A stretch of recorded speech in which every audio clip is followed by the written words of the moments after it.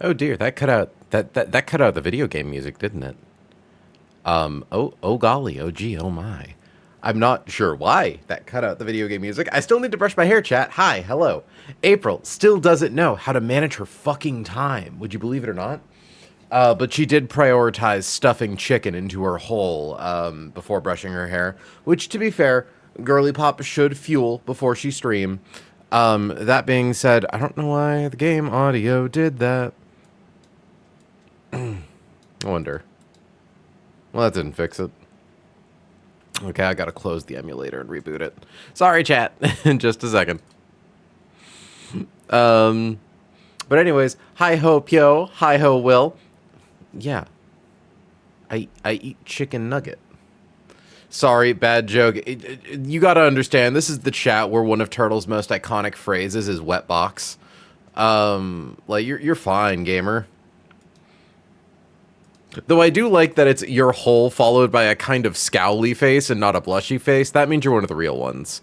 What it means to be one of the real ones, I don't yet know. Why is the game audio not a thing? Like, just making sure. I have, like, my earbuds on, right? Like, hold on. This is being a little silly. Let me get, like, my little, like, background music. I freaking...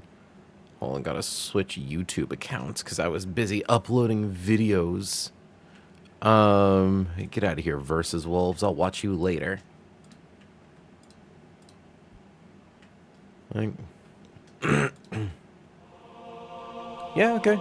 We definitely have audio from other sources. I don't know why we don't have audio from the video game source, which is odd. I'm just gonna let this run for a minute while I brush out my hair, because I definitely still need to do that. But hi, hello, welcome to the stream. I'm April. You know who I am. I do this pretty regularly. We're playing more Pokemon Run and Button. You know that. It's in the title. It was part of the Go Live notification. I don't have too much to say right now, if I'm being real. I'm just kind of stalling for time so I can look less like shit on camera. You know how it is. But I have been trying to, like, actually upload shit to the YouTube channel, and I've even fiddled around with the YouTube video editor. So one of the stream VODs, it's not even the first one, it's like the fourth one. I have edited out the, like, opening 10 minutes of, like, dead air while people, like, come into stream, which is neat. And I was even able to use the audio to detect when I was getting up for bathroom breaks, so I was able to edit those out as well. I'm learning, chat. I'm educated. I'm fucking built better, built stronger, built tonka tough. And my hair is in knots. But at least my body is full of delicious chickened nugget. Because that's right, babes, I can chew again. I can eat real food. I had a big-ass fucking sopping wet burger yesterday, and it made me feel alive. It made me feel so good, chat.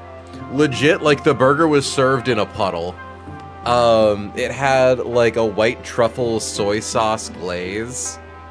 And, you know, it's like a steakhouse burger, so she's fucking thick. Fucking gargantuan. Oh, I paused the video by accident. My hair is still a little wet, so the touch sensitivity on my earbuds will sometimes proc against it. Harder, faster, better, and stronger. April. It's true, even though I'm tiny. I'm actually not tiny. I'm almost 6 feet tall. It's a tragedy, really. Okay, that'll have to do. I also need some kind of neckwear. Not me if I don't have some kind of neckwear.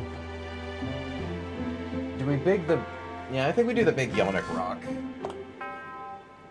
I think the big Yonic Rock is the most appropriate piece of jewelry for this outfit. Like, I didn't notice it was clitoral until Turtle pointed it out to me. But... them's the breaks. Okay, don't throw on fucking Runaway Fugitives while I'm doing my pre-stream monologue. Sure, I guess World Calamity works too. Fuck it. We live in America. Okay, losers. That's enough stalling from me. Turtle of all people pointed that out to you. Turtle's very good at those sorts of things. Turtle is foul and wretched in all these cool and unexpected ways. And I think it's really awesome. Now, Pokemon Run and Bun, why are you not making noise? I do need to solve the game has no audio problem. It's like, is it doing that? Like, hold on. Sound settings. Like, output is that. Input is that. We have open volume mixer. Oh, wait. Hold on. Was it really just muted this whole... It was really just muted this whole time. How the fuck did I do that?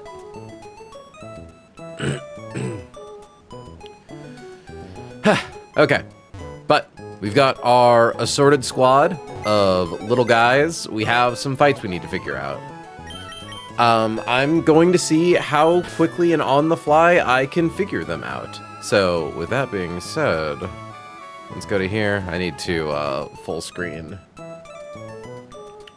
that. There we go. And get my notes open. Why did my notes get moved again? Why does that keep happening? Okay. So, next fight should be easy. I'm betting Grottle can probably solo it, if I'm being completely honest. Like... Against Staryu, it 1-hit KOs with Razor Leaf. Against Lombre, it 2-hit KOs with Razor Leaf. Against Arrokuda, it 1-hit KOs with Razor Leaf. Nice. We can bring... I don't know, fucking Dottler to handle Lombre if we need to. Fletchinger? Fletchinger, probably. We bring the Intimidate doggy that isn't weak to fire types. Yeah, that should probably do it. I don't think this one requires that much thought.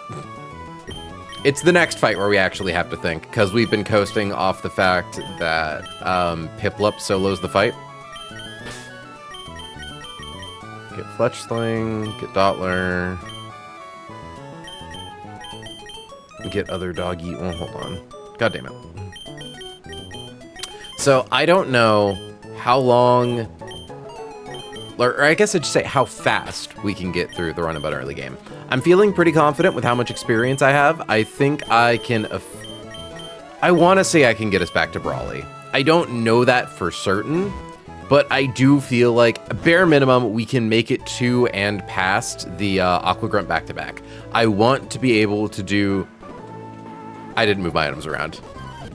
Okay, that was a bit stupid. We're slower than Staryu, but we KO it with Razor Leaf. Worst thing Aurora Beam can do is lower our attack. I don't think that stops Razor Leaf from being an 0-hit KO. Nice. Probably see Lombre next. We do see Lombre next. Giga Drain, Bubble Beam, Teeter Dance, Seismic Toss. It's gonna go for Seismic Toss. The nice thing about Seismic Toss is that it can't crit. So we could just kind of spam Absorb if we want to.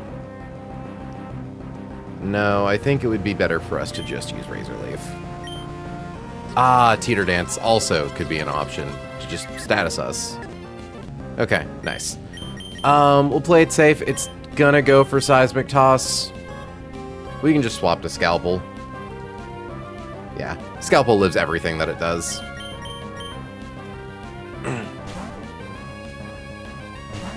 Welcome back, new Scalpel. Takes 13 damage. We outspeed Kill with Aerial Ace.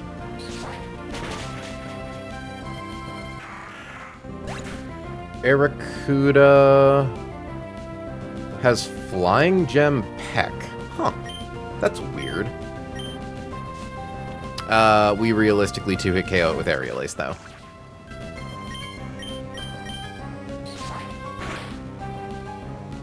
Critical hit helps.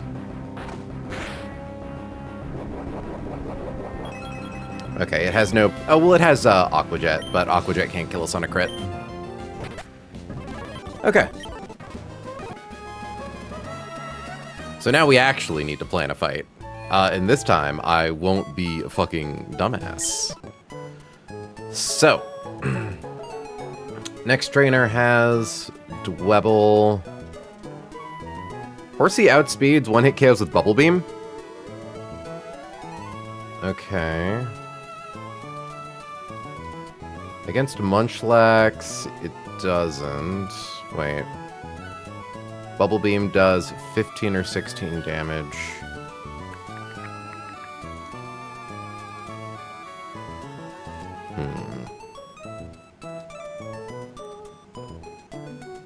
Okay. We at least don't have to worry about the sticky web. So, need to actually go to this. This is like the one fight that is kind of annoying to calc. It's just, it's got Munchlax with Gluttony Salic Berry. Like, it'll belly drum. It'll kill you.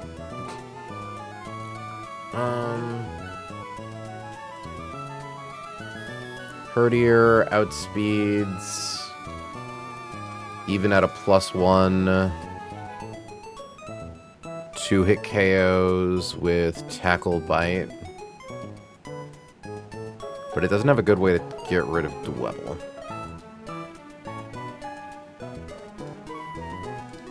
Maybe Palpitoad? Bubble doesn't KO.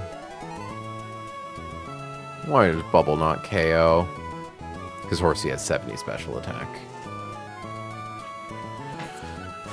Brine KOs most of the time, but it's slower than Dwebble. Palpitoad is faster.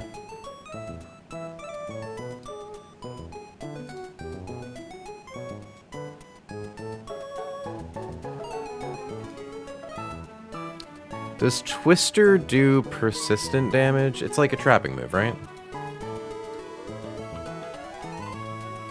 No, it just has a chance to flinch. Okay. That range is just spooky. Because, like, let's assume we KO Dwebble with Horsey, because that's an easy thing to do.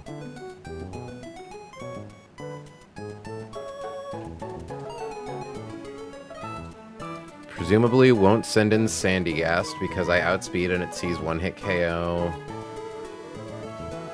Mawile is slower. Does more damage with Covet. God will you destroy me. Piano, how are you doing, Pio? And how are you doing? Well, anything fun and exciting going on right now? Any new developments in Dungeon McDragon?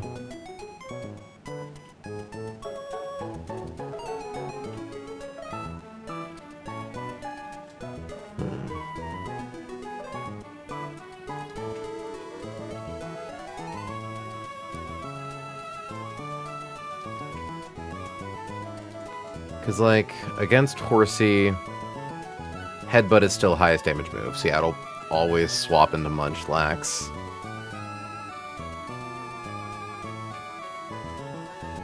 Hey, Curses! Welcome to stream. We're calcing a fight we've never had to worry about before. I'm alright, my 2026 journal got stolen before I could pick it up from the porch. Oh no! That's unfortunate. I'm sorry to hear that, bud.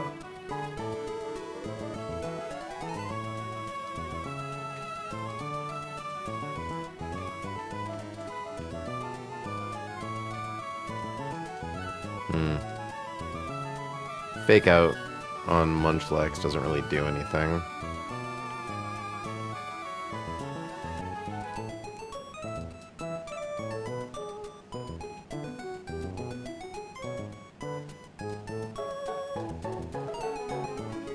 Okay, +6 Headbutt, but at +1 speed you do outspeed Grottle.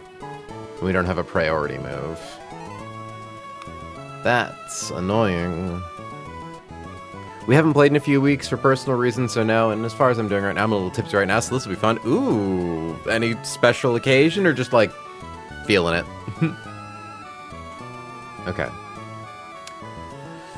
So our issue right now is we have to KO Dwebble, ideally in one shot, which Horsey can do. Then in comes Munchlax. It always sends in Munchlax second. Munchlax has Belly Drum, which cuts its attack in half, but cuts its HP in half, but maximizes its attack. That doesn't matter if we can 2-hit KO it and outspeed, because as long as, or if we can do 25%. Because if we can do 25%, then we simply knock him out before he has a chance to launch a boosted headbutt. +5.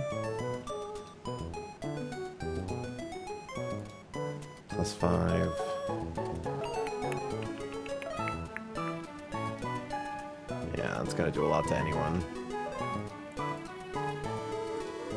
So it's like, how do we kill it? I really don't like the thought of risking Horsey, but I genuinely don't see another way out of this.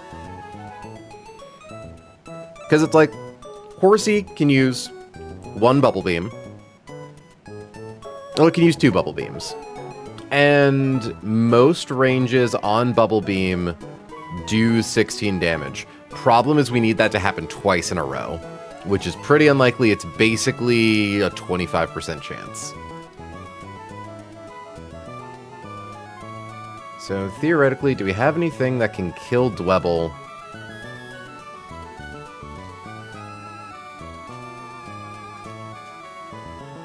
Because, like, Palpitoad does not do enough damage.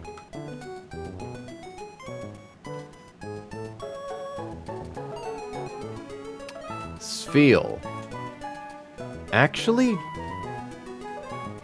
kind of does.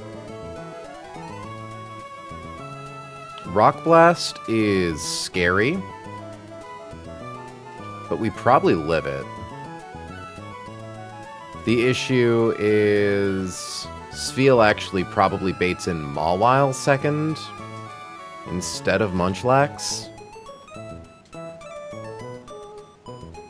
But that theoretically means we can get a Munchlax fighter in to replace it.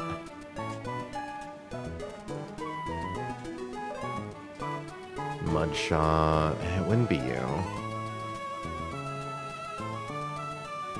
Wouldn't be you.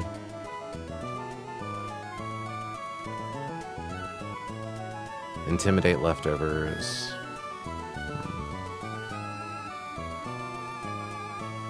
This is actually, like, kind of a nightmare.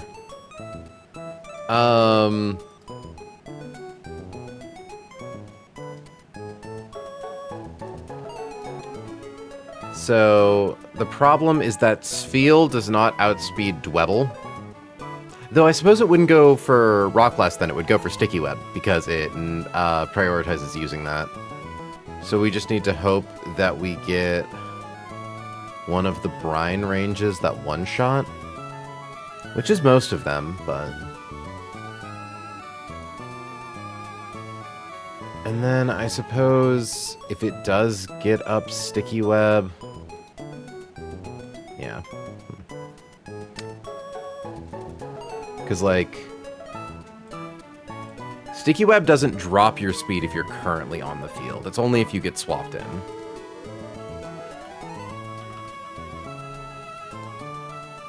Sets up a hazard on the opposing side of the field, lowering speed by 1 stage. Thank you very much for the raid waste of time. Welcome to stream. We're having to actually calc out the Munchlax belly drum fight for the first time ever, and I don't like how difficult it is. Hope your stream went well. But yeah, just making sure. Okay, so Sticky Web doesn't apply the turn that it comes in.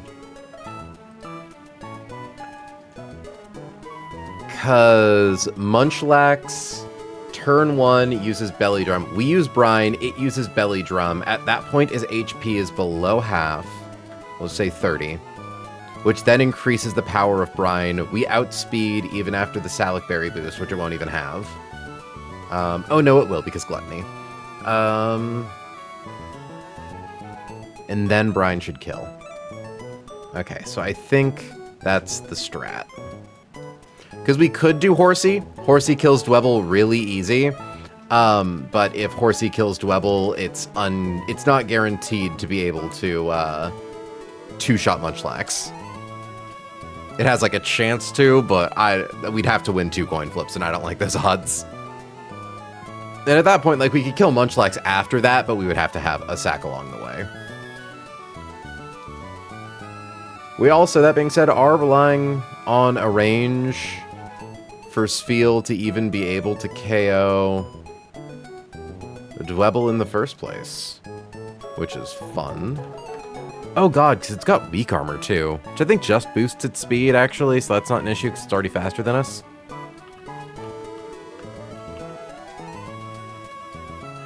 If a physical attack hits this Pokemon, its defense is lowered by 1 stage and its speed is lowered by, or raised by 2 stages. Okay. Yeah.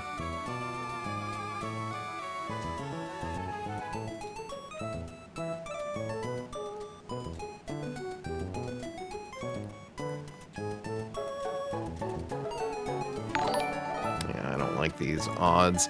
Thank you. I just heard. Thank you very much for the follow, Koga the Thief. I'll assume you're one of Waste of Time's peoples. I feel so rude calling you by your name. Okay. I think, yeah, though. So we open with Spheal. We likely one-hit KO with Brine. What are Horsey's stats? It's got alright special attack, bad speed, and a neutral nature. None of our IVs have been particularly remarkable. We just have a lot of pretty solid encounters.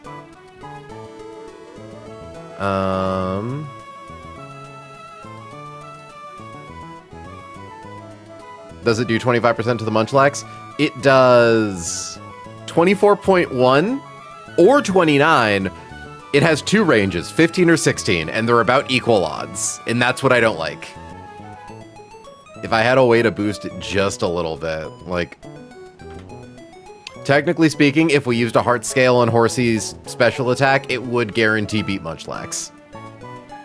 Because my thought process is currently, it's a range for Spheal to KO Dwebble on the turn it sets up Sticky Web, but if it does, it's at full HP, Munchlax comes in, Brine doesn't do that much damage, but it still outspeeds Munchlax after Salic boost. And then second Brine will happen after Munchlax is below half HP and thus gets kill. Oh, wait a second. Powdered Snow lowers speed, doesn't it? Oh, wait, no, I might be thinking of Icy Wind. Just a 10% chance to freeze. Because I'm like, oh, if I make Dwebble slower... does the turtle survive a 1-hit at +6? It does. But it's slower than Munchlax at +1 speed. Min speed turtle. Yeah, yikes. So I think I just gotta take the risky option with Spheal.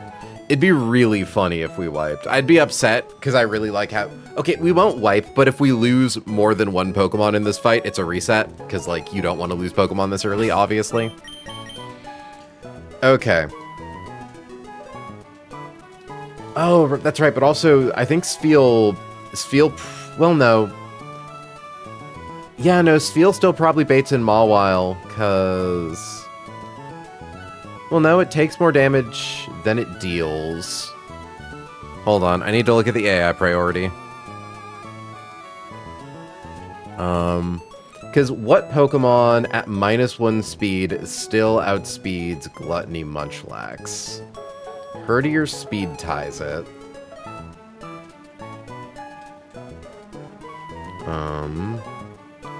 Growlithe outspeeds.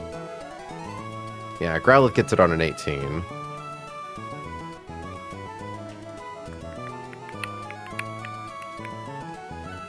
Because Spheal 1-hit KOs Dwebble with Brine. Most likely.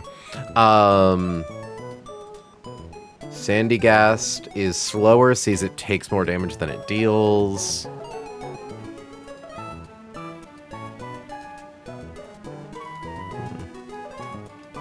I need the switch in AI.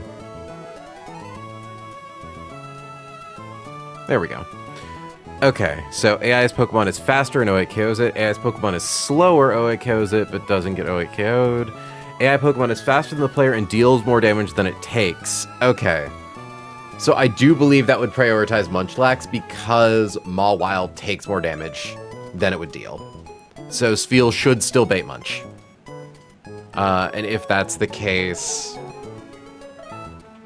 after Munch, they would probably send in Mawile because it's faster. Mawile goes for Covet. Growlithe takes Covet really well, gets Intim. 2-hit KOs with Fire Fang. In comes Sandygast. Probably goes for Bulldoze.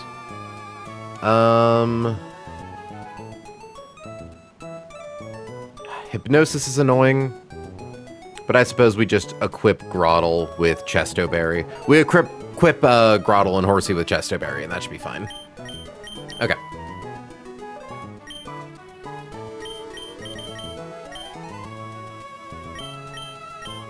So, Chesto on Turt.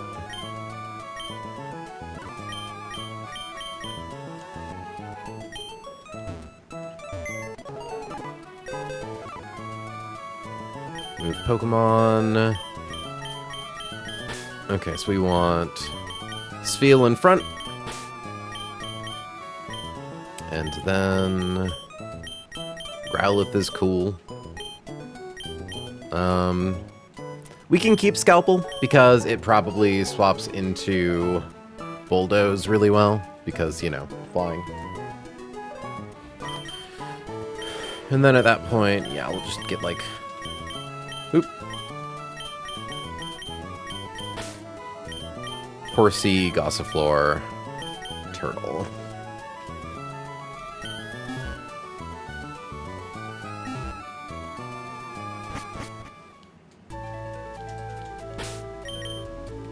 Chesto Berry, give Elatea.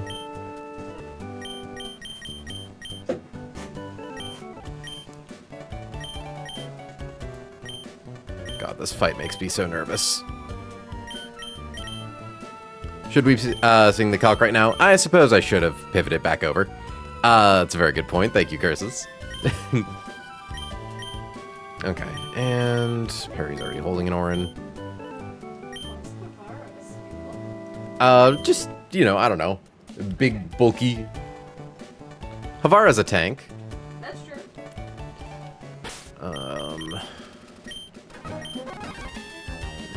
I still don't like this fight, I'll be real.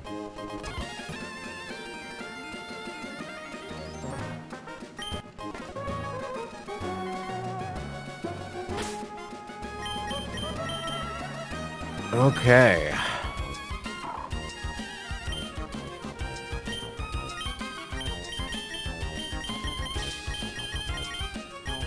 We could also go for... How does Belly Drum interact with attack stat drops? Like, does it give you +6, or does it specifically set you to +6?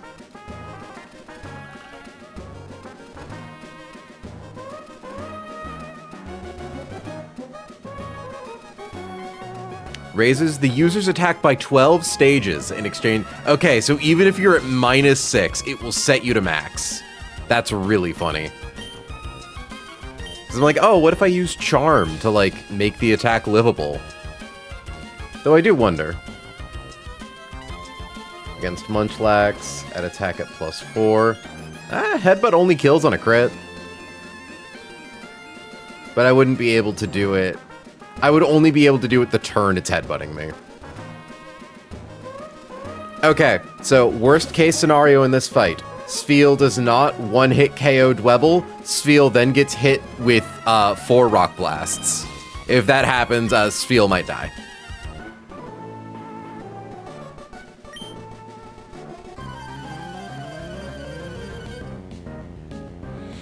I don't like this fight. I do not like this fight. I don't like this fight.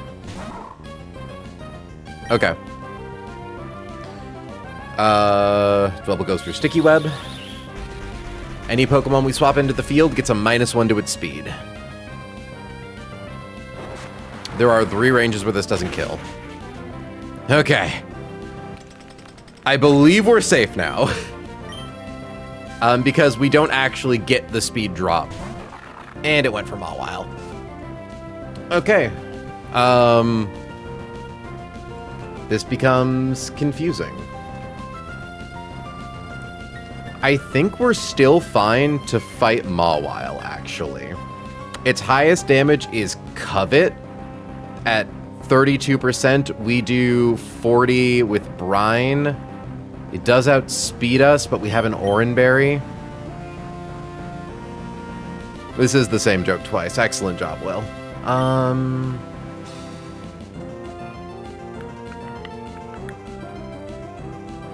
It has leftovers. It's like Brian will never... Yeah, I think we just stick to Spheal. If we're forced to switch, ideally... Well, actually... Growlithe, how much damage do you do to Munchlax? You do a lot to Munchlax. Okay.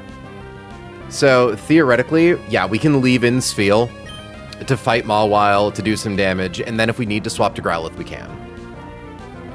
And then, against Growlithe, they're both slower. Annoyingly, against Growlithe, the game might try to switch to Sandygast. Wait.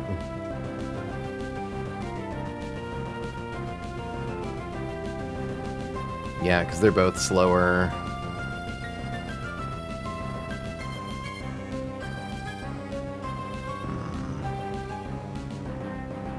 Deeply frustrating situation. Because Growlithe at -1 obviously gets outsped by Mawile, but it does proc Intimidate. But Havara can't beat Munchlax with -speed. It's like we need either Growlithe or Spheal on the field. But I suppose if we pivot to Growlithe, Growlithe beats up Mawile, Sandygast comes out. We are slower than Sandygast at -1, and its most damaging move is Mega Drain. Fuck! Do we just have to stay in?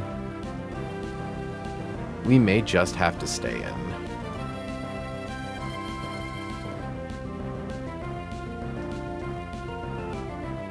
What Pokemon do we have on our team? Scalpel, Perry. The only thing that's different here is Horsey.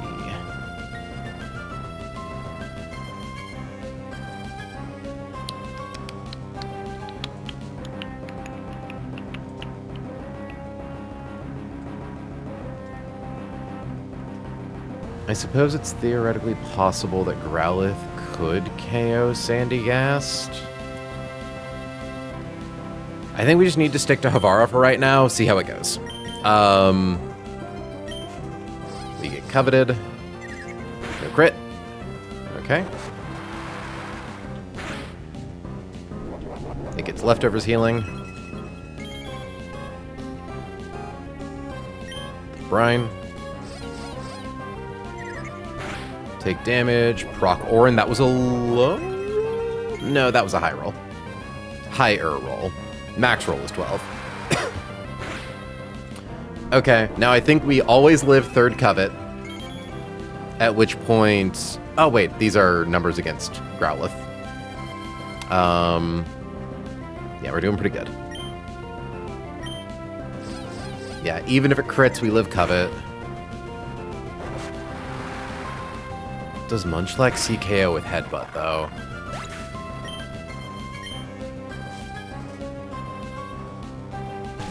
Sends in Sandygast. Fascinating. Because I outspeed, but I don't KO with Brian, but he KOs with Mega Drain. Is this really going to come down to me swapping into Horsey? Has this really come down to me swapping into Horsey on accident?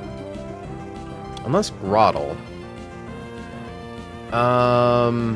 Because it outspeeds Groddle. Frustrating. Yeah, because Brian definitely doesn't kill. And it's going to go for Mega Drain, which Growlithe can take well. But then we have to live a Bulldoze, and Bulldoze drops our speed. Hi, Leica. Hi, Leica. Switch AI is mean to me.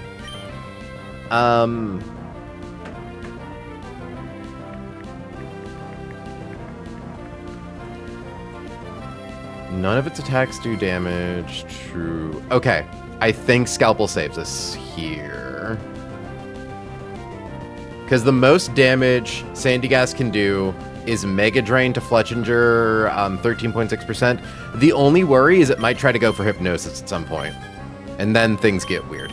But even then, I think we can kind of tank through Hypnosis for a little bit. It has a Lumberry and Water Compaction. We swap to Scalpel, we spam Aerial Ace. We should 3-hit KO. It's like a little better than a coin flip.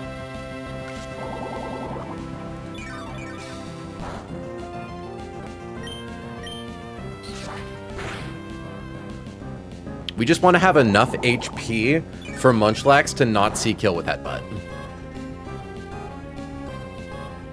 Oh, that's right. Okay, it's a 4-hit KO because of Mega Drain. Hypnosis is spooky. Don't like Hypnosis one bit. Quick Wake Up. Aerial Ace KOs, we're at 28%.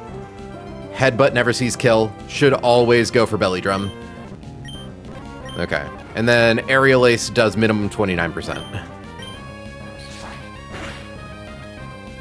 Use Belly Drum. Okay. Fucking shit, man. Okay. Nearly got doomed. Yeah, no, like, now that we don't have, Prinplup a la mode con Leica, that fight becomes a little scary because our turtle is really slow. Repellent has been activated. Thankfully, we now make it to the beach. We get our next encounter.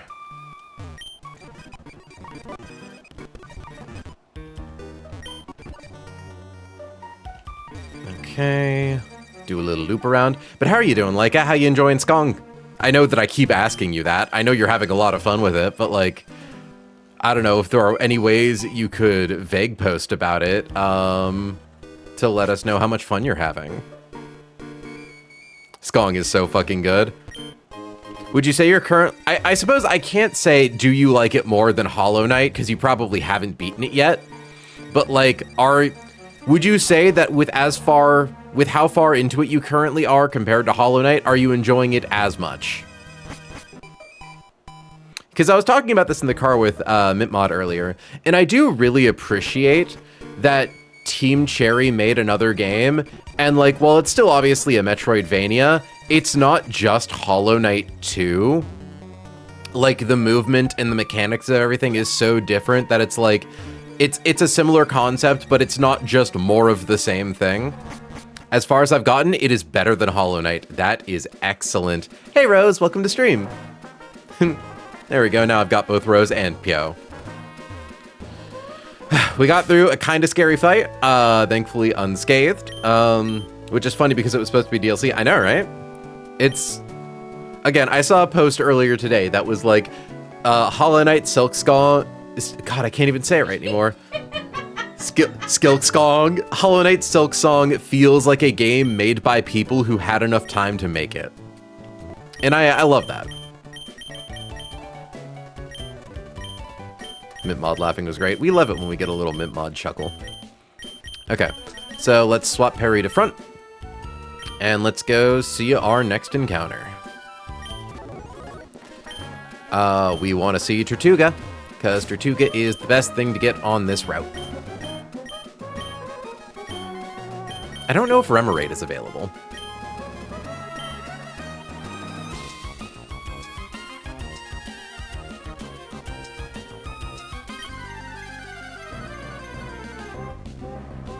Corphish. I have no idea how good Corphish is. I'm intrigued by Corphish. Obviously, I'm, like, sad that we didn't get, Tortuga, but, like, Crawdon's interesting.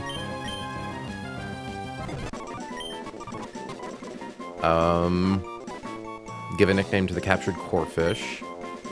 Hell, if we still have some of Complete Waste of Time's people in here, have you encountered Corphish? Because, like, what percentage are you on the encounter?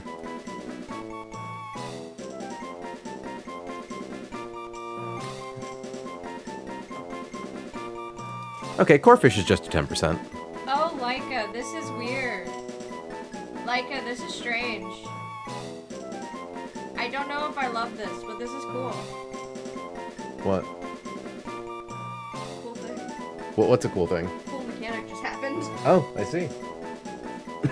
A cool mechanic just happened. I don't know what it is. So, let's see. Who are we naming Crawdont after?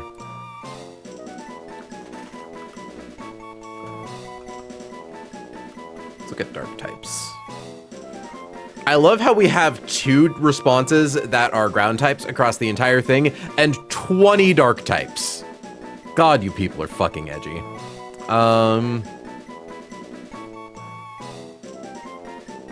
Fire Dark, Psychic Dark, Dark Fairy, Ice Dark, Psychic Dark, Dark Poison, Dark Bug, Psychic Dark, Dark Fairy, Water Fire Dark. Will, you can't put 3 types on the thing. It said 2. For that,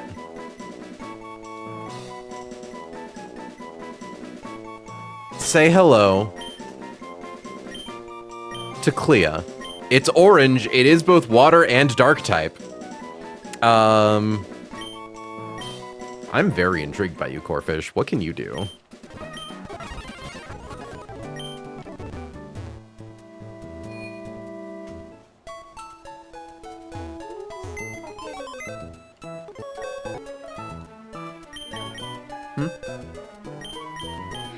About to ask a fucking question, and I'm like, I actually don't know if you know this one off the top of your head. Shell armor. Okay, blocks crits. Also, you didn't limit it to 2. The form says max of 2. I don't know if you can set a limit in the form that you like can't click more than 2. If that's possible, I didn't know. It has adaptability. But yeah, no, it has shell armor. Hold on. Control F. Corphish. It gets either hypercutter or shell armor. I think I like shell armor here. Because hypercutter just stops its attack from being lowered, right? Yeah, it's either hypercutter or shell armor. I think we hit big on the ability here. Anyway, I'm going back to lurking. Bye. Well, thank you for showing up. Like, bye. Ooh, solid special defense, good speed, boosted speed. I believe Crawdont is a physical attacker.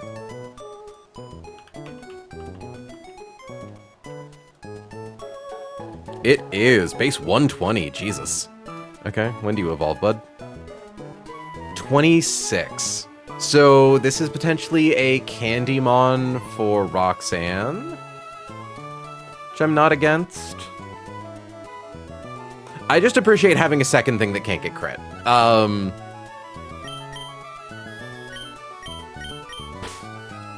So let's get Clea in the party.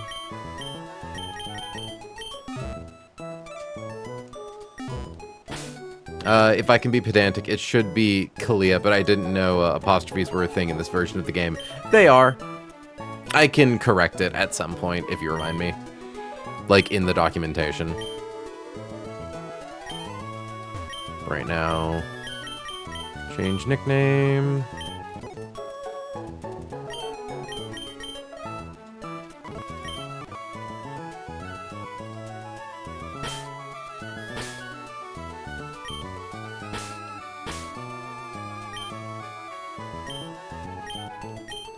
Go. And random unresponses. We are officially removing fire type from its list of available types. For you have committed grave sin.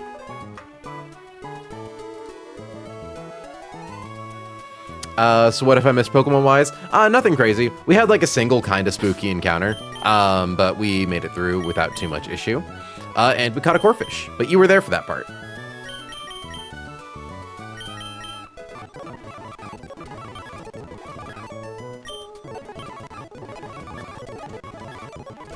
Wants to get knockoff.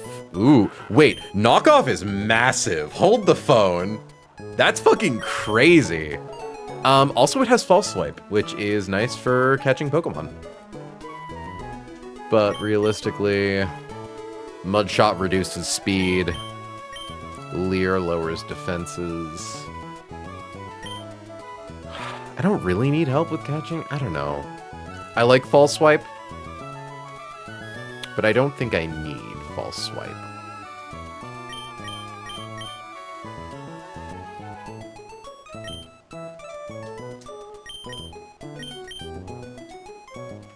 The problem with Leer, right, is when are you ever up, like, in against a Pokemon that you're like, do I want to use Leer or do I just want to attack twice, right? Like, Klee is crit proof, so it could be used to, like, swap in, lowers something's defense, swap to something else that can then one-hit KO.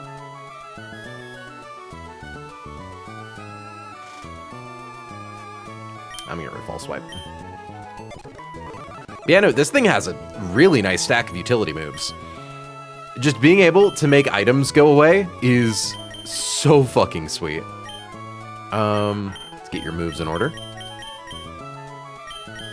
That's it. Because you're not a dark type yet.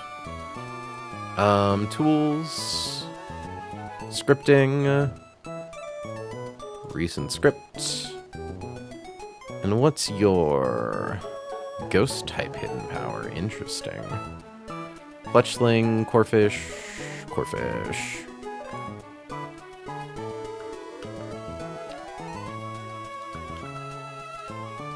Welcome to the team. Now, I do wonder, is there any reason to not evolve you?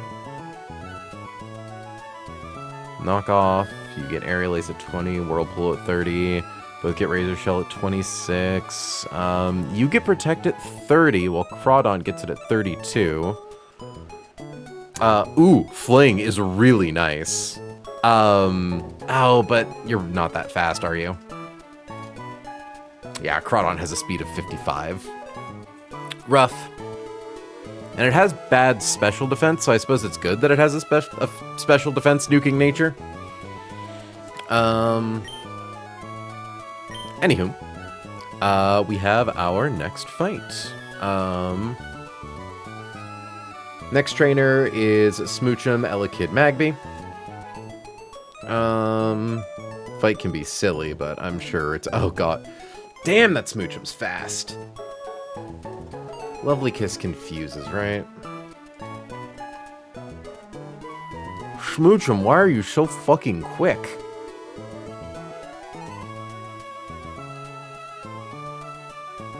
Okay, let's look at the options. Let's go to the lab.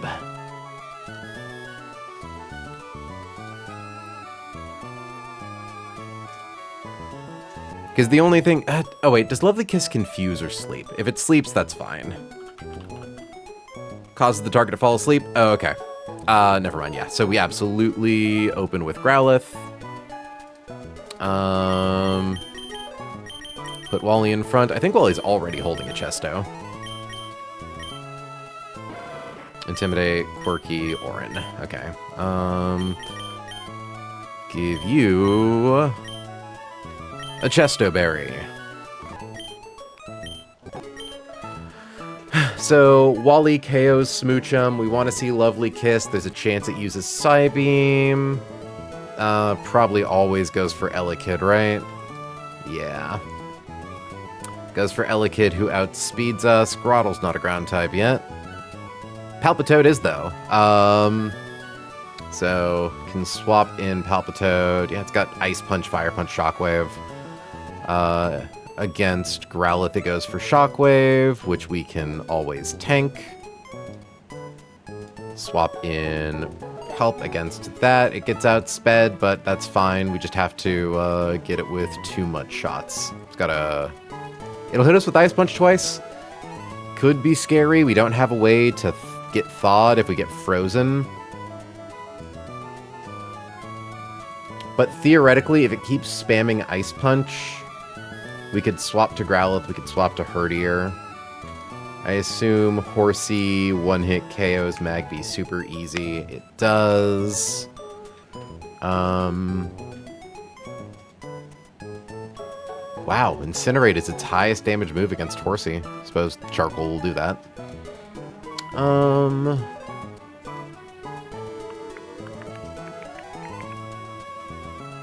Corphish can't get crit, but Corphish also can't kill. But that should be fine. Okay, so we have Palpitoad for Elekid. You good over there? The movement is weird. Honey Bun, would I be able to bug you for a coffee? Thank you, my sweets, my loves, my absolute favorites. She's so good to me. Chat exclamation mark. Thank you, BitBod.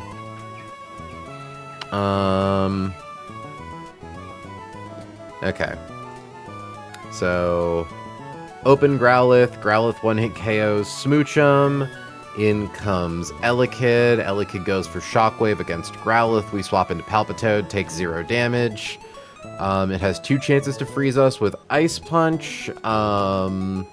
Ideally, we get off at least... Oh, no, it has 3 chances to freeze us with Ice Punch. We do have... Poison Touch is only if we deal damage, right? Poison Point is if they touch us. Poison Touch is if we touch them. But regardless, we get Palpitoad with an Oranberry.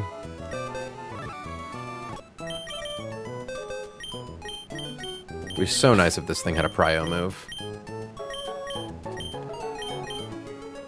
Suppose we could also keep Gossifleur in for funny strats. Because, yeah, like Goss...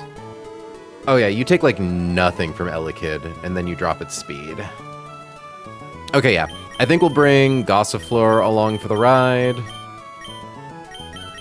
Because we go Growlithe into Gossifleur into Palpitoad. And then Palpitoad only needs to survive 2 Ice Punches. We have Herdier as a just-in-case. I know that you guys can't see the game. We have Herdier as a just-in-case. Has Intimidate, which weakens all of Elekid's attacks. And takes all of its hits really well. Then against Palpitoad, it pretty much always goes for Brick Break. Does it ever go for Incinerate against Palpitoad? No, it doesn't. So we could, in theory, Brick Break into Goss. Then it goes for Incinerate, which... at -1 speed. Yeah, that's fine. God, I love having Gossifleur back on the team. Oh, she's so nice. Yeah, okay. Between Corphish and Horsey, we can figure it out. Okay. The annoying thing is that Magby is fast and has Confuse Ray, but as long as we slow it down with Goss, we're fine.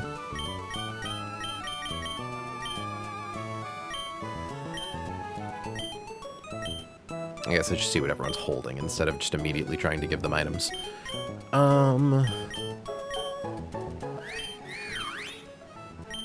Orin, Chesto, none.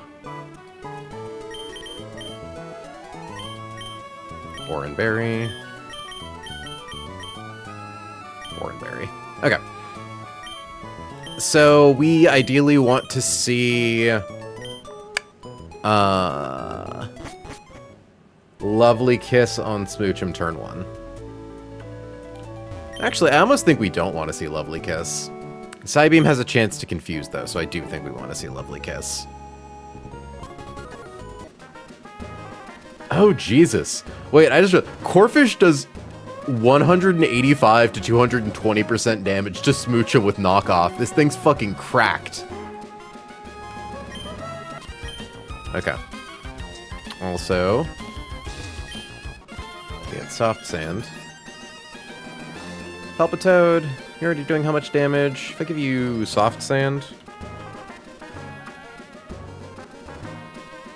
It's not a guaranteed KO.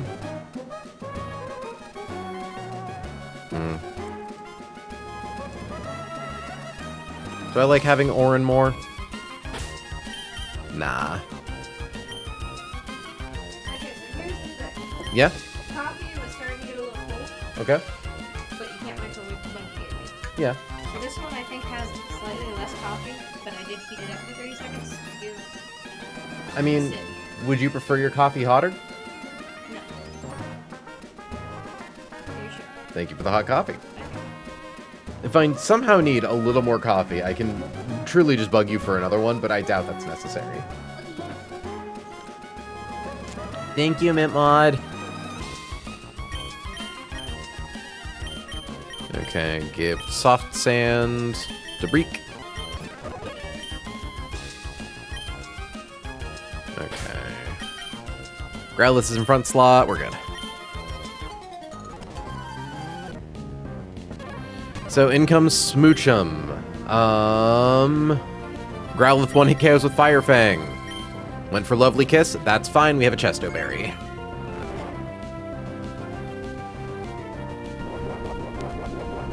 Lovely Kiss is 80% accurate.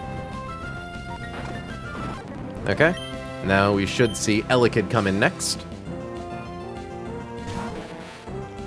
Elekid is going to see that its highest damaging move is Shockwave. So we are going to swap to Parry. It definitely never goes for Fire Punch, that's for sure. Cotton Down does not require contact to be made, it just requires damage to have happened. Elekid is now slow. Ideally, we want to see it use Fire Punch. It has an equal chance to use Ice Punch. But Fire Punch does less damage. Although, actually, against Gossifleur? Yeah, no, let's swap to Wally, who could take both Fire or Ice Punch. And then we swap into Palp, where Shockwave always does the most damage, and then we block it for free.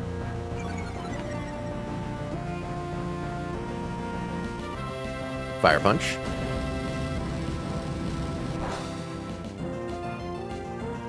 Now it sees Shockwave as highest damaging move. We swap into Breek, who takes 0 damage from it.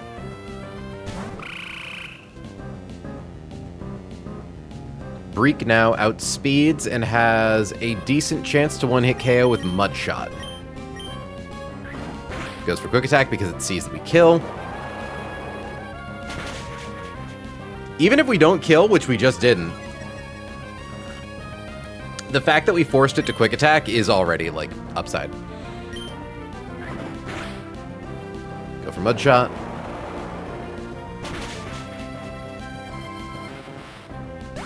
So Magby kind of does nothing against Palpitoad. Has Incinerate, Brick Break, Mach Punch. I say we at least stick in for a round and use Mud Shot. Might even have a chance to one-hit KO. Went for Confuse Ray. That's unfortunate, but we can deal with it. It means that whatever we swap into, it won't Confuse Ray.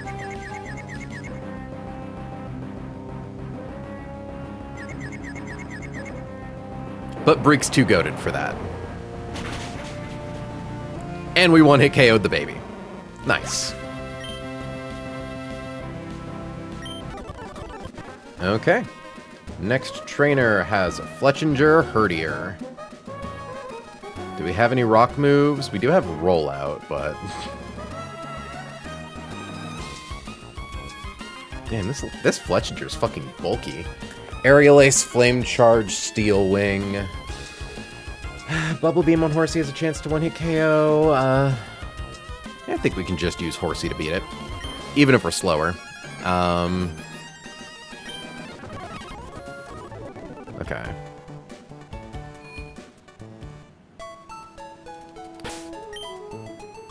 So Get Elatea. Swapped into front. Currently holding an Oranberry. Those kids eat each other's food. And they're nightmares. We love them, but they're nightmares. Why am I bugged? Why are you bugged? Pokémon says I'm bugged. Oh! Mint mod bugged. I think it was me bugging you for coffee, maybe? Okay, so... Elatea 1 to 2 hit KOs of Fletchinger. Then in comes Herdier, which goes for Headbutt. We swap into Goss, procs Ice Fang. Swap into Growlithe. Procs another Headbutt. Swap into our own Herdier? No. Herdier just does a lot of damage, but honestly, like, we can nuke its speed and then nuke its attacks. Yeah, because most of my stuff doesn't outspeed it. It's got Ice Fang, which Groddle doesn't take great, but... Headbutt does a lot to Corphish, but it can't kill.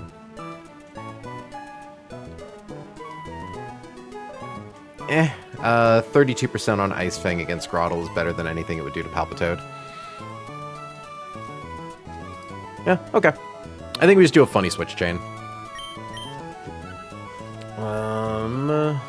So... Paris...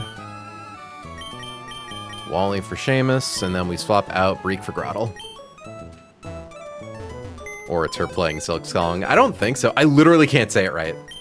I've had like perpetual dry mouth for the past several days, so it's not even like that I'm trying to say Skong, I just keep accidentally making it happen. Okay, move Groddle, swap out Palp. Place Palp. I should also... I just really quickly need to export Palpitoad, replace its Oranberry with Soft Sand. And import that. There we go. Okay. I think we just give everyone an Oranberry.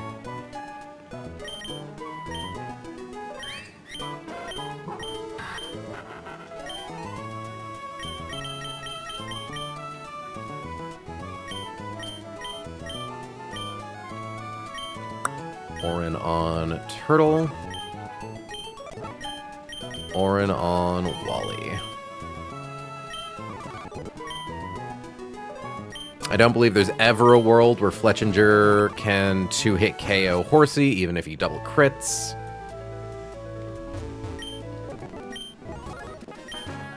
Just making sure.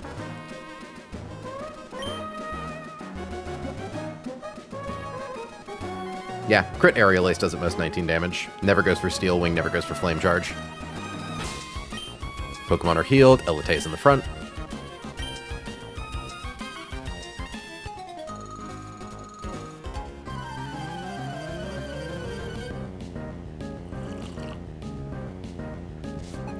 Big sip.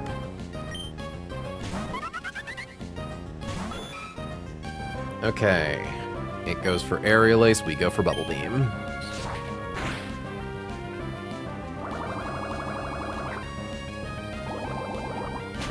Did 13 damage. That was a max roll.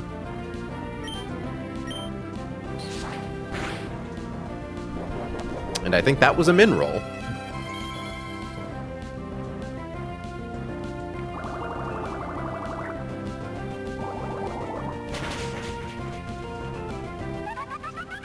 Next comes Herdier, her only other Pokemon. Herdier has Intimidate. Herdier will go for Headbutt. It always sees that as most damage.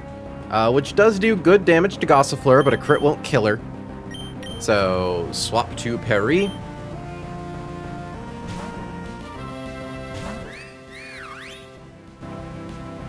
Cotton Down drops his speed, so now we don't need to worry about Headbutt flinching things.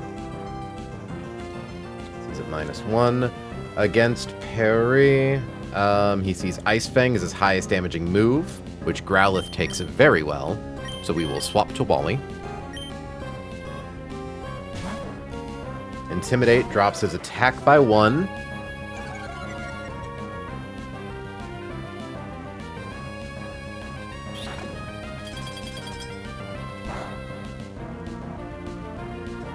Okay. Just making sure. Crit Headbutt does at most 37%. That's its highest damaging attack, so we can get off a Fire Fang.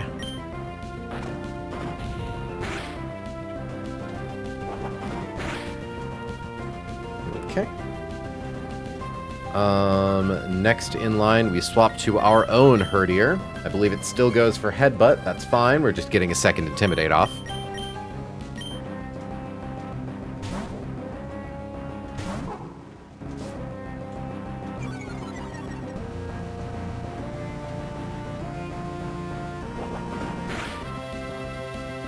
Okay.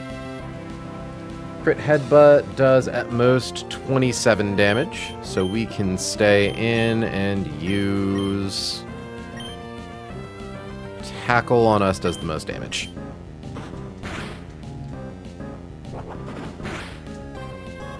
Crit Headbutt does at most 27, we can stay in for another Tackle.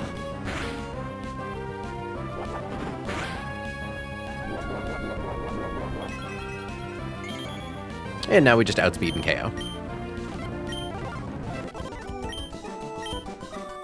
Nice and easy. Alright, next trainer is Swift Swim Wingle Team, which is funny. We don't have any electric moves, I don't think. So this one might take a little bit of calcing. I don't think a lot. Wingle's out first. It has a Rain Dance. I'm pretty sure Rain Dance has boosted priority, or it's just always at +6. It's kind of awkward.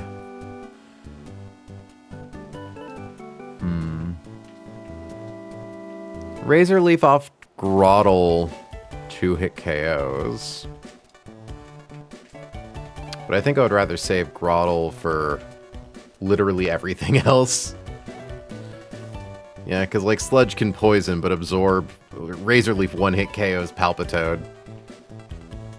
Okay, yeah. It kind of doesn't matter if they get their speed. I think we just open with Herdier. Secure KO, swap to Groddle, let him take care of the rest. Our Horsey notably also has Swift Swim, but it kind of doesn't matter because everything on their team has Swift Swim. I'm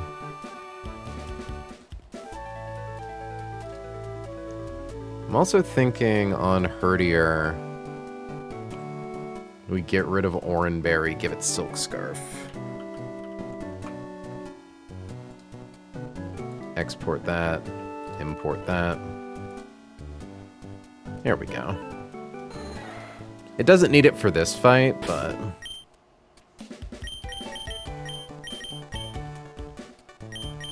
Okay, held items, Silk Scarf.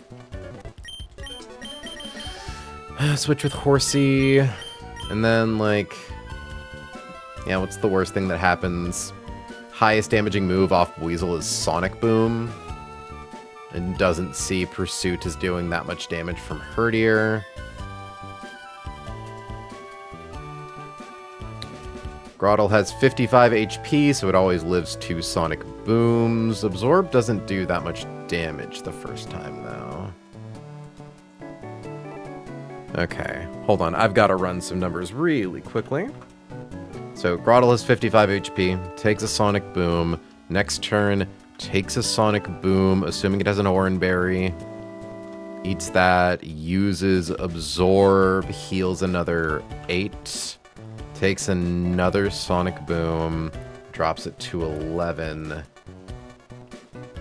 Palpitoad does outspeed it. I could swap to Parry.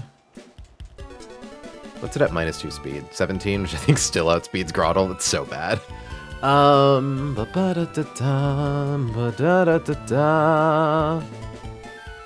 we don't want to risk proccing Pursuit, do we? Though, Magical Leaf 1...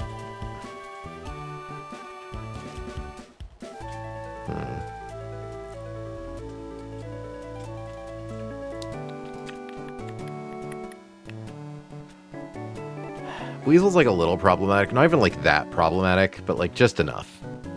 And that's frustrating. Yeah, okay. I think I just introduce Corfish as a link in the chain. Use Knockoff to get rid of its Rindo Berry. So it has, yeah, sure, Ribbon Sweep. I don't know. And then Grottle KOs with Absorb. So in this case... Hold on, though. We need to see if Pursuit does double damage if you swap. Pursuit does at most 15. Corfish has 45 HP. Swaps in, takes 20. Uses Knockoff, takes another 20. Heals for 10. It's only a max roll Pursuit that kills, but... Well, max roll or a crit. And I don't think I like that. I just need something that takes these hits a little better. I mean, I suppose I could just rely on Gossifleur to...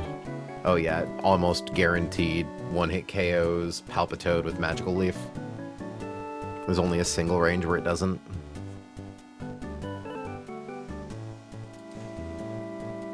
Because I know that Grottle can guaranteed kill Buizel. Because, yeah, it swamps, does the whole thing, ends with, like, 11 HP. In comes Palpitoad, who likely sees kill with Sludge, though there's a chance it goes for Mud Shot or Bubble Beam. If we swap into... Oh, we do need to consider Rain. Ooh, okay. In Rain, Sonic Boom still does more than Water Pulse. And Aqua Jet.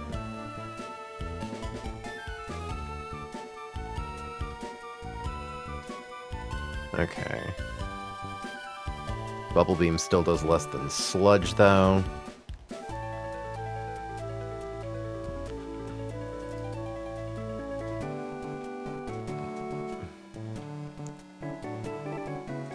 Because it's like, okay, it's Grottle. We did the math, assuming we have like 8 HP. Or we heal 8 without one hit. We're at 33? Hold on, was that right? Sorry, I just gotta run these numbers again. I suppose I could absorb twice, right? Okay, so... Grottle has 55, swaps into Buizel, takes 20. Oop. 55... 20, knocks us to 35.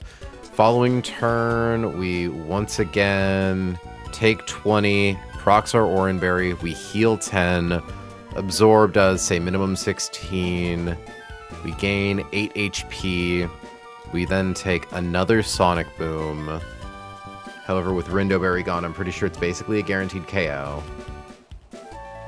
Yeah, 16 plus 32 is 48. It has 46 HP. So assuming this does 32, we heal for 32 plus, or 13 plus. We heal for 16. Oh, hey Von Harley. Welcome to stream. We're just calcing out the Swift Swim team real quick.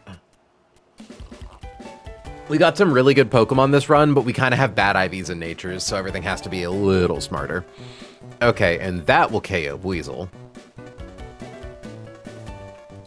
And then Sludge does at most 20 damage. Okay, Grottle can then take Palpitoad. I believe this fight is perfectly consistent. Because Sludge can't crit. We can't give Turtle a Pecha Berry, but that's fine. Yeah, it always goes for Sludge over Bubble Beam, too. Okay, so Turtle, Wally. We definitely don't want Wally on the team. That's probably a bad idea. So we'll just grab, like, Corfish. Oh no, we'll grab our own Palpitoad. No, that actually might not be a good idea. Yeah, it doesn't have anything that does damage to anything. Like Dottler, maybe? It takes a lot from Bubble Beam.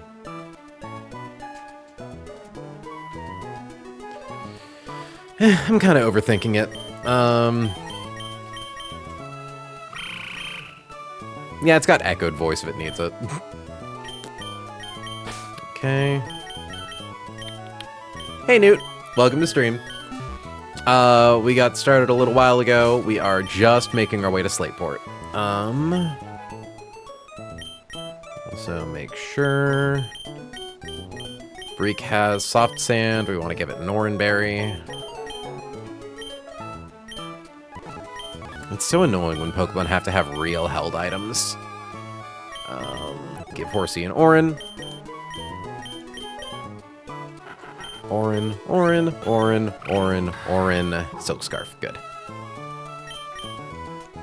So, odds are this Wingle's going to, against Herdier, set up Rain turn 1, get us with Water Pulse turn 2.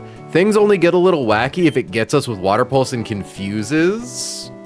Things get a little silly there, but... it's actually like a 30% chance. We'll be fine. We've got a lot of Pokemon here. We can probably swap into Lake Clea to take care of that with knockoff. Okay.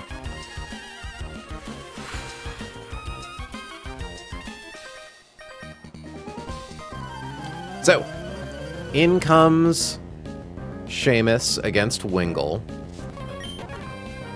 Wingull's probably going to go for Rain Dance turn 1. Shocking, went for Rain Dance turn 1. Oh, I'm on Calc still, thank you.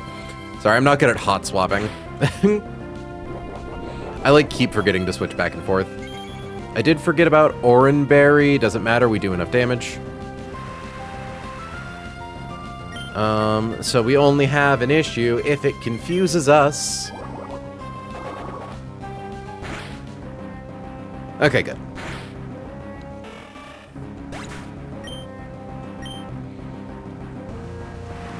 So next we should see Weasel. Weasel against Herdier actually sees that its highest damaging move could be Water Pulse. It's a bit different than a coin flip. Ideally, we want to see Sonic Boom so we don't have to risk Turtle getting confused. Because if Turtle gets confused, then this does kind of go off the rails.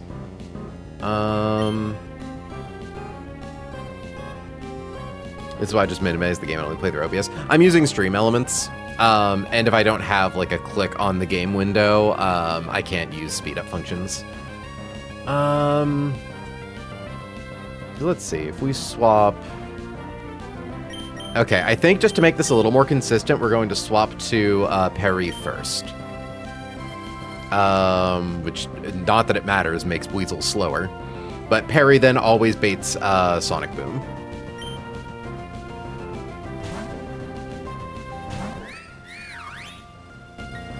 Okay, it went for Sonic Boom anyways. But it's nice to be safe. So now that we boomed, or it's boomed our Sonic, if we swap to Turtle...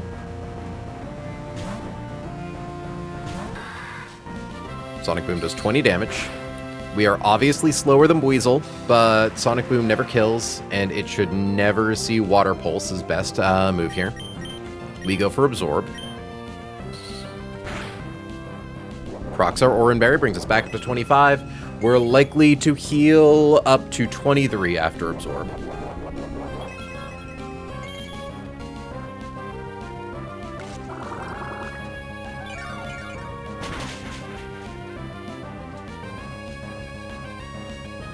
$34, we high rolled. And now Absorb kills, it always goes for Sonic Boom.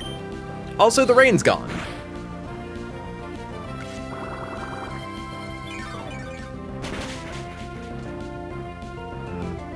I did this before, I'm gonna do it again. I'm gonna move my... There we go. Just want to be a little less harshly lit. I've had like this... Oh, damn it, the glow came back. Hold on. Maybe... if I do that? That's better. Unless it's about to come back again. Okay. KO'd Weasel. In comes Palpitoad. Palpitoad's highest damaging move is Sludge. That being said, Grottle can never be crit, and Sludge does at most 20 damage. There's also a non-zero chance it goes for Rain Dance. Absorb will heal us to full, if not KO outright.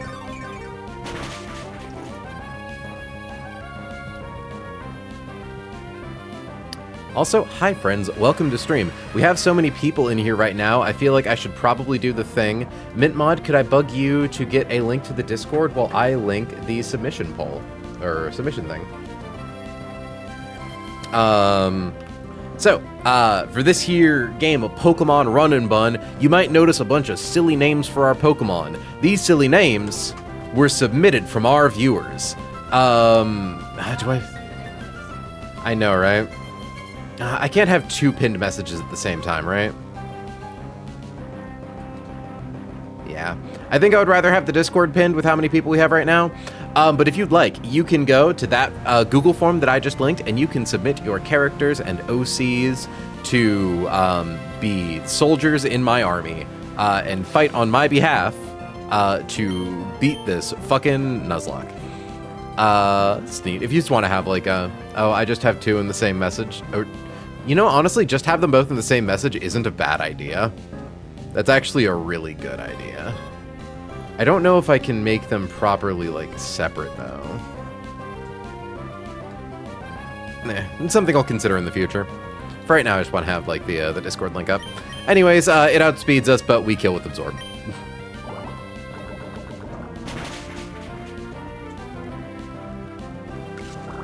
Nice.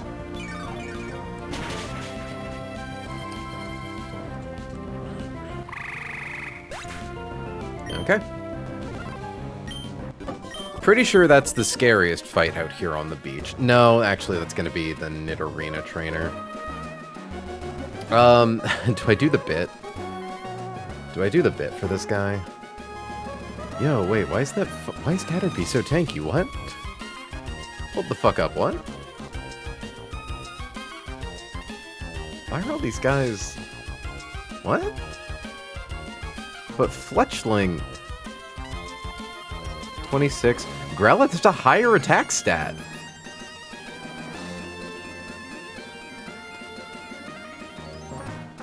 Hold on, I'm confused. Okay. I'm looking at my calcs, right? We have Growlithe, we have Fletchinger, or Fletchling. I don't like that this fight is actually a fight. Oh god. We've like joked about this fisherman being like a really scary battle before, but genuinely now, actually, he can kind of tank most of our guys. Like, Fletchling doesn't guaranteed one-hit KO Caterpie. Nor does Growlithe by a lot, but Growlithe has a higher attack stat than Fletchling does. And they both target physical defense. I have Rain toggled on. That's why. There we go. I forgot to untoggle Rain. I'm like, why the fuck is Growlithe only doing 50% to a Route 1 bug with Fire Fang? Okay, yeah. It one-hit KOs most of these, and then we have Fletchling as a just-in-case. And like Herdier as a just-in-case. Palpitoad as a just-in-case. We'll be fine. Guy with a Weedle and a Caterpie somehow terrifying barrier. Look, it's a fun joke to make. Every time we get to this guy, then throw on a different Battle of the Gods type music. For big spooky encounter. Okay, move Pokemon. Get Growlithe. Get rid of all of our grass types. Get Fleech. All these little guys have Bug Bite, so we need to make sure to take off all of their berries.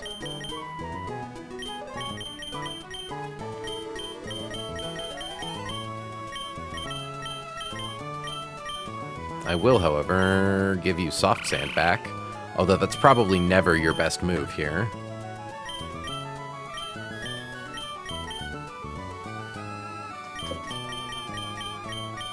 Orin. Yeah, no, Nintendo, so how has your run been going after I left? Things still going well after the steer of the century? Forgetting you had Intimidate against fucking Bisharp and that it had Focus Sash? Truly, like, truly the illiteracy of all time. I'm so impressed. I'm genuinely not saying this to be mean, that was so fucking funny. I mean, it was heartbreaking, but it was hilarious. And, like, as an American, I don't know the difference between those two things. Okay. Well, no, we chillin' still. That's good. Alright, Fisherman. Firefang. Nice. Firefang. Nice. Firefang. Ooh, he lived. Nice. Firefang. Nice. Firefang. Nice. Cool.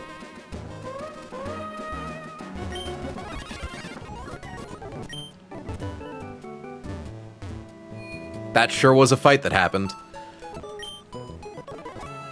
Thank God, that was close. I know, right? Okay. Now, this fight is kind of scary, though. Apom is silly. I don't like it very much. It does a lot of damage, and it likes to use Sand Attack. And I really don't like Sand Attack. Goes for double hit, fake out. April, how do you feel about an FMK right now with my 3 favorite Gen 5 Pokemon? You would have to redeem the specific FMK that costs a little extra. But yeah, no, hit me with it. Okay, Groddle actually fights Apom really good.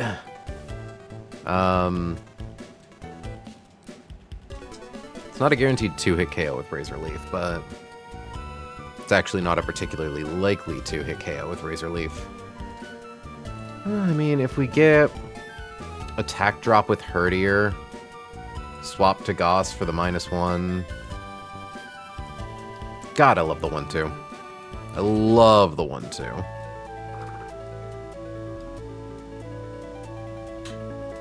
Because, yeah, we have Liepard, Zoroark, Hydreigon.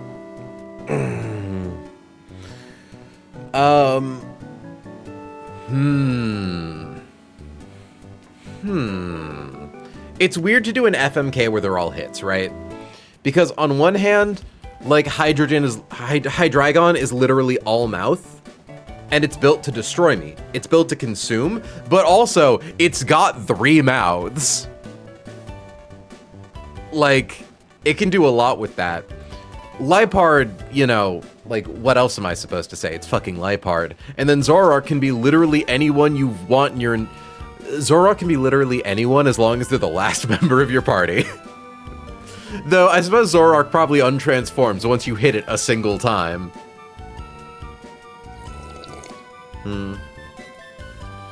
I mean, I feel like I have to marry Liepard because, like, she's a cat burglar, so we love a woman in crime, and a woman in crime who brings in good money. You know, like, she's out doing Batman-style heists against banks, constantly bringing home comically large gems. Zoroark, like, even... The thing is, even if you're breaking illusion on Zoroark, it's still a Zoroark, like... Come on. Come on. It's got claws, it's got a lot of fur. If you're into kink, if you were to ever have something top you, right? Like get properly just fucking whipped and bruised. Like, Zoroark would be good at the job. It's literally got, like, the big bead on its hair they can just fucking bludgeon you with. And, like, nothing against Hydreigon. Very great choice in either case. It's just not as marryable / fuckable as Liepard and Zoroark. Alright, so.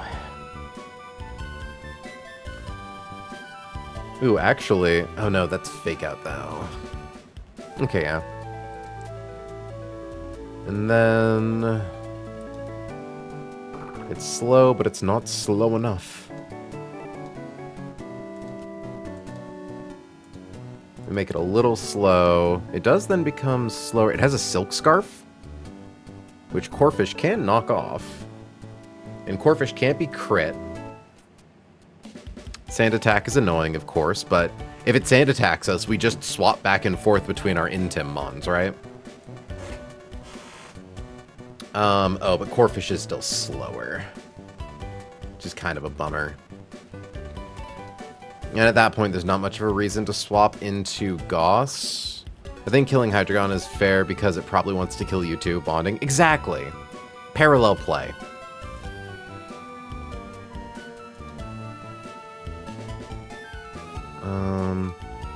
Okay, so we open Herdier against Apom.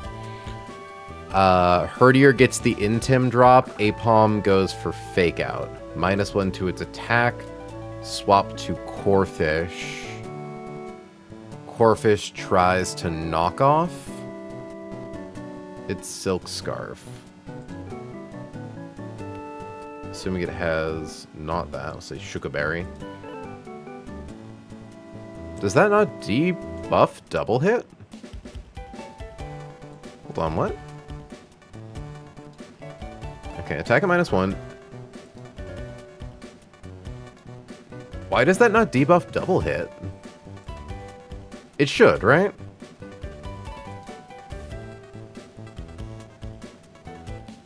It should absolutely debuff double hit. Are you healing up well? I'd say so. I ate crunchy food. I'm able to talk. I still get dry mouth, and I get, like, a little bit of jaw pain every now and again, but, like, I'm healing up pretty dang good, I think.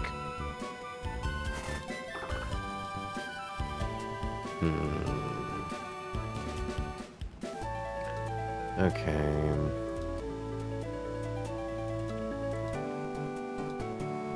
I could, in theory, leave Gossifleur in against Apom. Double hit is still its highest damaging move. Set its speed to -3. Then it gets outsped by Corphish. And we get it with knockoff, Mudshot, Bubble Beam. I think I like this. Hell, it even lets us get off like we could attempt to sing.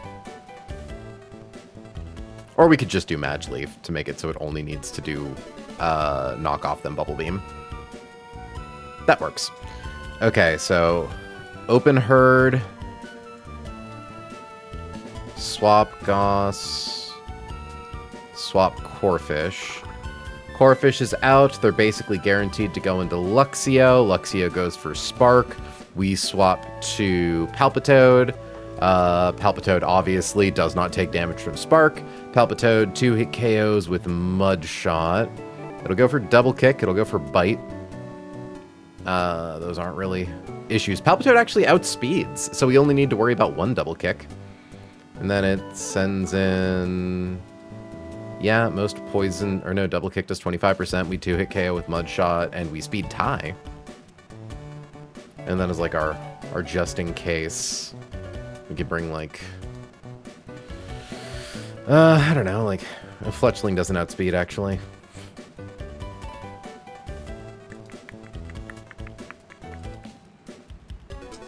Dottler can secure KO. We can also, like, if it goes for Double Kick... We don't have anything with Flame Body. Or Intim. I mean, if it... Against Palpitoad, it always goes for Double Kick. So if we need to swap, we could swap to Growlithe, cut its attack, but... Nah, because we'll always get at least 1 Mudshot off. 68% plus 38%. Yeah, that's fine. We'll bring Growlithe as a 4th just in case something goes horribly wrong, but I think we're fine. Okay.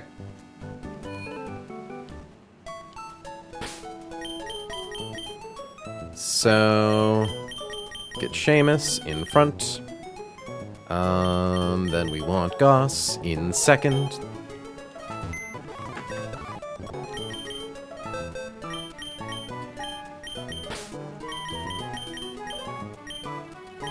We want Dottler instead of Horsey.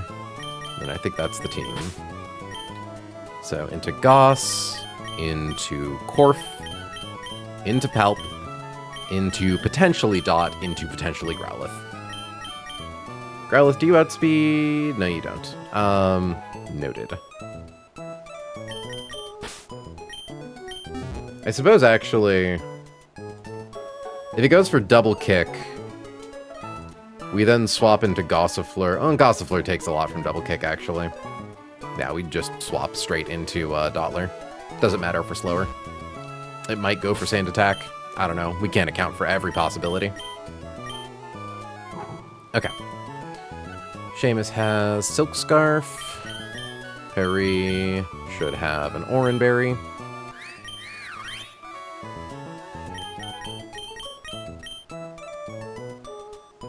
Yeah, I think we keep Soft Sand just in case.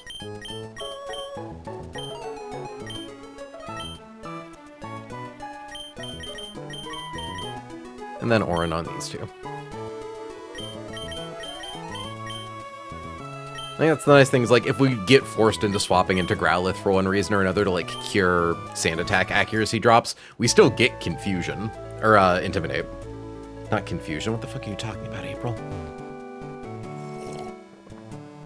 Okay.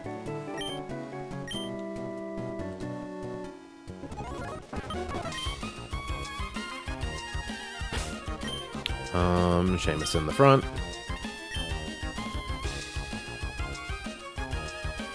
Double hit, fake out, aerial ace, Sand Attack. Okay.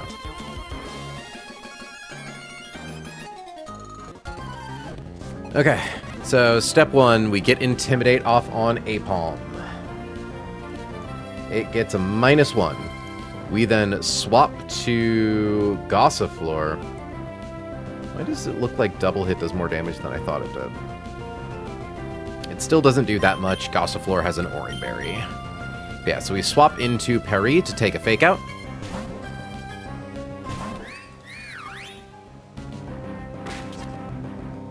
Fake out drops its speed by 1.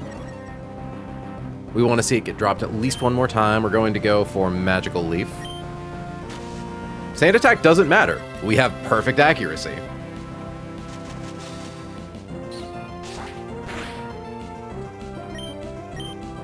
Goes for Sand Attack, doesn't matter. Magical Leaf has perfect accuracy.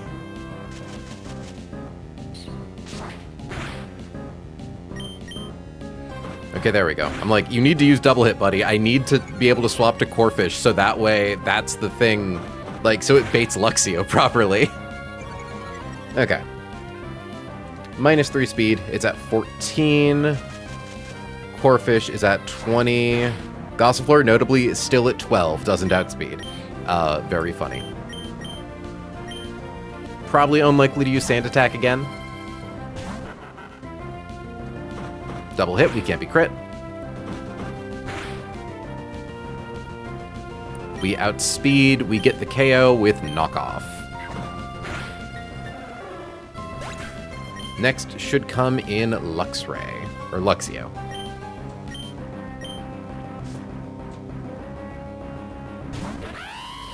Luxio, of course, sees that Spark is its best damaging move against us.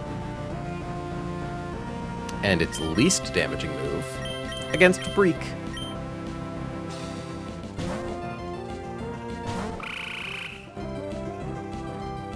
We outspeed. Mudshot doesn't do anything but lower its speed.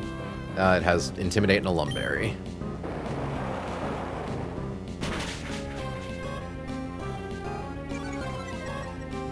It's likely going to go for double kick.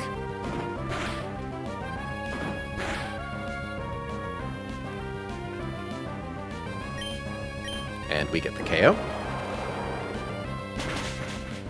And I think we're fine against Nidorino. We speed tie after a single mud shot. It gets a speed drop, so we then outspeed. God, this team has so much more speed control. It's so nice. Sand Attack is a bit of a bummer, but it should be fine.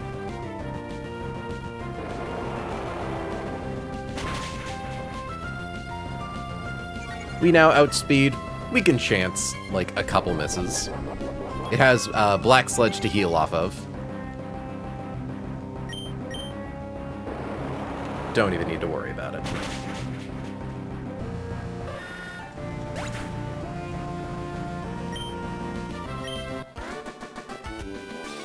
God, I love having a ground type.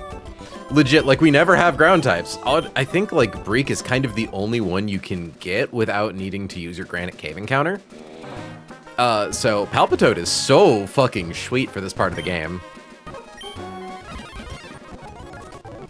Okay. Next trainer has Inner Focus, Mienfu, Nidorina with a bunch of coverage moves, and a Flaffy. I wonder if we can do a... Well, we wouldn't do anything with Inner Focus.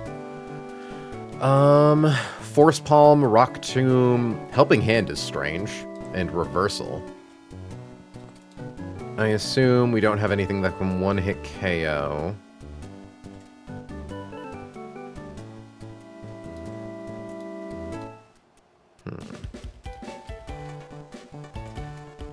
It speeds at -1, okay.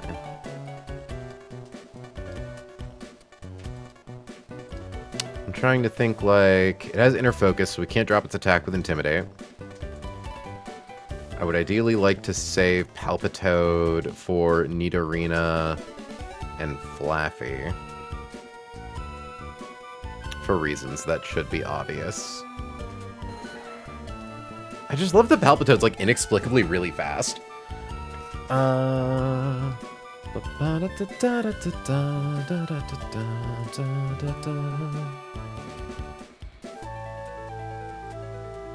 Because what could I do? I could open with something that baits Rock Tomb. And then, like, Rock Tomb plus crit Force Palm never kills. We maybe get off a Magical Leaf. No, we don't want to get off a Magical Leaf, actually.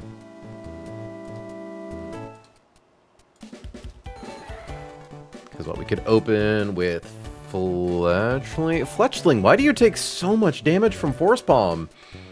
Black Belt, that's why. Because we're still neutral. Funny enough, actually, the thing that baits Rock Tomb is Dottler. Ooh, but notably it is Rock Tomb, which drops speed. Us at -1. We need to get it at -3.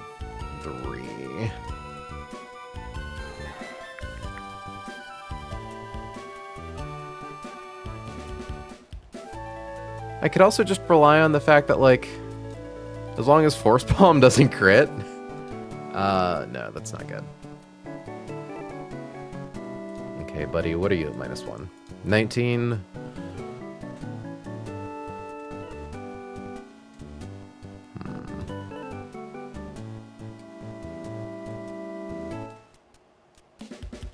Okay. Groddle to hit KOs with Razor Leaf. It would only be scary if we got paralyzed twice by Force Palm, but even then, not that scary. I think that's pretty acceptable. We bring backup Fletchling to secure KO if we really need to. No, not Fletchling.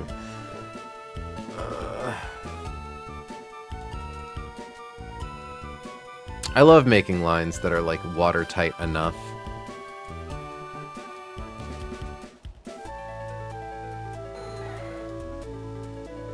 Because, like, okay, against Dottler. Okay, no, what we do is we give Groddle Cherry Berry. We give Dottler Cherry Berry. Groddle uses Razor Leaf at least one time against Force Palm. If he gets paralyzed twice, we can then Swappler to Dottler. Dottler survives both crit Force Palm and crit Rock Tomb in sequence. And Confusion plus Razor Leaf always kills. Okay. So assuming Groddle is out, they probably go for Nidorina. Yeah. And if Dottler's out, they probably go for Nidorina, I think. Nidorina outspeeds. Ooh, thank you very much, anonymous sub-gifter, for the gift to Prime Nova. Very grateful for that. Also, folks, honestly, it is September. I should probably be talking about that more. Subs cost a lot less right now, so if you want to give the gift of my freak ass playing Pokemon for hours on end to people, and they don't have to watch ads, or so you don't have to watch ads, give me your money. Like, give me your money. Give it. Why isn't... Oop. There we go. Like, I deserve money, right? Like, I don't see why I don't deserve money. I'm, like, cute and nice. Like, I don't know, chat. I don't do this often. I need this. Nah, genuinely, though. If you like the content, get in while the getting's cheap. Also, sorry, I just realized I technically never pivoted over to CalcCam.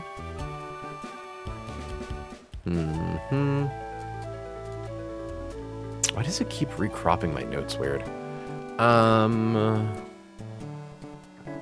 Okay.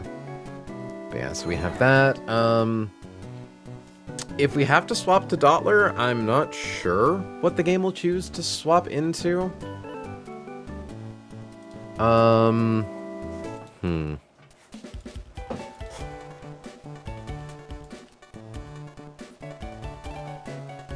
Palpitoad, 2-hit KOs, Flaffy. Let's just assume we're in a world where... Okay, well, hold on. Okay, because Dottler is faster than Flaffy, but slower than Nidorina, but does good damage to Nidorina, but doesn't 2-hit KO. So it's probably still Nidorina, right? Switching AI. Oh, golly, I just see Hype Train incoming. Well, thank you very much for the subscription, Dusk Phoenix. Hope you've been enjoying the content. Chat, you have limited time to earn exclusive emotes. I don't know what that means, but, like, it could be neat. Okay, so AI Pokemon is faster, 1-hit KOs. None of them do.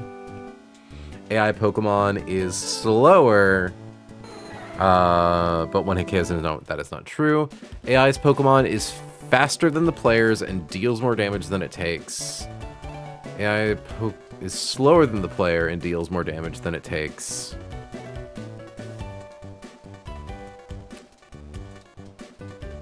It does deal more damage than it takes. So I assume it's Flaffy against Dottler, right? Okay. We're going to assume we live in a Nidorina world, though. In a Nidorina world, we swap Venoshock into Palpitoad. We 2-hit KO with Mudshot. Venoshock can't poison us. We outspeed if we give it a Pecha Berry. I'm trying to figure out what we want more. Pecha Berry or... Oh, shit! Thank you very much for the gift sub, Indigo Caster. Thank you for spreading the love. And I hope you enjoy your sub, Peeper Maru. Assuming you're here right now. Y'all are such a delight. Thank you very much. Okay. So...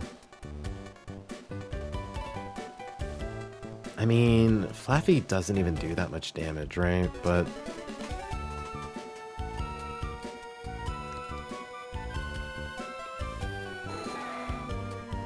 we don't really have a thing that fights Flaffy well.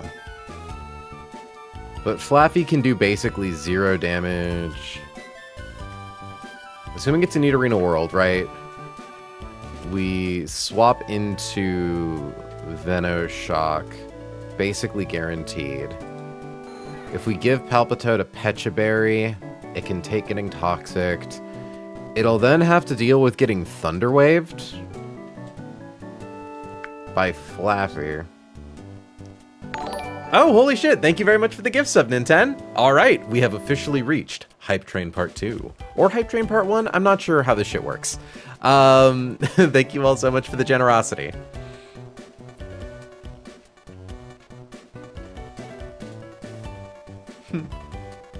Okay. Like, what's our best tools for dealing with Flaffy? Not Corefish. Kinda Herdier. I just don't like that it has static, you know? But I suppose if I send in Herdier...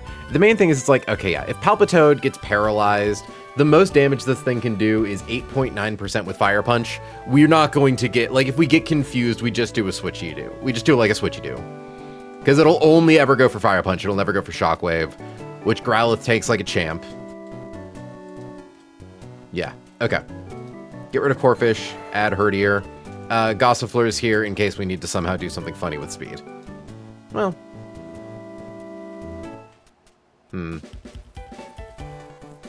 I suppose we could bring Horsey to secure KO.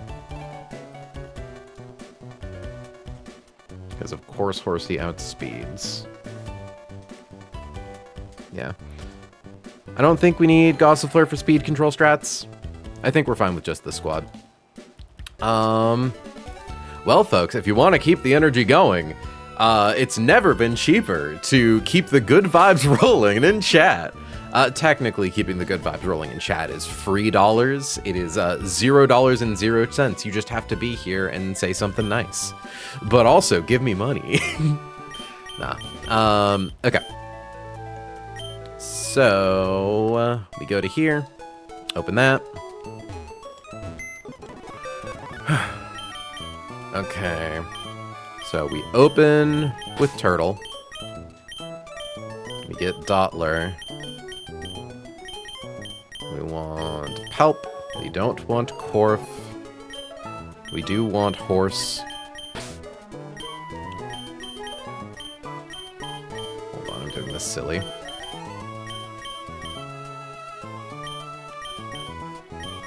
Actually, no, I have it slightly backwards.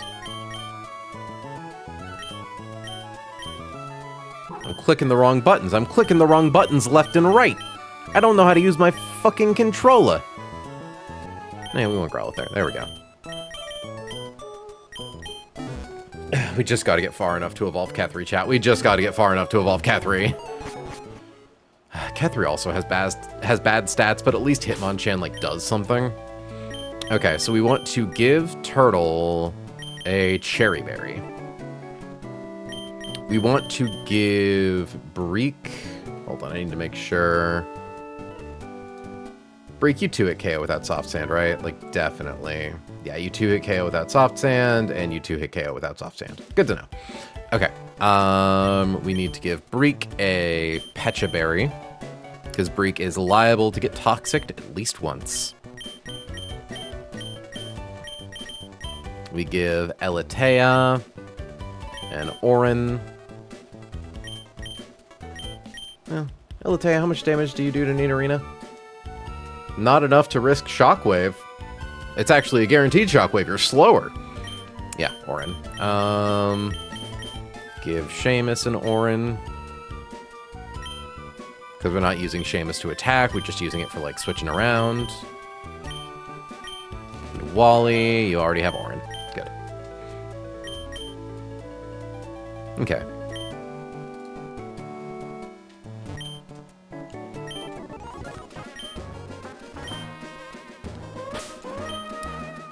Turtle's in front. We're pretty much guaranteed to be able to get past Mienfoo. We can't be crit.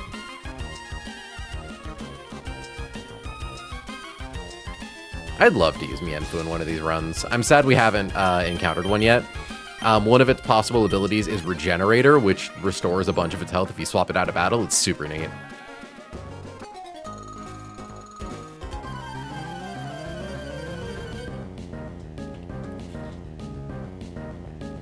Okay. Tuber Haley. Mienfoo. Turtle. Mienfoo has Force Palm, Rock Tomb, Reversal. Reversal does a lot more damage at low HP, which is why we're trying to 2-hit KO it with around 50% damage moves. The only thing that gets a little weird is if Razor Leaf crits, but even then, I don't think we're in trouble. So we are going to use Razor Leaf. We got paralyzed. That's why we want Cherry Berry. Now, we just want to see it not do that again. Or we want to see it force pump. We don't want to see it paralyze again. Okay. Okay, we fought their paralysis. That's the important part.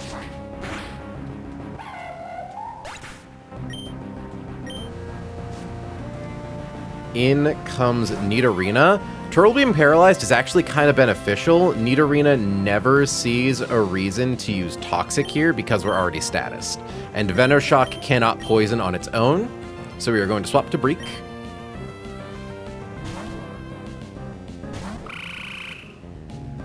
Goes for Venoshock. Take about 16%. Not even, sorry, 12 to 16. We go for Mud Shot. We are faster.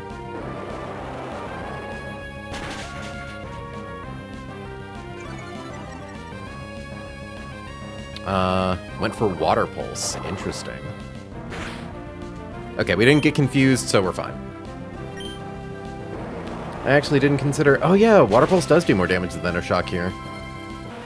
Low-key, I, like, didn't even notice that. So that's lucky. Out comes Flaffy.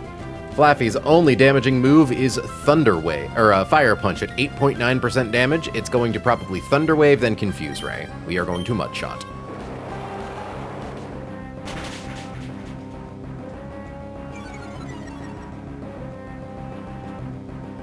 Confuse Ray is the more annoying one here. It's likely to go for either Thunder Wave or Fire Punch. So we can just kind of swap into Wally.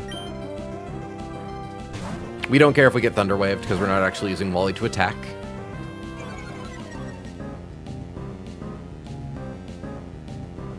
Goes for Fire Punch. Okay. Wally takes nothing. It now sees that Shockwave should be highest damaging move. It'll either go for that or Thunder Wave. Can't T... Oh, that's right. It can't T-Wave because we're a ground type. I actually didn't even think about that. Send Breek back in. So actually, we'll go for Thunder Wave then. Oh, that's funny. That's actually really neat tech. Okay, we outspeed KO with Mud Shot. Oh, okay. We have made it to Slateport. Huzzah, hooray, Kalu, Kalay. I got you. Appreciate that, Nintendo. First things first, let's go teach Herdier's secret power.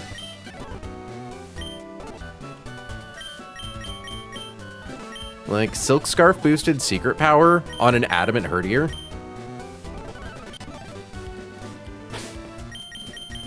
It just does so much damage.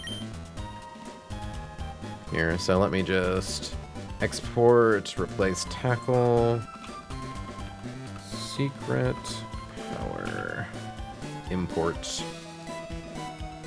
Oh, that's nice. Oh, that's real nice.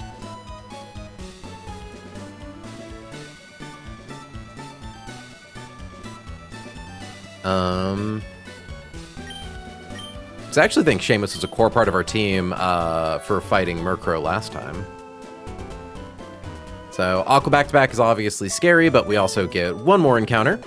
We would love to see Quillfish. Quillfish is definitely the most interesting thing we can get in Slateport.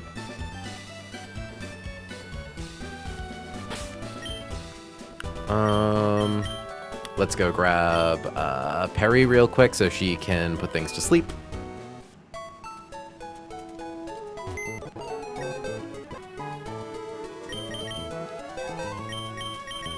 Already has an Orin.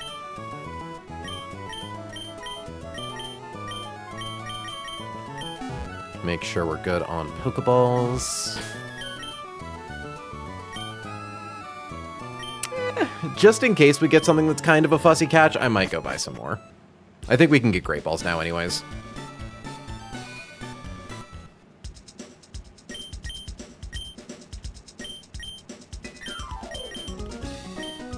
Alright.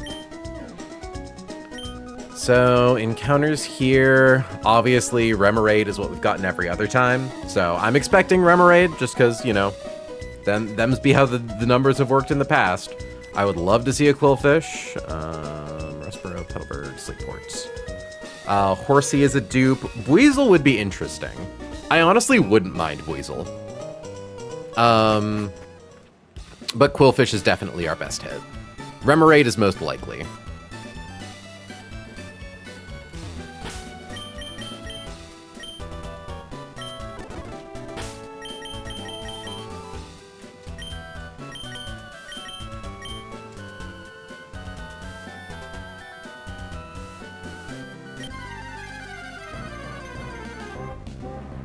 Horsey is a duplicate.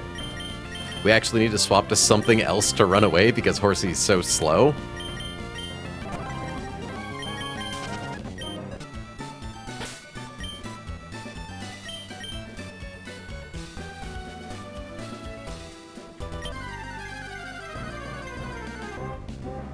And Remoraid.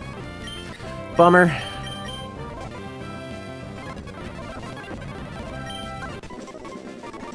Easy catch.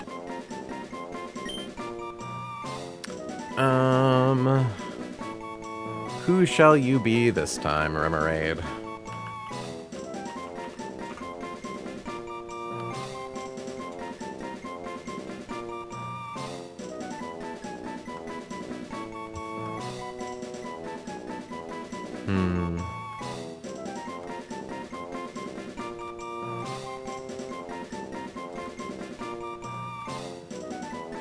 Okay, I guess you are Zebulon.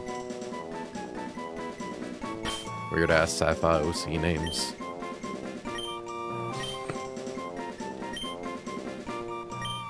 Welcome to the squad, gamer girl. Fingers crossed, you're at least, like, a good Remoraid.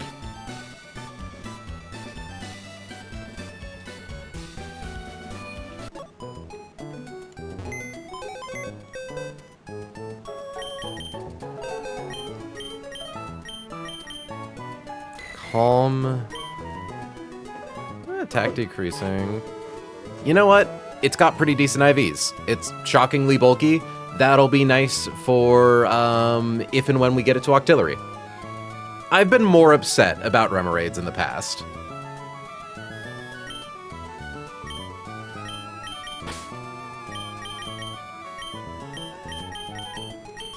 The question is, though, can this fight beat the Aqua back-to-back?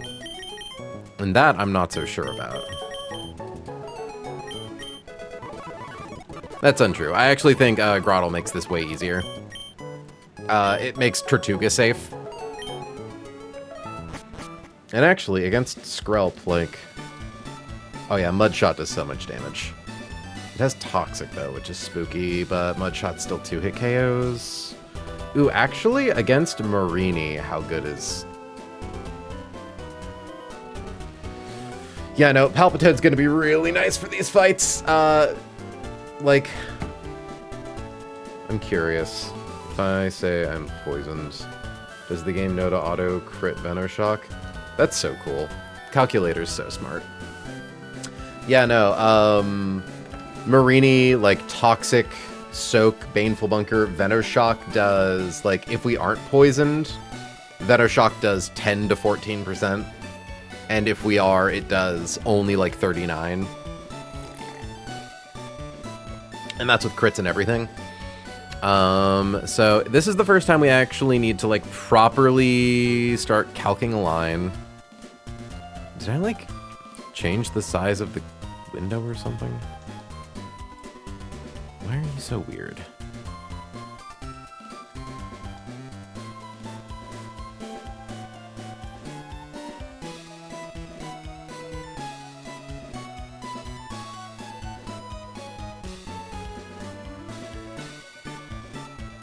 No, nothing's different. Why do you have, like, that weird little bar on the left? Oh, well. Fuck it.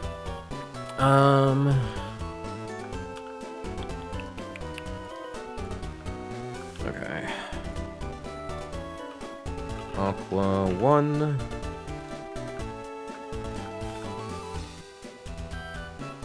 Aqua 2. Opens Merc. opens Marine. Marie.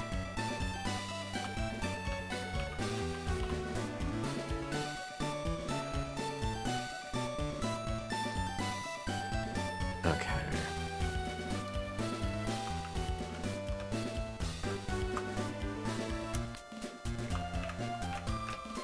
So,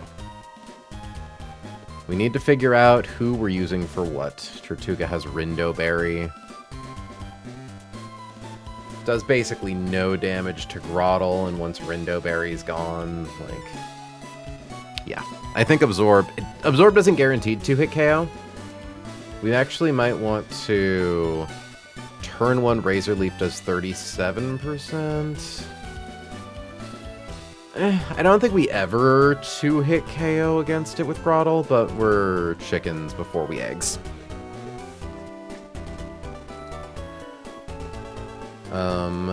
Water Pulse, Acid, Toxic, Protect. Water Pulse is obviously scary. Water Pulse is still highest damage against Palp. We don't have any poison types to be able to freely swap into the Toxic Mons, which is a little frustrating.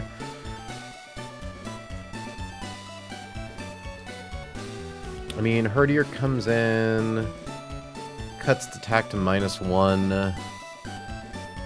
Secret power, or... In comes Herdier.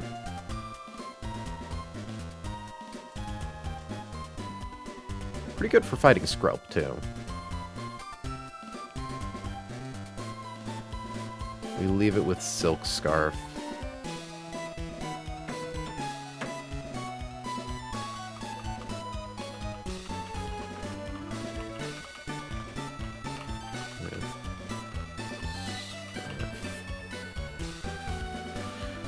Palpitoad, do you still do good enough damage without Soft Sand? With fucking, I don't know, Spell Tag? Yeah, 52%, and against Marini, 52%. Good. So we can afford to equip you with Pecha Berry.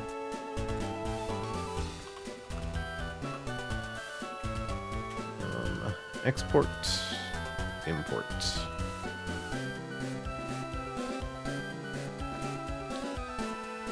Okay, yeah. What I'm thinking is... Against Marini, with Herdier out, it's likely to go for Toxic. It basically never goes for Baneful Bunker turn 1. So, as long as it goes for Toxic, Herdier takes, like, hits it with a Secret Power, gets Toxic, incentivizes Venoshock, swap to Palpitoad, can afford to get Toxicked, yeah, then secure KO. Okay. So, against Murkrow, bring its attack to -1. Wing attack does 12 to 13. Open with Herd. 2-hit KO with S power. Herdier's slower, so we don't have to worry about payback.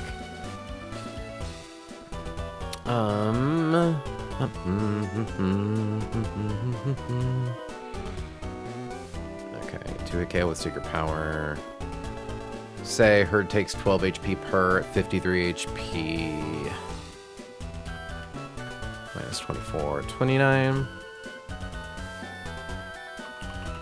Herd around 29 HP. Okay. Swap 2. So against that... Skrelp is slower, Tortuga is slower, Herdier does more damage to Skrelp.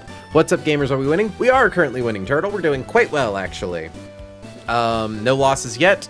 We are at the Aqua back-to-back. Welcome to the stream. We also had a little hype train earlier, so I mean, like, hey, if you want to give me a lot of money while subs are cheap right now, there's never been a cheaper time. I played 4 games of Magic today. I better sleep well? With Will? Or are you playing Magic with... Oh, no, you're playing Magic against your brother now, aren't you? Okay. So, against Herdier, game probably sees Tortuga as better swap. Yeah, because Tortuga deals more damage than it takes. Okay, so swap to Turt. Swap to Grodel.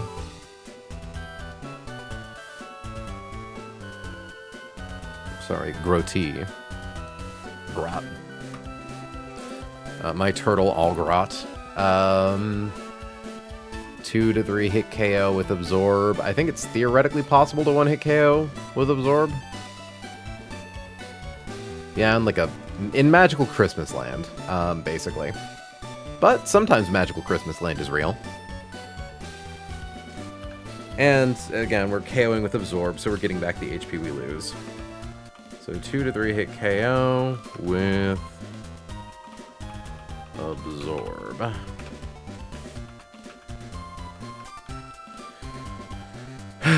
Okay, against Herdier, it goes for either Ancient Power or Brine. We would love to see Brine, but we're going to assume worst case scenario with Ancient Power. At which point AP does about 12%, or not 12%, 12 HP. I would be crazy if I've been playing Magic against her and chatting this whole time. Get out of my head. Will is here as far as... It's true, Will is here as far as you're aware. 2 games against my brother earlier today, and then we went to the game store for their Commander night and played 2 other games.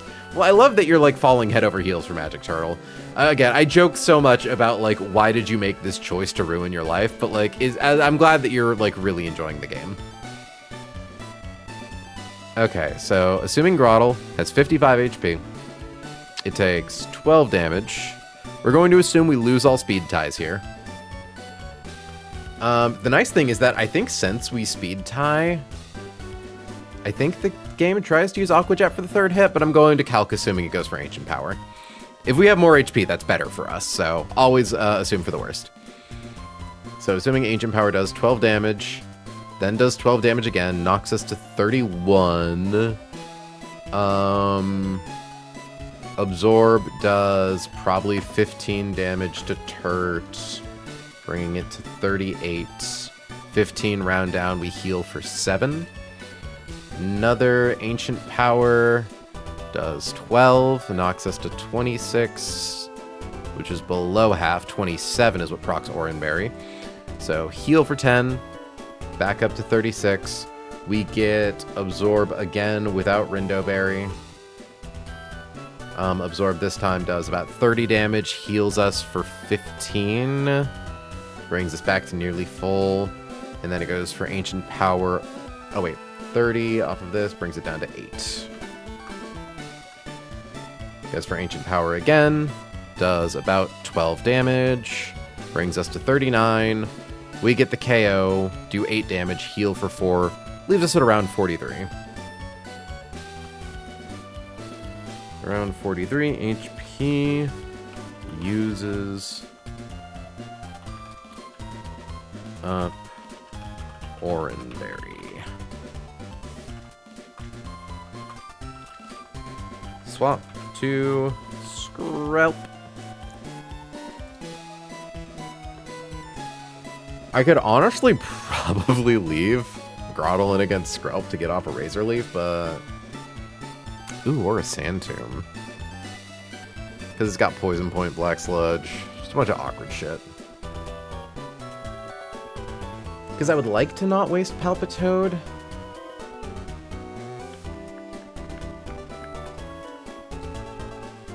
Specifically, I don't want to waste a Pecha Berry on Palpitoad.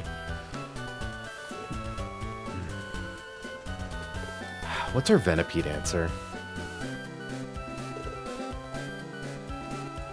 Is it Growlithe? No, it's probably not Growlithe.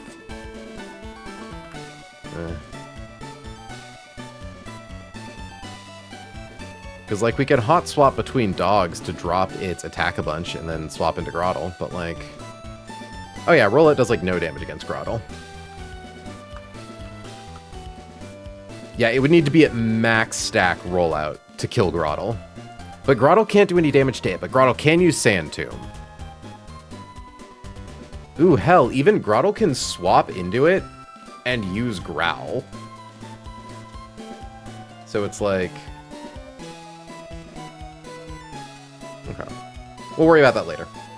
Skrelp comes in. Who's our Skrelp fighter?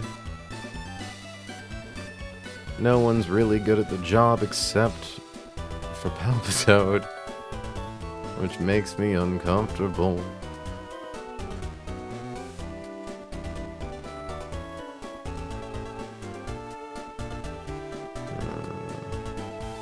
Have you checked hidden powers? I have. They're not super remarkable, I don't think.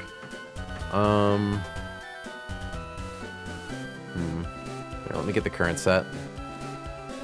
Scripting. Ooh, I also need to get Remoraid added to this. Palpitoad, Grottle, Herdier, Remo. There we go.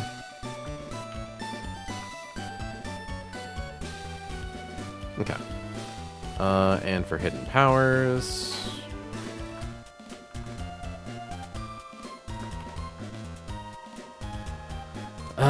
Gossifleur has electric, which isn't bad.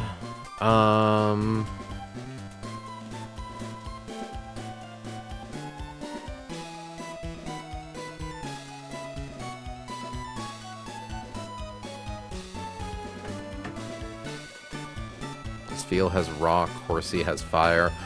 Hidden power fire on a Horsey is nice. That's interesting coverage.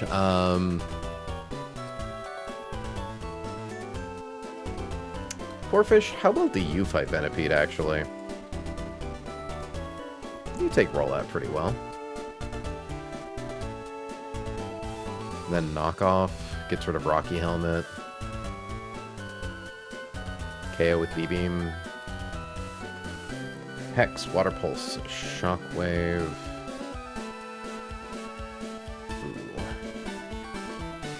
So it's like, I want Grottle for fighting Frillish, but I want Grottle for fighting Venipede.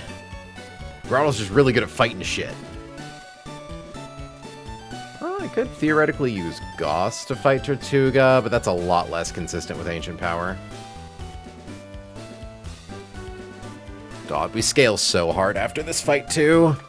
We get Fletchinger, we get Eldegoss. We don't get Orbeetle yet. We get Hitmonchan. I don't know, because, like... Okay, Grottle's out. Obviously, it goes for Acid. Palpitoad outspeeds. Odds of it trying to Toxic Palpitoad are pretty high. But I think Palpitoad can kind of withstand that, right?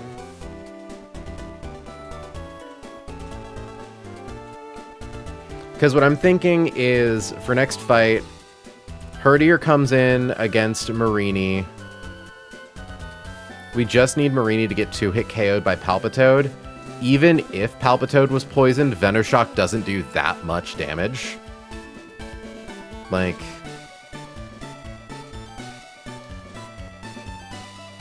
Ooh, interesting.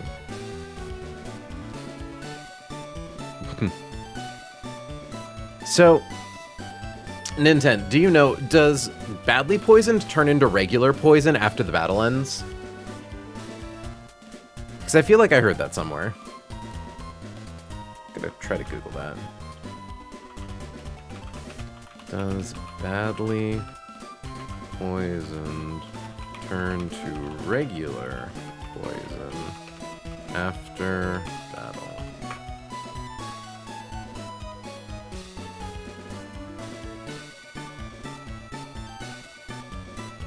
Isn't healed? Will the poison will be poisoned or badly poisoned next battle? If Pokemon has been badly poisoned, the bad poison will become regular poison. In Gen 1, bad poison will also become regular poison when a Pokemon was switched out. This is no longer the case. But this is an answer from how long ago?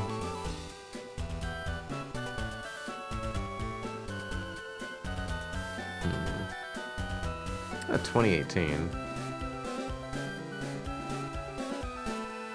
Oh wait, source. Okay.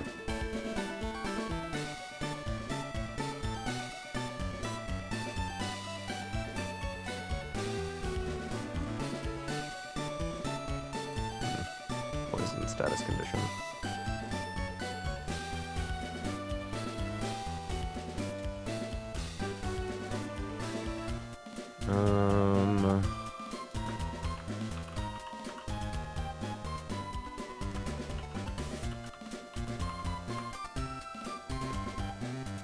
Pokemon can be badly poisoned.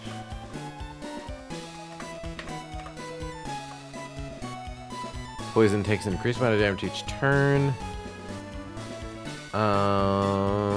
It stops being badly... Okay, so...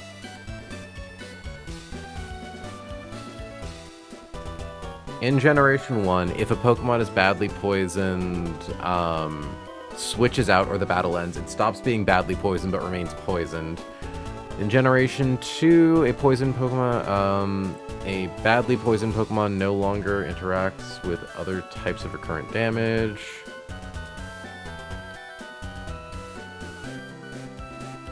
A badly poisoned... Okay, Generations 3 and 4, a badly poisoned Pokemon will remain badly poisoned even if switched out or the battle ends, although the counter is reset.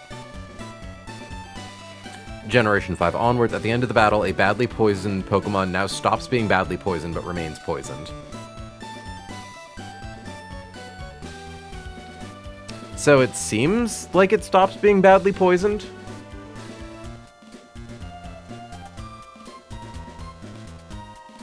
Because that's Gen 5 onward. Unless Run and Bun did a thing. Which it very well could have.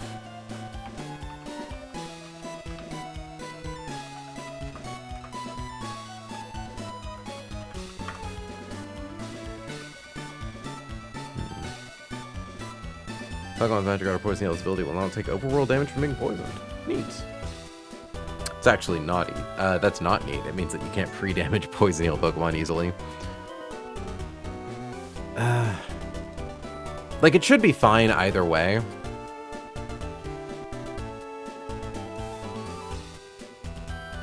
Cause... Okay. Swamp to Strope. So Skrelp is out against Grotle. It goes for Acid. We swap in Palpitoad. Palpitoad takes Acid very well. Only takes 5 or 6 damage. We assume 6. So I'll get the calculator out. 56 minus 6. We assume it probably goes for Toxic. Not guaranteed, but very likely. It has Black Sledge, so it heals 1/16 of its max HP, which isn't a lot at 46. Mud Shot does 24 plus 24 is 28. Mud Shot basically always 2-hit KOs. I think there's maybe a small chance that it doesn't. Oh yeah, you can literally choose to be badly poisoned in the Poké Center, lol. Interesting. It's important for plenty of run and bun fights to be badly poisoned for the start of fights, and people carry that from wild fights with Salazzle often. Huh. Okay, so we will assume that you remain toxic after a toxic battle then. Or after you get toxic. Because odds are this Skrelp goes for Acid, goes for Toxic. We get our Pecha Berry to heal us. So we won't be toxic, and then we KO it. So, Swelp to Palp. 2-hit KO with Mud Shot. And people use the Salazzle tech to pre-toxic steal such poison types. That's neat. Okay. Palp at around 50 HP, uses up Pecha Berry. So then for fight number 2. They're going to open with Marini. We're going to open with Herdier. We get into him, it doesn't really matter. Notably, Marini is 1 point of speed slower than us, which means there are some worlds where Herdier actually, like, 2-hit KOs it with Secret Power, but we're not taking that risk. Herdier would be really good for fighting Frillish with if we don't risk Toxicing it, though. Okay, because let's look at if we immediately swap to Herdier, or if we immediately swap to Palpitoad, right? So, Marini's out.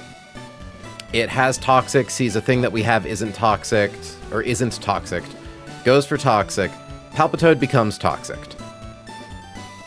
At which point, you have 46 HP. How much is that compared to Skrelp? It is literally the exact same. Okay.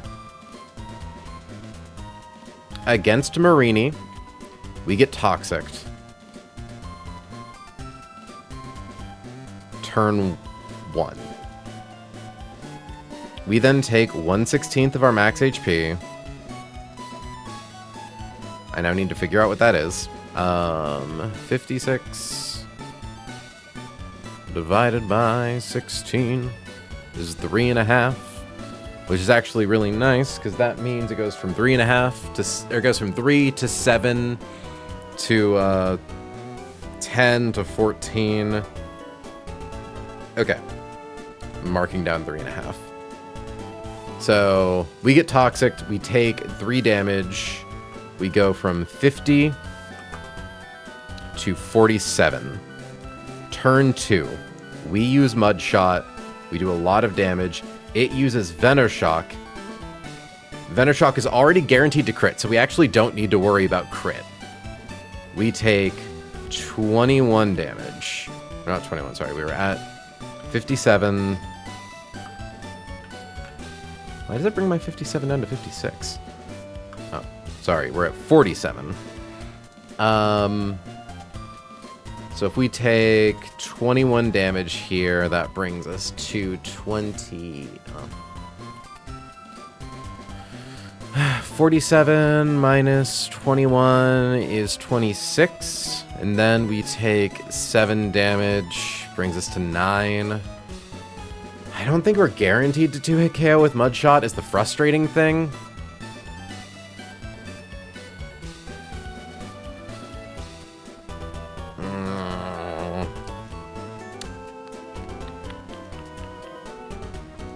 We need an animal that can secure KO. Venoshock does too much damage. We don't want to risk a contact move with Baneful Bunker and being slower.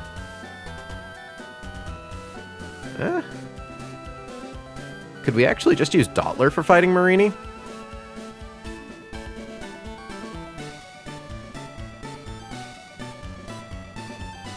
Yeah, actually, hold on. We could definitely get prelim damage in with Dottler and then swap to Palpitoad later, like after we're already Toxic. Okay, no, I think that's how we do it. So we open with Herdier. We swap to Dottler holding a Pecha Berry. Turn 1, we get Toxic. We heal ourselves. We are still at full HP. Turn 2, we get Toxic. We are slower, sadly. But assuming we get Toxic, we take... Let's see, what's... 45 divided by 16. 2.8125. Okay.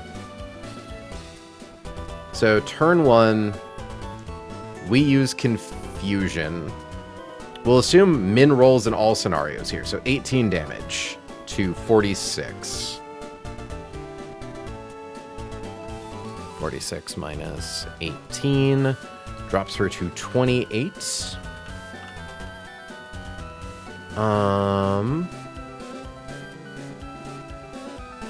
We then get Toxic. We lose 2 HP. So we get down to 43.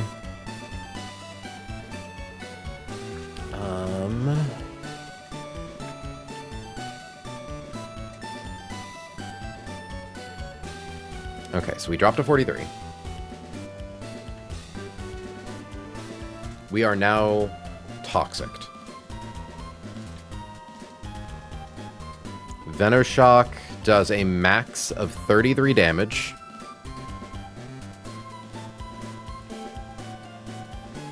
And this is consistent. It can't crit past this because it automatically crits. Drops us to 10.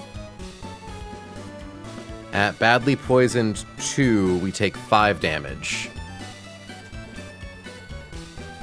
Goes for Venoshock. Palpitoad isn't poisoned. Like, assuming we did 18 damage again, that knocks it down to 10. Yeah, and then Palpitoad can finish the job. Okay. So, open with Herd. Swamp. So, hold on. Equip Herd with Silk Scarf. Equip Palp. And Dot with Pecha Berry. Swap to Dot. Use Confusion twice. Swap to Palp. KO with Mudshot. Dotler at this point should be at around, worst case scenario here is 5 HP. Uses up Pecha Berry. Notably, in this scenario, it would never go for Toxic against Dotler when we swap to Palpitoad because it's already Toxic. Palpitoad outspeeds Marini, and its moves don't make contact, so there's no situation in which Palpitoad would ever get Toxic again, which means it's not susceptible to Hex. It will likely take a Venoshock, but that does at most 7 to 8 damage. So, assuming Palp is at 50 HP, minus 7 brings us to 43. Palp should be at around 43 HP.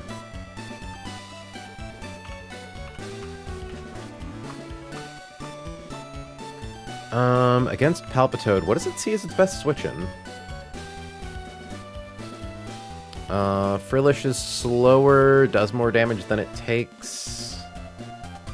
Whirlipede is slower, does more damage than it takes. So I think it would prioritize Frillish, right? Because... yeah. Frillish and Whirlipede have the same, like, switch-in priority. So I believe it should be swap to Frill.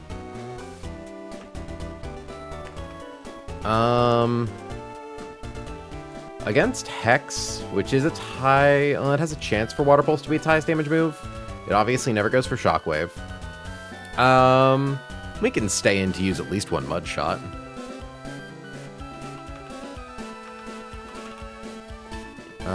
Which does 10 to 12 damage. We'll assume it does 12 here. 46 drops it to 34. Not that it matters, it does reduce its speed. And if it goes for Hex, Herdier is a perfectly safe switch. The problem is that Hex range isn't that much better than Water Pulse range.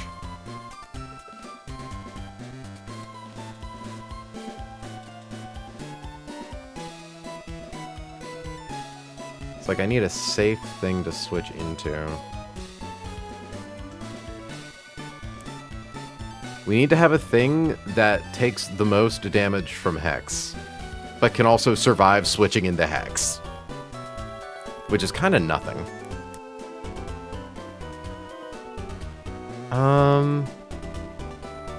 Hex does the most damage to Grottle. Grottle uses up its Oran Berry already. Because Grottle does 2-hit KO, absorb Razor Leaf. And assuming Grottle's at the HP that we imagine it is, it definitely, like, lives. Because it never baits Water Pulse. It just means we need a slightly different way of fighting Whirlipede, theoretically.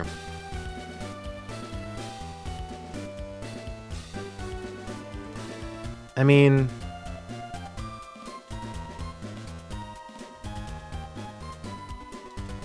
if it goes for Hex and we swap to Herdier, that's a high roll. Because, like, we don't take any damage. Ooh. Okay. So the lowest damage Hex can do is 16. It's only about a 50% chance that Water Pulse does that much damage.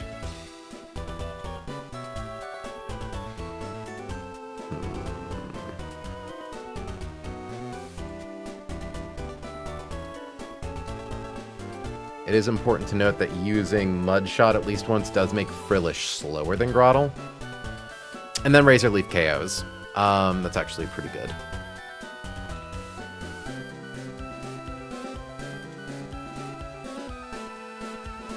Ooh, we do have Corphish, though, who takes a lot from Shockwave, but I think Mudshot does 21%. We swap into Water Pulse or Hex. Hex never kills us. Water Pulse is kind of spooky if it, like, confuses, but...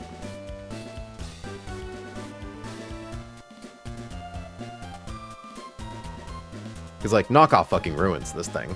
There's only a single range where it, like, one-shot kills, but...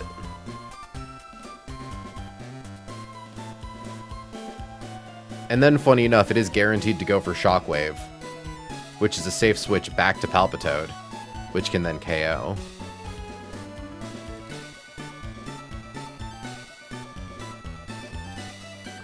But if it uses... oh wait, no, I wouldn't even need to worry about that. I wouldn't need to switch back because Mudshot does 21, knockoff minimum does 82. And we outspeed, so worst case scenario is like a medium to high roll Hex.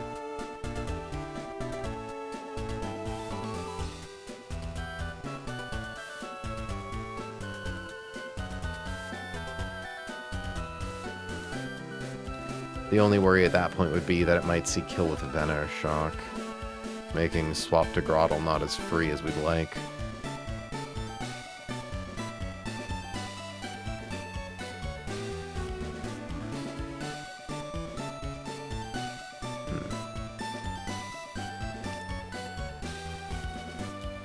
Well, no, I think that's the smart move, is swap to Growlithe.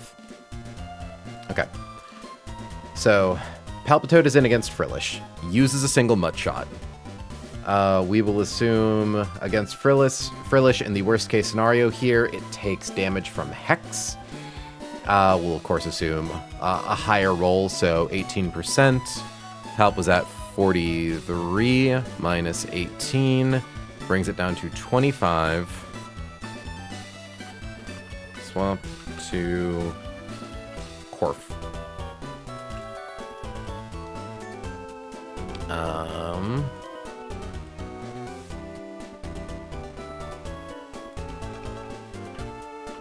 Palp at around 25 HP. Notably, that does not kill if it crits. Okay, so swap to Corphish. Corphish takes either a Water Pulse or a Hex. We would ideally like to see Hex. We assume Hex does 25 damage to Corphish. 25 HP minus... or sorry. 45 HP minus 25. Leaves it at 20. Which procs its Oran Berry to heal it for 10. KO with K off. Corf at around 30. Hup.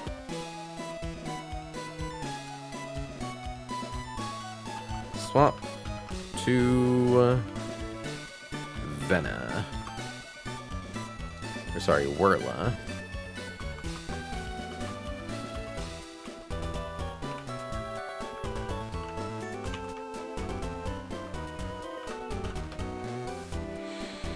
Okay, so against Corphish, there's a chance it goes for Venoshock. We want to see it go for Rollout.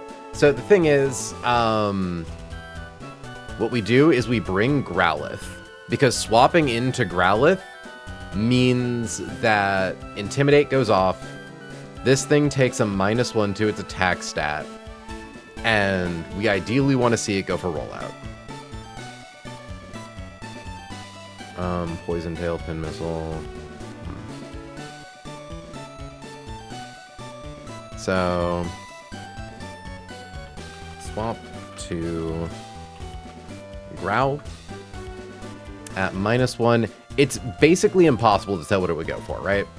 The most likely goes for Venoshock, but most likely goes for rollout. Because even though Venoshock does most damage, rollout always has +7 move priority. But if it sees KO on Venoshock, it'll go for that. So we -1 its attack stat. And then it's like, it's confusing, right? If it goes for rollout, we then immediately swap to Groddle, who is immune to crits, is slower, because, like, it would come in on 60 damage rollout.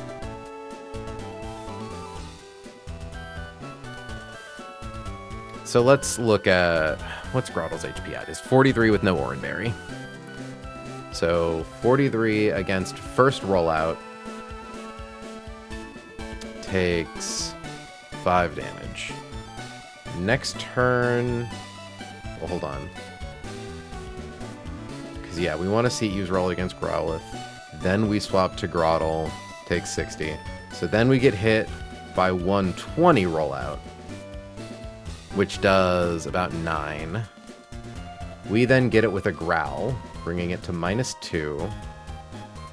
Then it becomes 240 rollout, which does 13. We then get it with another Growl. And then it becomes 480 rollout, which does 20 damage. Even more to Corphish, so that's not safe to swap. Frustrating.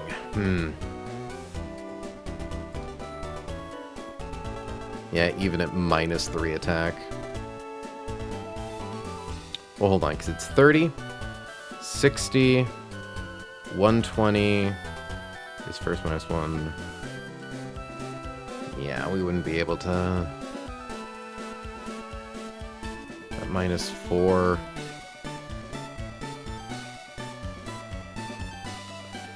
At -4, I don't think Hertier's... Oh god, Hertier could take it.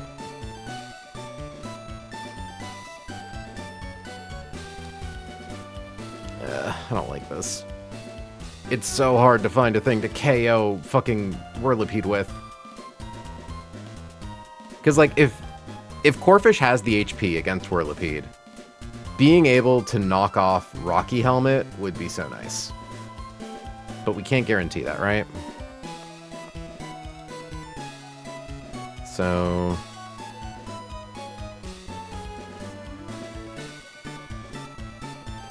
it would only be if it sees kill with Venoshock.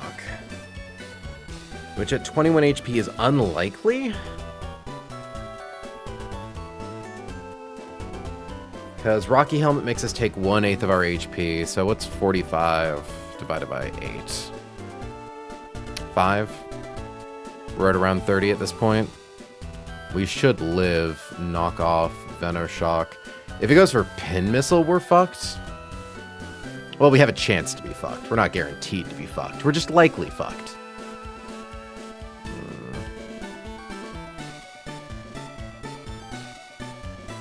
I just wish I had a good way to kill you. Okay, Growlithe would need to min roll with Fire Fang twice. At attack -1. Takes first rollout well enough. But then second rollout comes in for much bigger damage.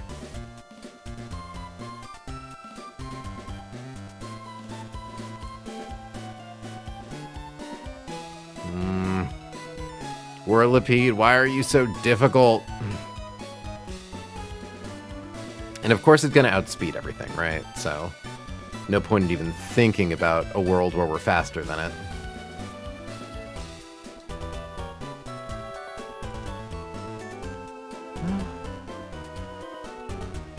Takes a while for rollout scaling to really hurt Horsey that much.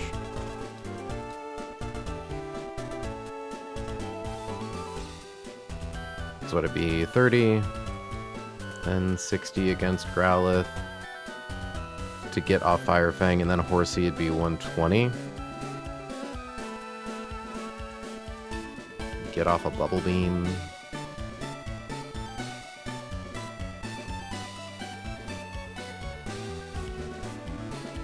We don't even have room to bring Horsey is the thing. We would need something instead of Growlithe. I suppose, in theory, if we just found a different way to fight Frillish, right? Then we wouldn't need to bring Corphish. Like, the way to fight Frillish is easy. It's swap to Herdier and hope we don't get confused on Water Pulse. I suppose if we get Water Pulsed, right, we swap to Grotle and then swap back. I think we can just kind of do a funny swap around for Frillish. And then at that point, when Whirlipede comes out, I suppose Grotle's already on the field when Whirlipede comes out. But it might see KO with Pin Missile, which is kind of awkward. Ideally, we would swap to Growlithe to -1 and on Pin Missile, or Corphish at full strength. Survives 2 rounds of Pin Missile, probably. We just need to knock off its fucking Rocky Helmet is the thing. Because it makes 2-hit KOing it with Fire Fang really awkward.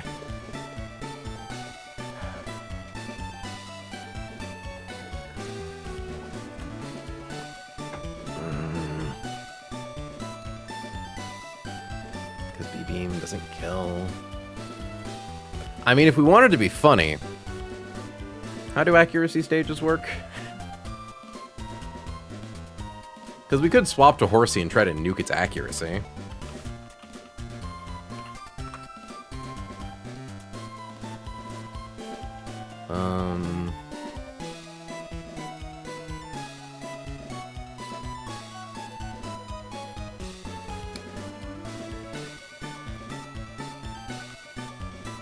Whether it hits depends on this formula.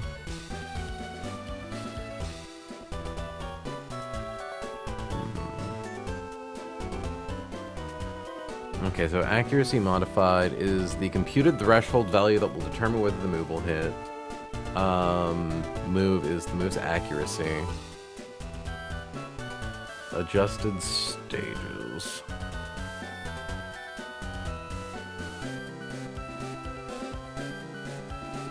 Okay. So if we did -6, it would be times -0.6. No.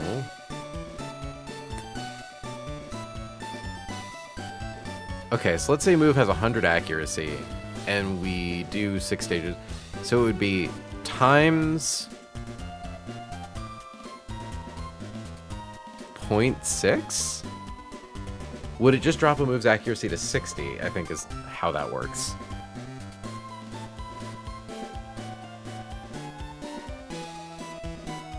Accuracy modified is the computed threshold that should determine whether the move will hit.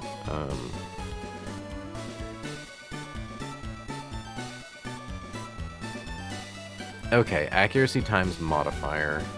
This is so confusing.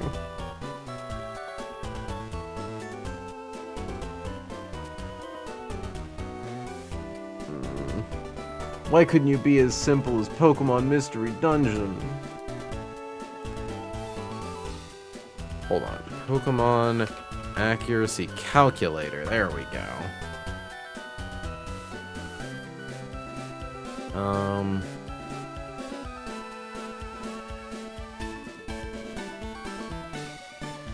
So each move has a certain percentage. Flamethrower, for instance, has 100%. That's what a base represents. Accuracy is how many stages raised or lowered. Okay, so neutral. So, Flamethrower with 1 stage of lowered accuracy is 75.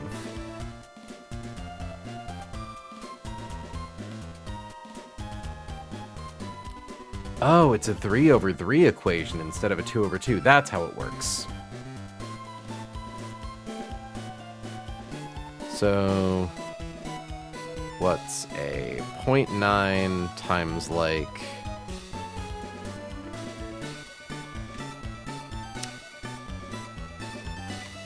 What, point... Yeah, it'd be like times 0.5, right? Let's see. You get diminishing returns. Because all we need is for rollout to miss like once. I miss having rock-type Pokemon. I miss having rock-type Pokemon that can take hits good. I don't know, I could swap to Herdier to get the attack drop first.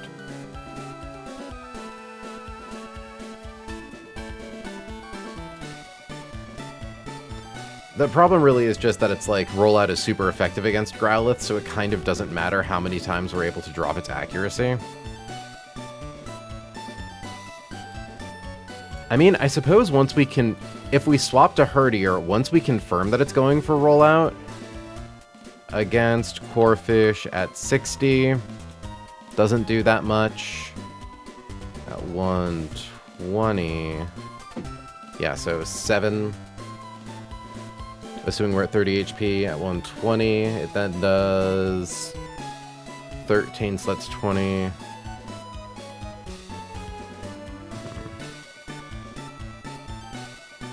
I hate this. I hate this so much.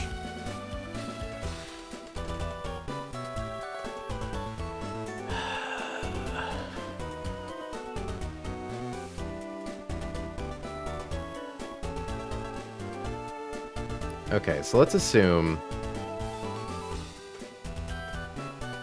Herdier's out.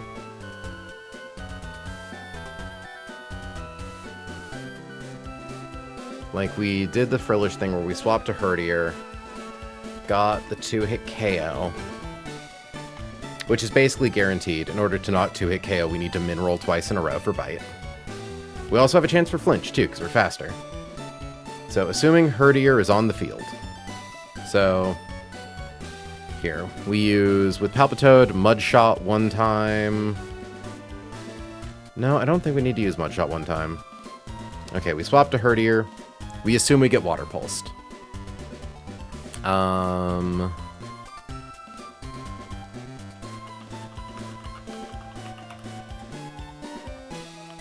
Okay, so Palpitoad should be at 43 HP. Swap to Herdier. Assume we get... it's just the confusion chance.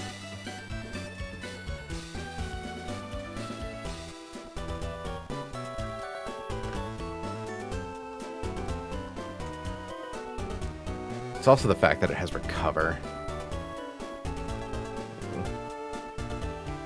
It's like, if it goes for Water Pulse, we then swap to Grottle.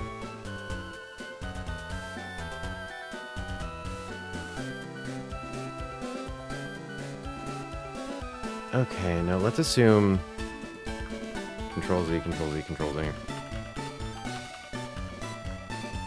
Okay, use Mud Shot. Palpitoad goes down to 25% HP. It does 21%, 36, plus 10.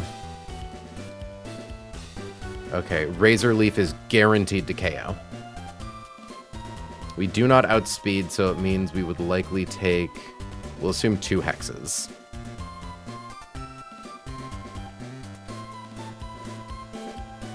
No, that leaves us at an awful place for fighting Whirlipede. Why is this so difficult? I really don't want to say just improvise again.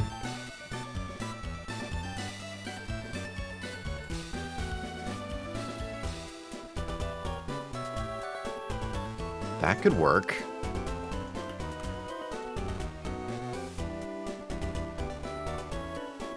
Hold up.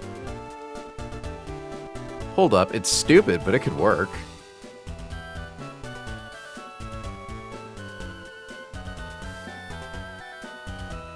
Swap to Herdier against Whirlipede. If it goes for Rollout, swap to Tyrogue? Gets hit by base 60 power Rollout, but then we use Fake Out.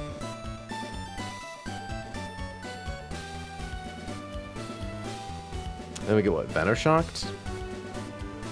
Potentially.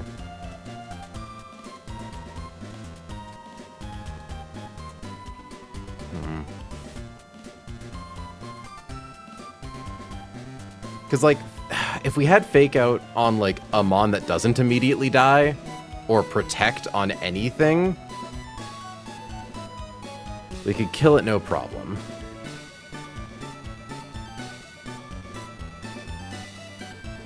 Okay, no. We use Corphish, we use Growlithe. I think it's, we swap to Corphish, or no, we do the one Mud Shot, we swap to Grot, we KO with our Leaf. Insert communist Russia meme here.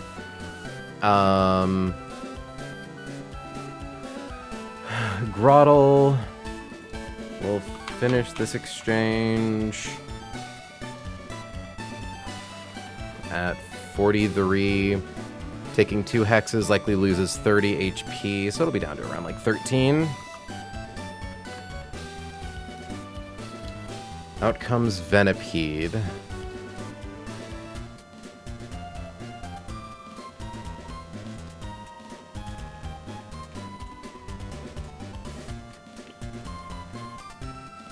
I'm pretty sure against Grottle, Venoshock kills, Poison Tail kills, Pin Missile likely kills, Rollout doesn't kill. So it's actually likely to go for any move that isn't Rollout, which means we're safe to swap to Corphish because Corphish can't get crit. So let's assume max roll Venoshock. We have 45 HP, we take 21 damage, we hit it with Knockoff, lose 5 HP, Oranberry procs, we heal for 10, we take second Venoshock for 21 damage, we go down to 8. There's a chance we lose Corphish if it goes for Pin Missile and rolls really high, but odds for that aren't super crazy. We swap to Growlithe, we 2-hit KO with Fire Fang. Okay, I think that's how we do it. Swap to Corp. Use K off. Swap to Growl.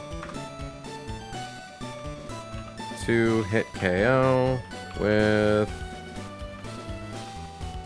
Fire Fang. Because also, using Knockoff does the chip damage to guarantee that Fire Fang always at least 2-hit KOs. My god, first it was the fireflies, now it's the spiders. Oh no, I just had to evict a spider on a feather duster because it built a web between one of my ceiling fan blades and the pole cord. Not very nice, but less traumatic than having everything ripped apart by the fan turning on, and also, like, I'd like to not have an entire spider suddenly flying to God knows where, probably my bed when the fan turns on. I shouldn't have read that out loud. Mintmod's right over there. Spider's not here, so. That's true. Spider's not here, but I don't know. I don't want to make you think about it. Okay, chat. This plan is admittedly kind of scuffed, but it's better. It's probably like our best option, I think. Okay.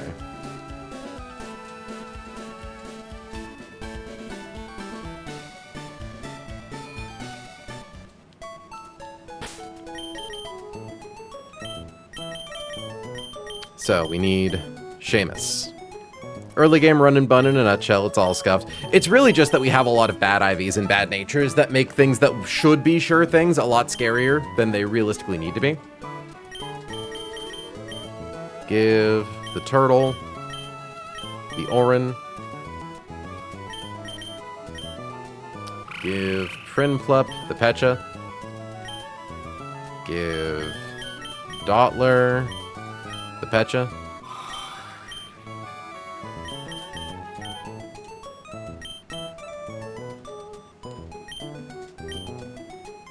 And we don't want Perry and Zed for this.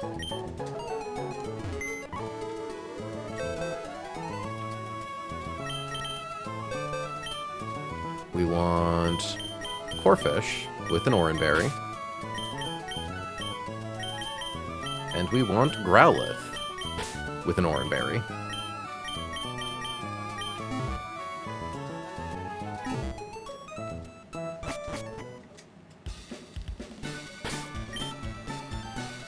Okay. Seamus has Oranberry. Groddle has Oranberry. Breek has Pecha. Wait a second. Seamus, you should not have an Oranberry. You should have a Silk Scarf.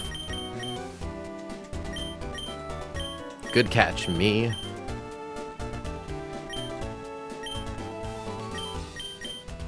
Pecha. Oneros has a Pecha. Kali has Orin. Wally has Orin.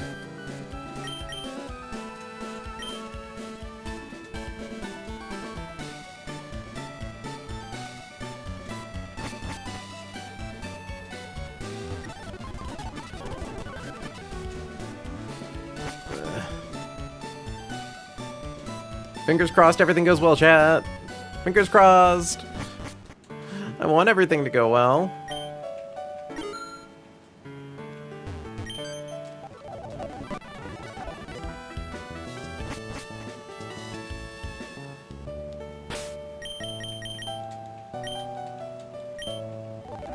And just making sure one last time, Herdier is in the front.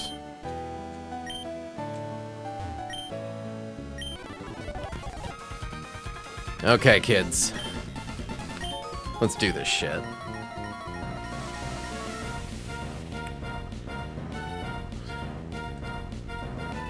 Obviously, crits make things fucky, but typically we won't need to do any real steering until the second fight, as long as things don't go wrong. So, Intimidate procs. Wingull gets an attack drop. We go for Secret Power. It goes for Payback. Interesting. That does less damage. That's not nice. Ugh. Paralyzed doesn't matter. It has a Lumberry. Well.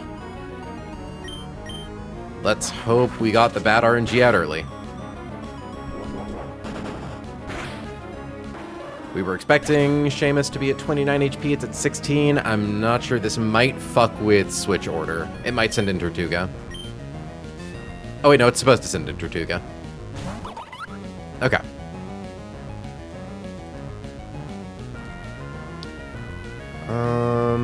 Ooh, actually, this is kind of good for us. Seamus HP being below half means it sees kill with Brine, which Groddle swaps into a lot better than Ancient Power.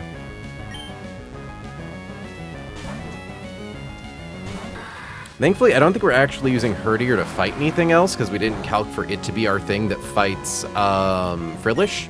So this isn't... That crit actually isn't too devastating. Goes for A-Power. We obviously don't want to see boosts.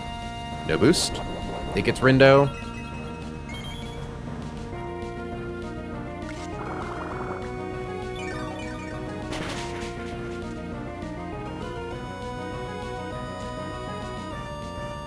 This means we might not use our Oranberry, actually, too, which could be really good for us. Go for Absorb. Doesn't KO.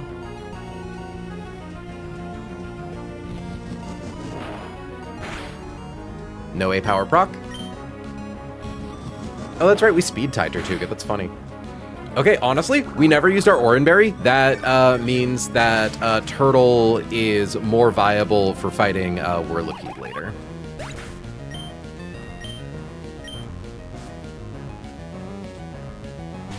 Out comes Skrelp. We Swelpatoad to Palpitoad.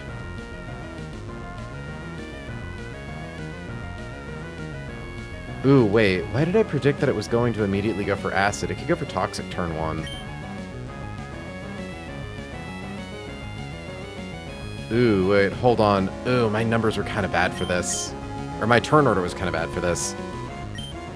I think it's fine if Breek gets poisoned twice.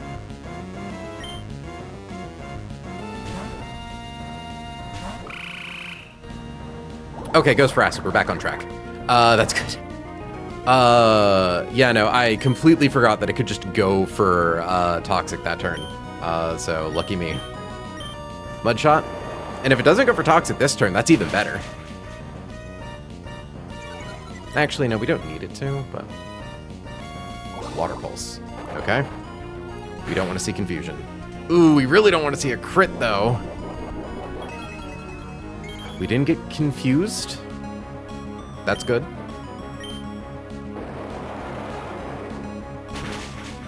We're taking some really wonky RNG for this fight. I'm not sure how I feel about it.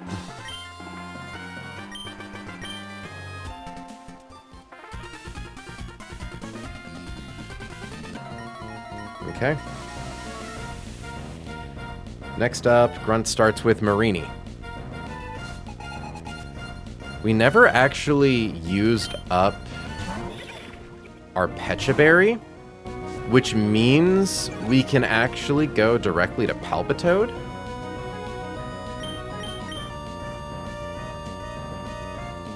Palpitoad is slower than Whirlipede. Could get KO'd by it. It's kind of awkward. Yeah, we're definitely going to be doing a little bit of steering.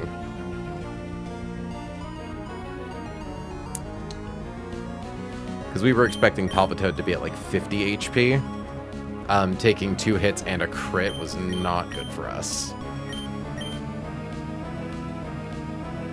Though we also aren't planning to use Herdier for anything else.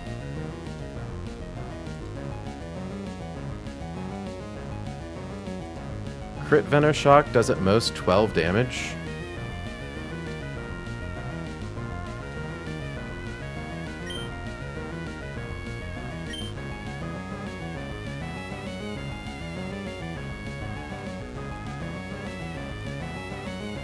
This is the last point in the fight we're using Herdier. And the highest damage crit... Oh wait, it does 19 damage. What was I looking at? Palpitoad, probably. I was looking at Palpitoad. Against Herdier, though, Venoshock does 12 to 13, unless it crits. Yeah, we shouldn't risk it.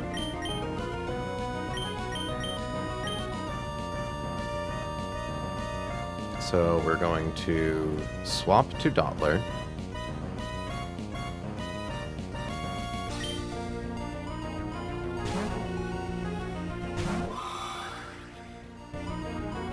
Goes for Toxic. We prepared for this.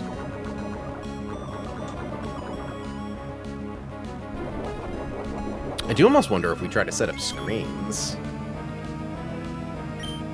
I don't think so. Go for Confusion. Inexplicably goes for Soak. I'm not going to complain. I don't think that changes anything. Unless Bug resists poison. Bug might resist poison?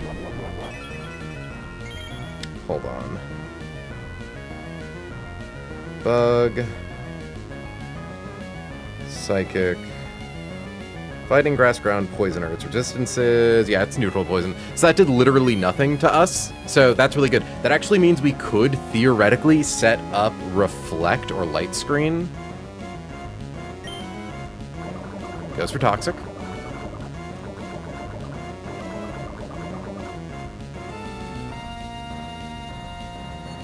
It's true, Soak is always just a random +6 chance. Confusion is doing a lot less damage than I was expecting, though. Why is that? Like, especially against Marini, Confusion should be doing 39 to 52%.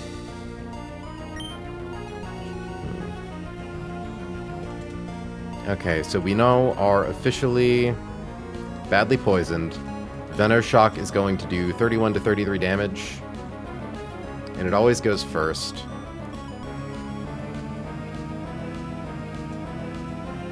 I'm honestly wondering if I set up Light Screen.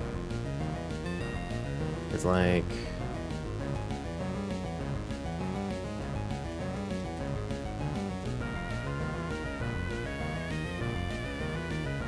Aurora Veil, Friend Guard, Flower Go, Talon.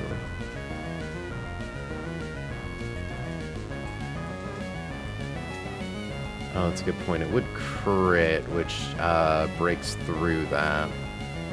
And we want to make sure we get the KO, so we should go for Confusion. Does Venoshock. A lot of damage. It's guaranteed to crit if we're poisoned.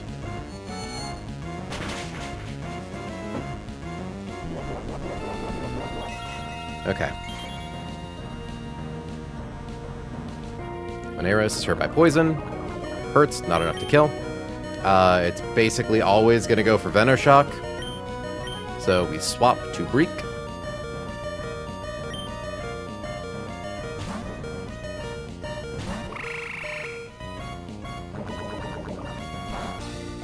We do not take a lot of damage from Venoshock. And we KO it with Mudshot.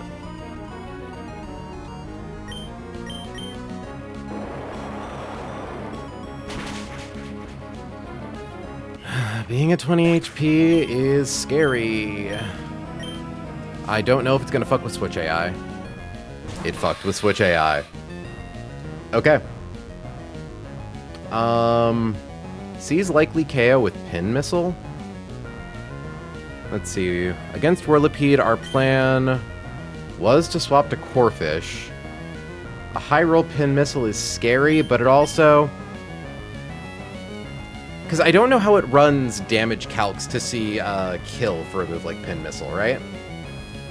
Because Pin Missile does, you know, like the calculator assumes that they always do 3.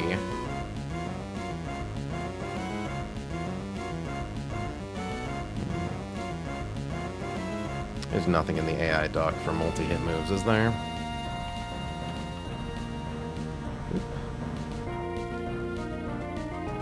It always assumes 3 when deciding what move to use for multi. Okay, so then that means it sees a guaranteed kill with Pin Missile. Can we use that to our advantage? I don't think so. Because the issue is a high-rolling Pin Missile does risk kill on Corphish, and Corphish is slower. Seamus does not take that well. I mean, at attack -1... How well does Seamus take that? Not great still. Growlithe takes it pretty alright, though. And then it means we get 2 attack drops. Okay, I think we do this by just swapping to Wally first.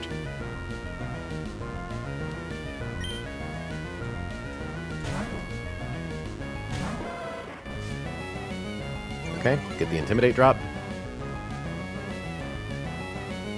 Goes for Pin Missile. We want to see a 2-roll. Crit right out the gate is bad. Okay. 2-roll plus crit basically means... yeah. So odds are, it should now likely go for Rollout or Venoshock. We are going to swap to Clea to knock off its Rocky Helmet.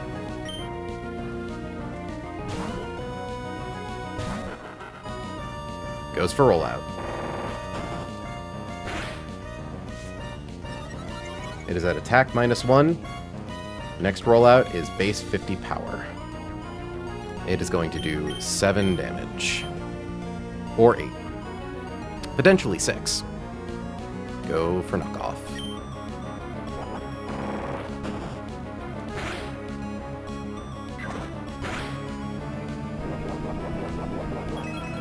Hurts us back for a bit.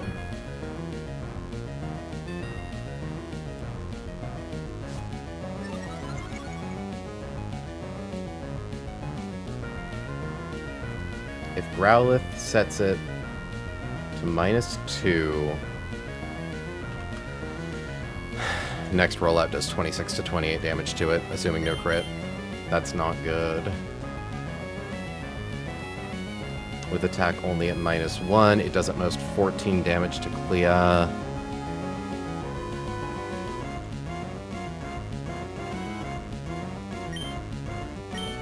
I think we're kind of in the shit.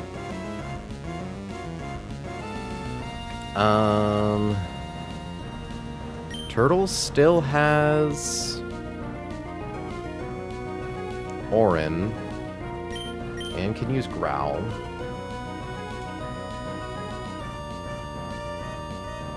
Rollout does at most 10 damage. We still have more. I think we swapped to Turtle.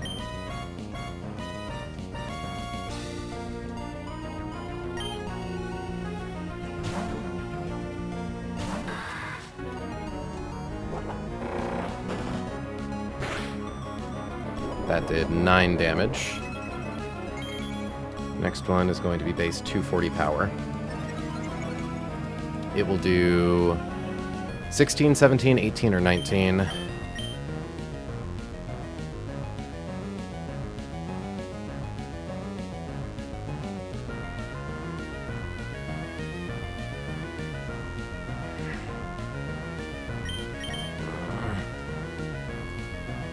We might have to make a sack here. I don't want it to be Oneros, but it might be Oneros. I mean, if we're lucky, it misses, but... We are also relying on Groddle to be the thing that can KO Frillish.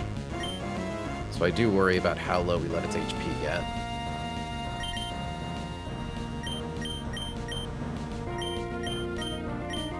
Because, yeah, we kind of don't have anything to fight that. Clea, I guess? How much damage does Frillish do to Clea? Oh no, Clea's slower and Frillish has Shockwave. Yeah, never mind. Attacks at -1.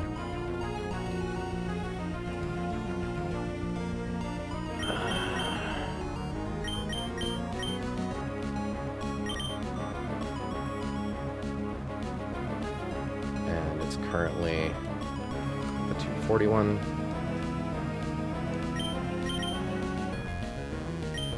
Wally definitely doesn't live. Even if we bring it to -2. Yeah, minimum damage on that is 16.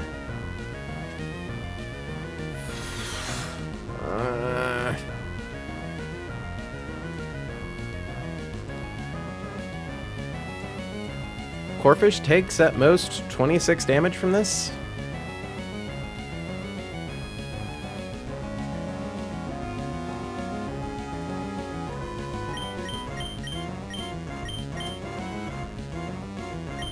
And then what, we swap to Oneros, sack it to the 5th and final hit, use that to get Wally in for free.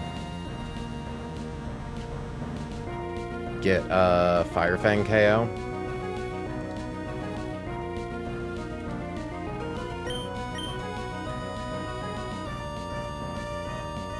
I think that's probably our play.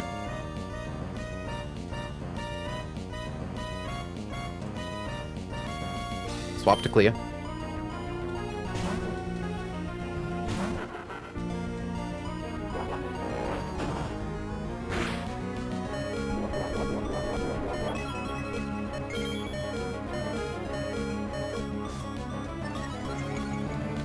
It is now at 480 rollout. Attack is at -1. Against Dottler, it does 182%.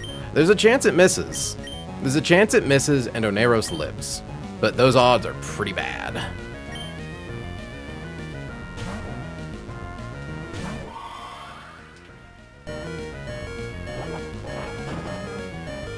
Farewell, brave soldier. That was the 5th and final hit of rollout. It is back to being 30 damage, I believe, right? Rollout doesn't keep going, right? Let's double check that.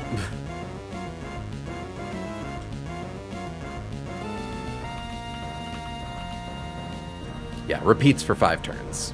Okay.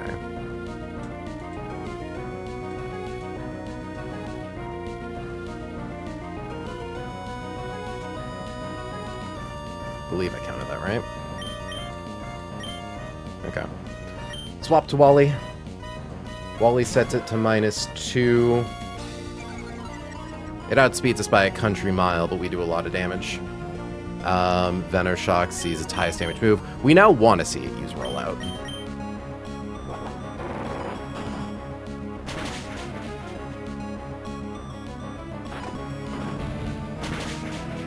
Love to see it get burned.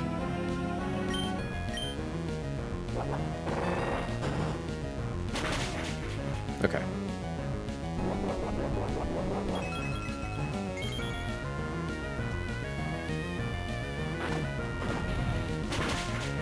We could only have played that so well.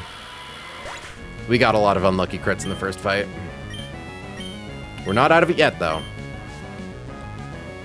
we still have the devil to fight. So Frillish is basically guaranteed to use Water Pulse, right? Yeah, Hex never kills, Shockwave never kills, Water Pulse always does. Groddle obviously switches into Water Pulse really well, but if it confuses us, then things get scary. But then it goes for Hex and we swap to Seamus anyways. So we can risk confusion a couple times. We are slower than it, unfortunately.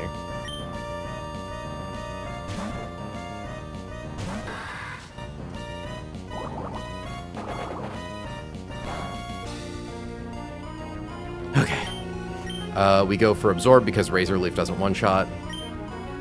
It goes for Hex. Hex brings us down to 12. Hex does at most 16 damage. We're at 21. Okay, we're safe. It has nothing that can kill us because we can't get crit.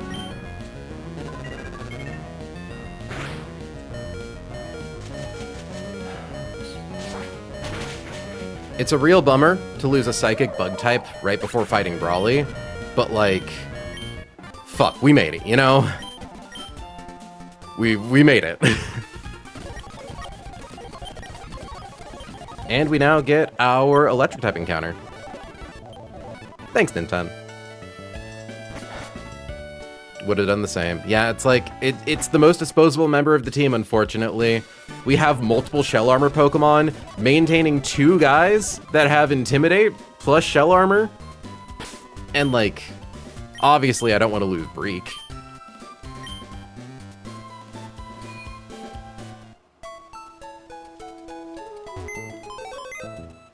Alright.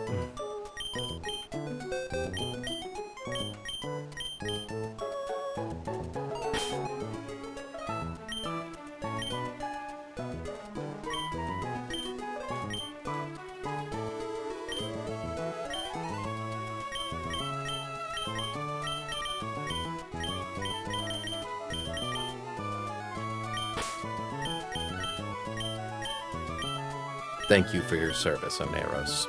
It's a shame you weren't Compound Eyes.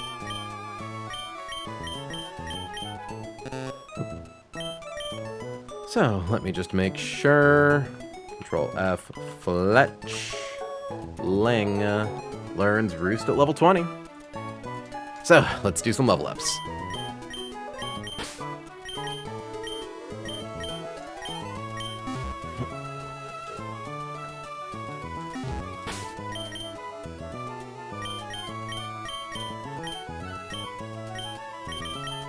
Endless Candy. Seamus wants to learn Takedown. I don't think we want that. Yeah, it does more damage, but it's recoil. I don't know. Do I want more damage to, like, secure kills? I just don't know what this thing is securing kills against with Takedown this early in the game.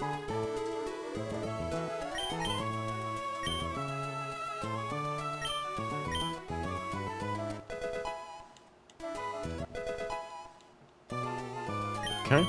Turtle, what do you get, bud?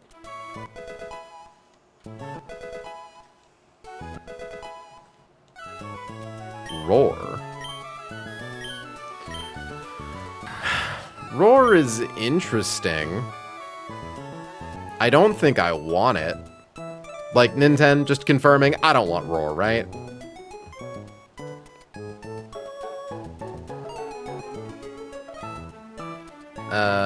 Yeah, you can Trash Roar. It's like it swaps into a random thing.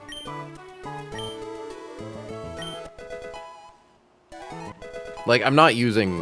Well, I suppose actually having a tanky Pokemon for phasing is the better option because Roar is negative priority.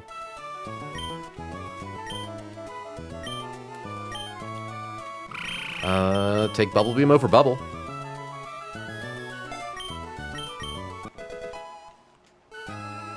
Clea, do you get anything?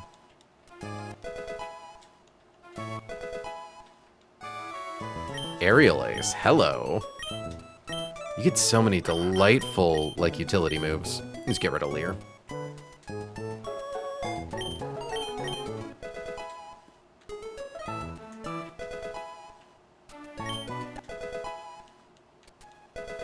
Well, I was hoping we might be able to get to Brawley tonight, but that's a bit of a pipe dream. But fuck it, we made it through Aqua Grunts. I'm very... Oop, hold on. I have to make sure Scalpel doesn't evolve.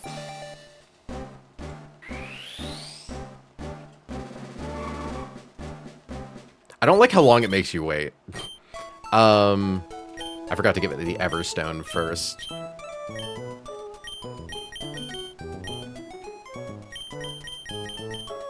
Okay, there we go. We just want to get it to level 20.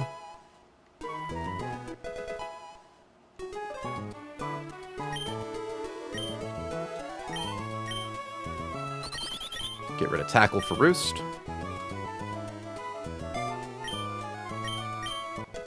Now, don't use another one. We now take the Everstone off of Fletchender.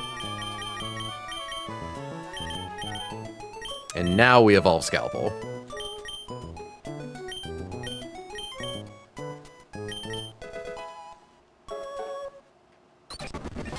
Big.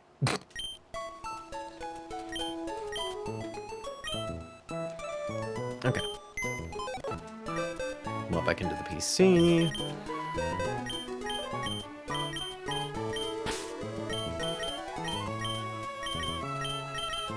Oh, and we get Eldegoss at last.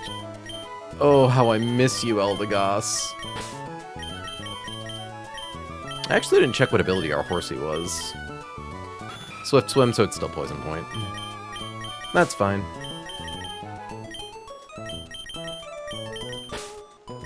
And I don't know if we get Celio yet.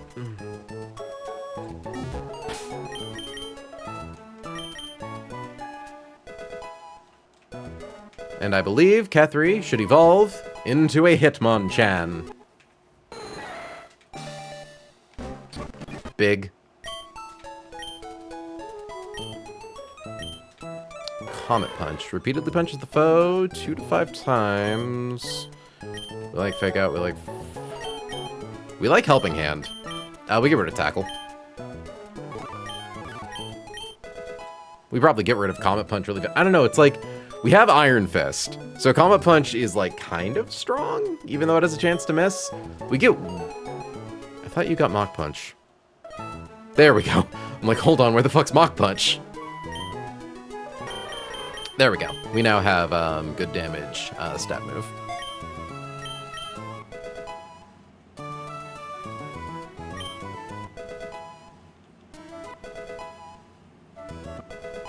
Goes from Baby. Oop.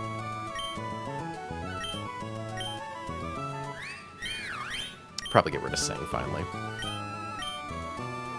I don't know. Do I really need Round? It's technically more normal type damage than Rapid Spin, but like, technically. I still kind of like having access to Sing as like a in case of emergency break class tool.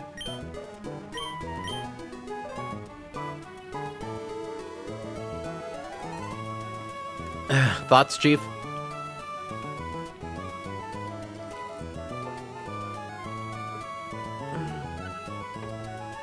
Especially because once this thing evolves, it actually has a speed stat. So, like, theoretically, turn 1. If me, I get rid of Sing? Alright. It's inconsistent. It's like I'd never planned to use it. It's solely just, like, an in case something goes to hell. Oh, trust me, I know. My first Brawly run wiped, I was steering and I was desperate, so I tried to use Sing, I think 3 times, and they all missed.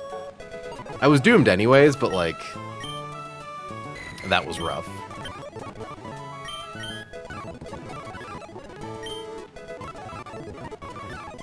Love Clear Smog.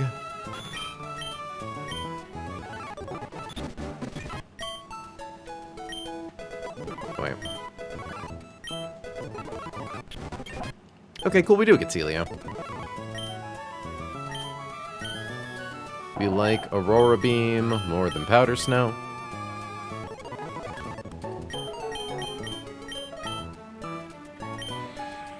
So we do actually technically need to lab out a fight. So here, I'm going to remove all Pokemon from boxes. Scripting. X. Imports.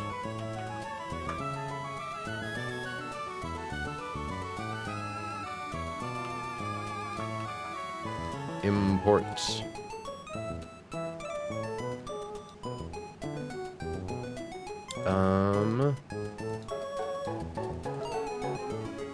Oh, I love Mach Punch against fucking B-Bar-L. Okay, cool.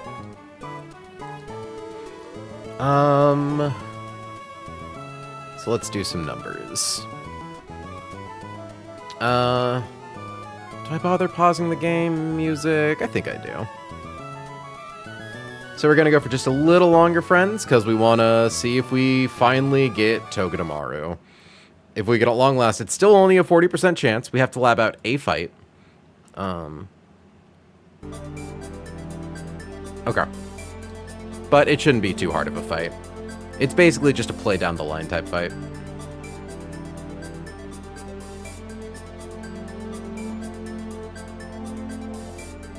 So let's just get rid of all that.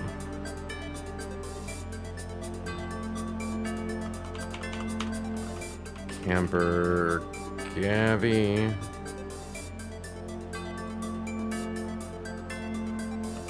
Notes. Opens Biba. Open with hit 'em. 2-hit KO with M Punch. Will be at exactly half HP. Hit him. So 52 cut in half is 26. Notably won't proc an Oranberry. Okay. So at 26 HP.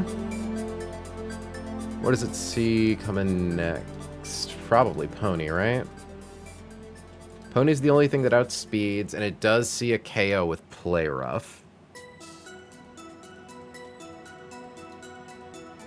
Ooh, wait, actually, against B-Bar-L, we can... 23 plus 78? Okay, never mind. B-Bar-L actually exits that encounter with full HP. I forgot about Fake Outs. KO with M Punch. Okay. Pony has Flame Body, so trying to do Comet Punch shenanigans is probably not a great idea. Liable to go for Play Rough. Gets one hit KO'd by Seadra Bubble Beam.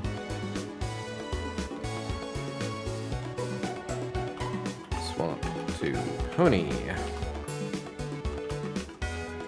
Swamp to Seed. OHKO with Babeam. We'll have taken 2 Play Roughs, liable to be at 12, 12, 57 minus 24 is 33. Seed. Around 33 HP. Swamp. 2. So we're at 33. Electivire sees kill with Shockwave. It's slower though. Nothing is faster than Seadra. It doesn't see that it gets killed, so it would swap to E-Electric.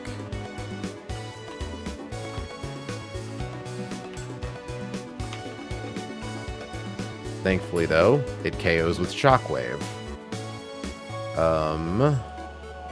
We don't have a good way to kill it with... Okay, so what? Swap to Palpitoad to take Shockwave, procs Mega Drain. Fletchinger can't really fight it, though. What do I have that's good for killing E-Electric? Groddle. I have Groddle is good for killing E-Electric. Sort of.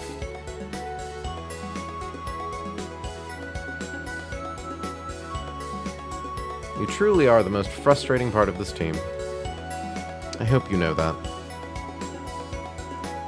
Oh, actually, Goss kills this thing pretty easy. Super easy. Swaps into Mega Drain. 3-hit KO with Leaf Tornado. Even with Mega Drain. Equip Goss with a Pecha.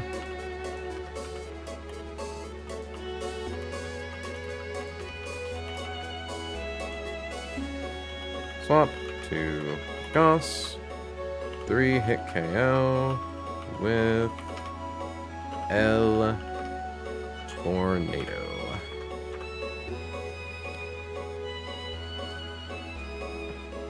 Because it would specifically swap into Shockwave. But that's fine. It takes it all the same. Shockwave, or it takes Toxic. No, it'll likely swap into Shockwave, right? And then it gets Toxic, and then we heal, and then it's either Toxic or Super Fang. Yeah, we're fine. I don't know what health it would be at, but we're fine. At that point, nothing is faster. Goss takes more damage than it deals against Sludge Bomb. Goss takes more damage than it deals against Venoshock, so I believe it would swap to Sunflora next. Swap to And at that point, it goes for either Sludge Bomb or Grass Whistle.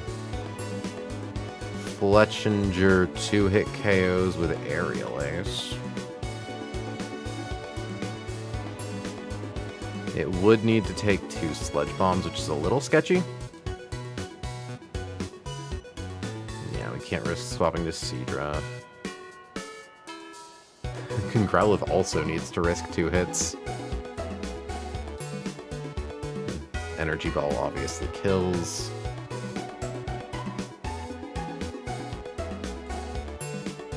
Damn, this thing's a bitch. Okay, hold on. We can swap back to Hitmonchan. Takes Sludge Bomb really well.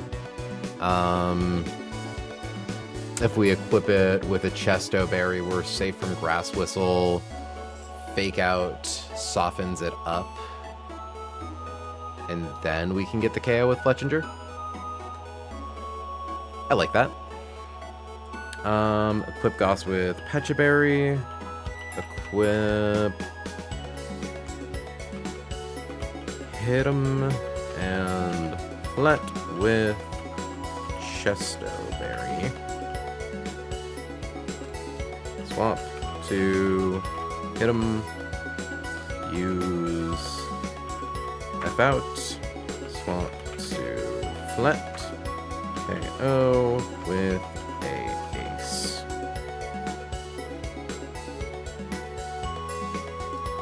Because, yeah, what's minimum damage roll on Aerial Ace? 81. Minimum damage roll on Fake Out is 24. It has a Lumberry, that's fine. Ooh, I do need to consider, actually, when fighting Electric. It does have a Citrus Berry. I don't think that changes anything. Yeah, Gossifleur takes all of its hits really well.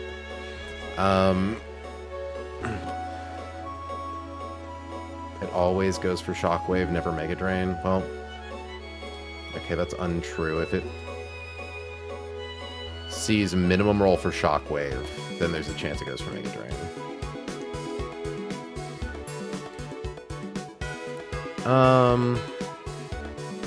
Yeah, we could just bring Growlithe as like our backup for that. Swap to Dust. Dustox, how hard do you get hit by Fletchinger? Pretty hard, but not KO hard. You take a lot from Fake Out. Venoshock, Infestation.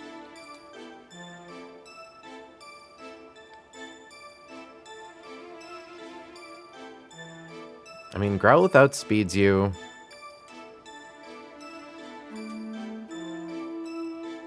Yeah, Growlithe can take care of it. And then against E-Electric, we could just have, like... Herdier can fight E-Electric. As, like, a backup in case something goes wrong with Goths. Okay, swap to Dust. Swap to Growl. 2 hit KO with F Fang. We want to equip Goss and Growl with Pecha Berry.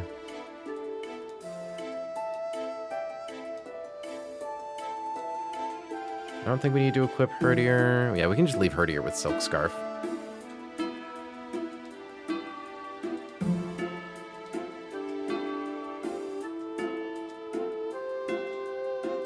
Okay.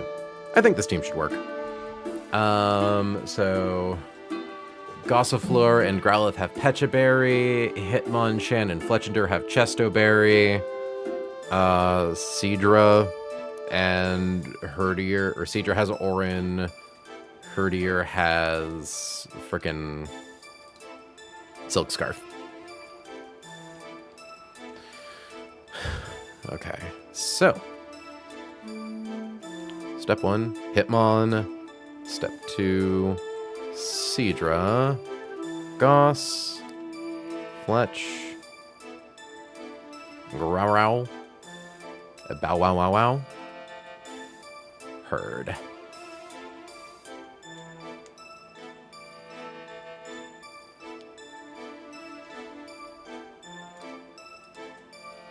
Okay. Give Pecha Berry.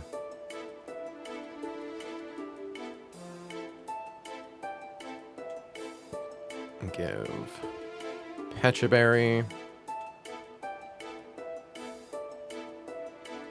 Give Chesto Berry. Give Chesto Berry. Give Orin Berry. Already holding.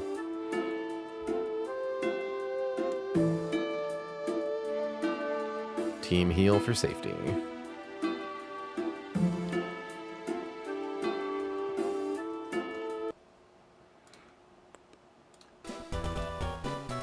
Okay.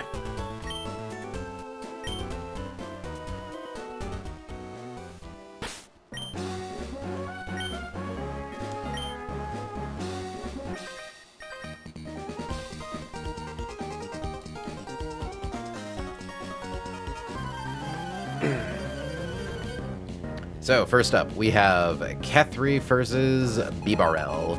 Bibarel has Headbutt, Aquajet, Pluck, and Super Fang. Its highest damage move against Hitmonchan is Super Fang. We cannot one-hit KO with Mach Punch, but we can use Fake Out. And while it sees that we KO with Mach Punch, to use Aquajet to get priority, Mach Punch is priority. In the old 1-2. The game should see that it wants to send in Ponyta next. Fuck. Okay, Electric, you see your highest damage move being Shockwave. Thankfully, this doesn't change anything. We are safe to swap to Goss. It also might go for Toxic. No, wait. Waiting.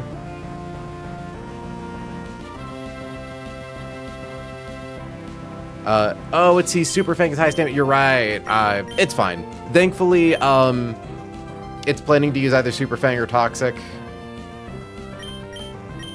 I did actually do a really poor job accounting for E-Electric. It should be fine, though. Move we want to see most here is Toxic. True, yeah, it's never going to go for Shockwave. Went for Super Fang. Okay, we get dropped to 31. Shockwave does at most 5 damage to us. And we do 40 to 50% with Leaf Tornado. Leaf Tornado can also drop accuracy. Goes for Super Fang.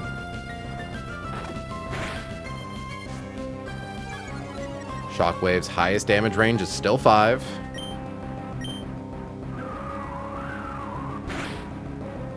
Crit. Nice. Easy. Easy. Didn't even worry about it. Okay, so now it's probably going to swap to Pony.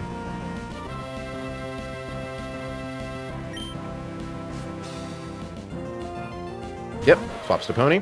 And this is actually good, because now it's going to go for Flame Wheel, which Seadra takes even better than Play Rough.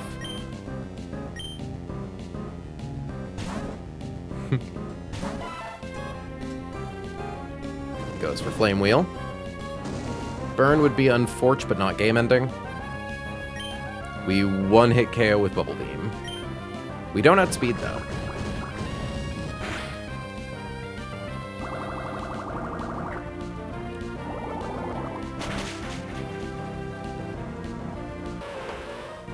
Down goes Pony.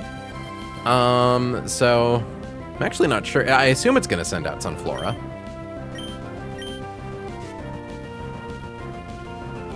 Out comes Sunflora.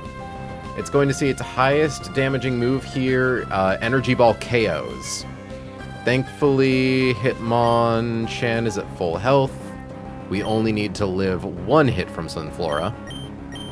So we swap to Kethri.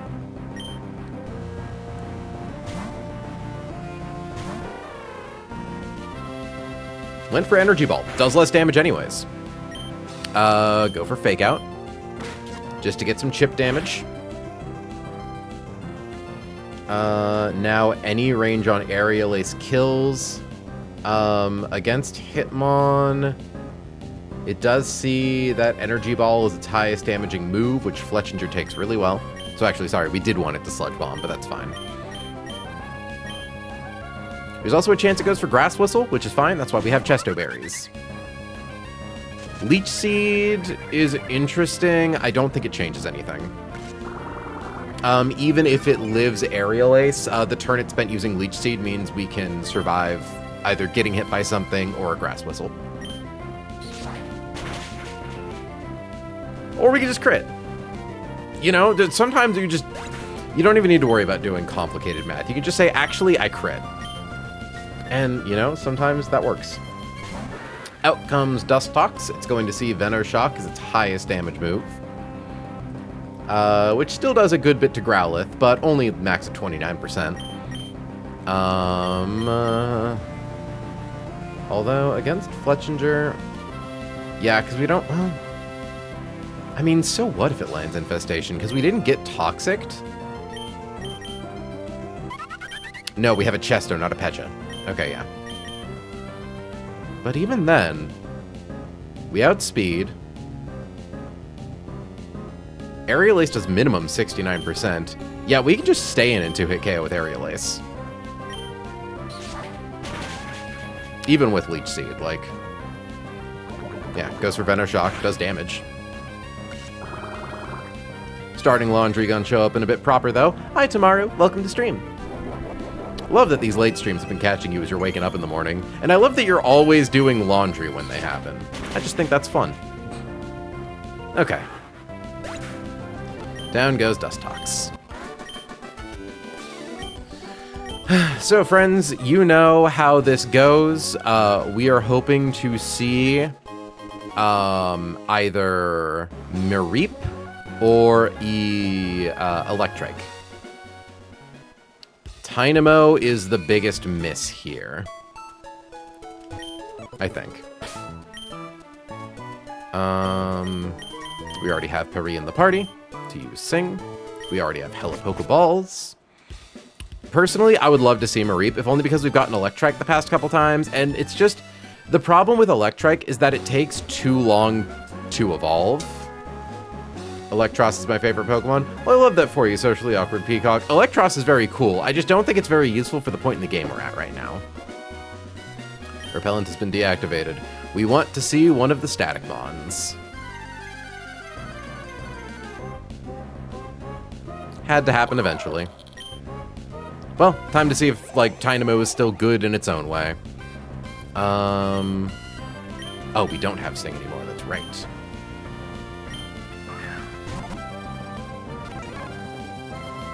No, you didn't jinx it, Peacock.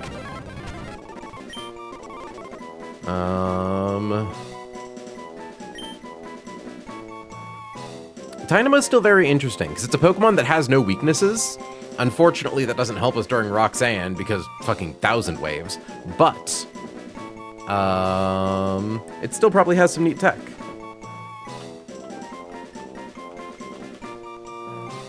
I don't even know how to spell this thing's final form. Alright, what electric types do we have? Jane is fun. Alright, Wally. Wheeler. I see what you just did, wife.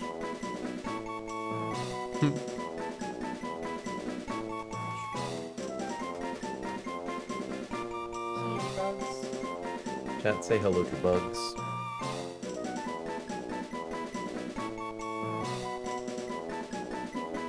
He's so scowly. I can't wait till he's like all grown and he looks like a mean little Mr. Man. No, I think he's a baby. I think he's a baby forever. Oh, okay. Oh. Because like Java stayed handsome. Java is a sweet looking boy. I'm ready for Cedar to grow up and be like, meh.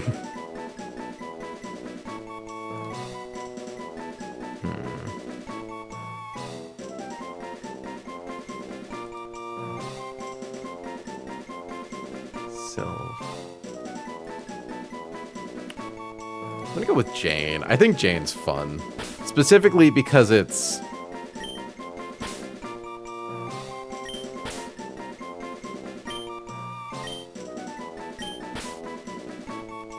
Jane.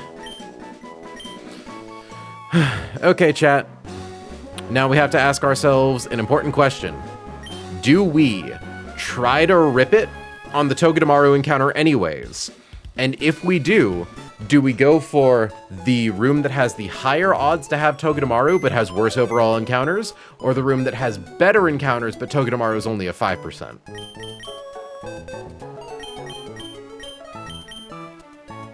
Levitate, Naive, speed boosting nature's nice. Perfect special attack, though actually, is Electros a special attacker? Hold on.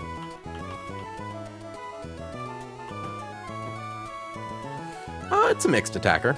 And it still has good attack. So, no complaints here. I think you want a high chance of a normal resist. What do you mean by that? Like, are you saying, like, go for first floor? With, like, Famfi and, the like? Control F. Dynamo does at least evolve. There's no reason to not evolve it. It gets a lot of interesting coverage moves. Thunderwave, Spark, Shockwave, Bind, Headbutt. There are other chances to get Toge. It means that I'm probably going to save Rustboro, because I'm not going to rip Rustboro on just a 10%. I just want Togedemaru so bad. She eludes me, Maisie. Why can't you join my team? Still though, pretty nice Dynamo. I don't think it's a bad encounter. I just think it's like the least useful for where we're at.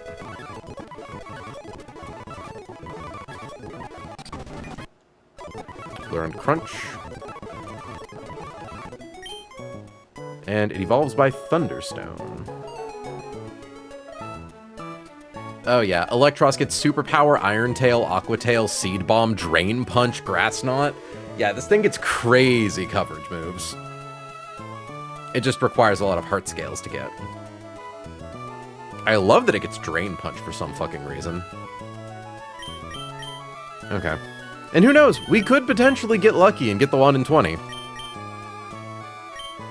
I don't think that we live in magical Christmas land, but like a girl can believe. A girl can have hope. With purity in her heart. Beach.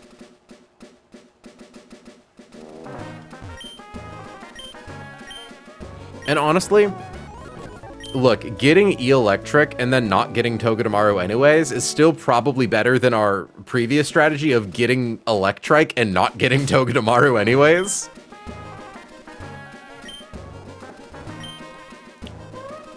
Okay. Chat, do we see the return of Rat?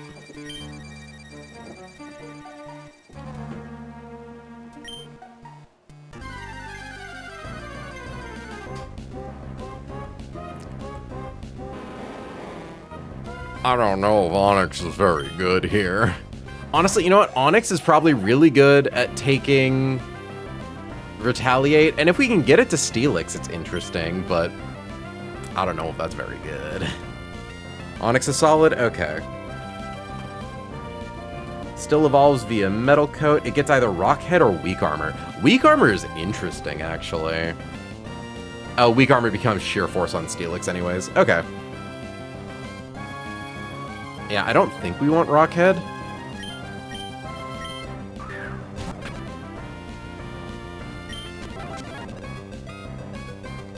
We are using Great Balls. Oh no. Don't do this to me.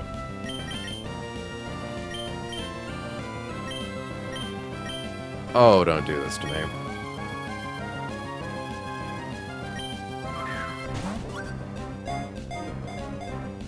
Don't do this to me.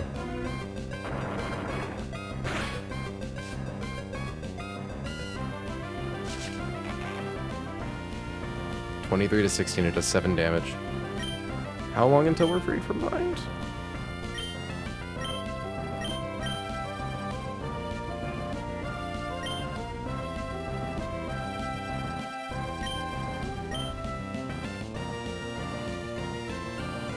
Does Rapid Spin cure bind?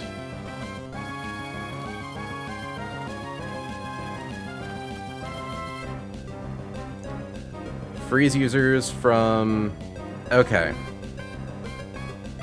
So... The effects of Leech Seed and Binding moves end for the user. All hazards are removed from the user side of the field. Okay. So what we need to do is figure out, does Rapid Spin kill Onyx? We have an attack of 27.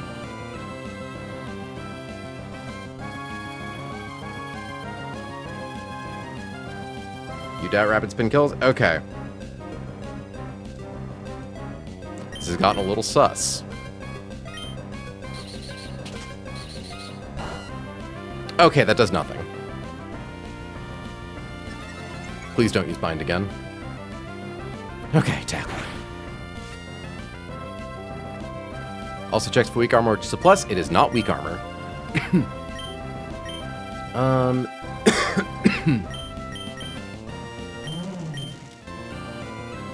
We can't Thunder Wave it because it's a ground type.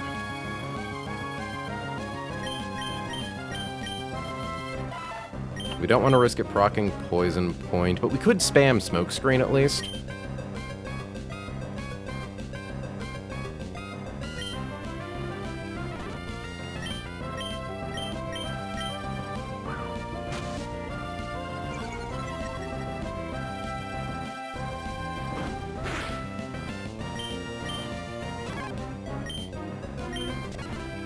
Okay, we got bound anyways. Guy, please. Like, bind is only a set number of turns, so as long as we're vigilant.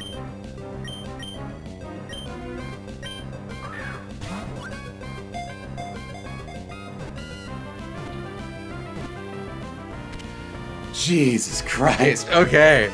That should not have been that scary. I'm so glad I realized last minute, it's like, wait, Rapid Spin. Thank you for water, White.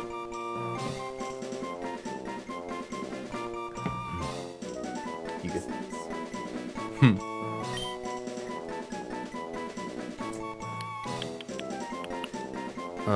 I don't think we have any Steelixes in the response sheet.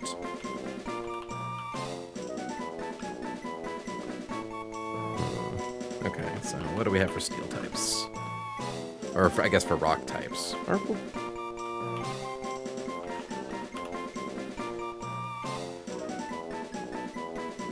Grass ground. I don't know, Pokemon. You know what? Welcome back, Dollop.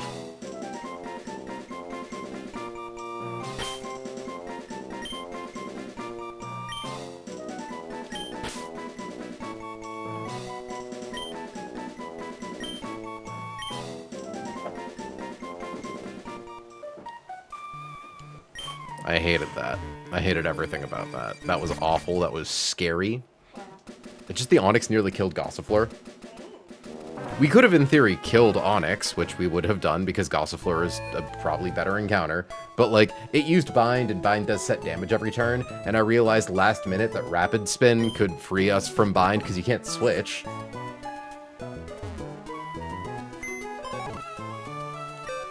Okay.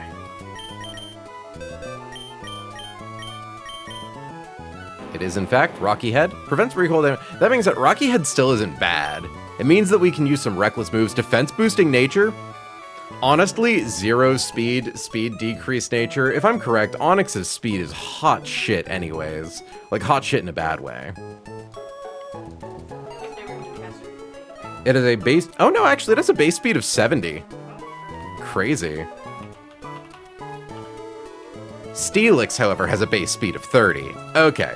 But also, defense boosting nature. That's fucking really nice.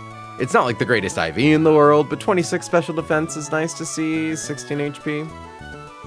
This is acceptable.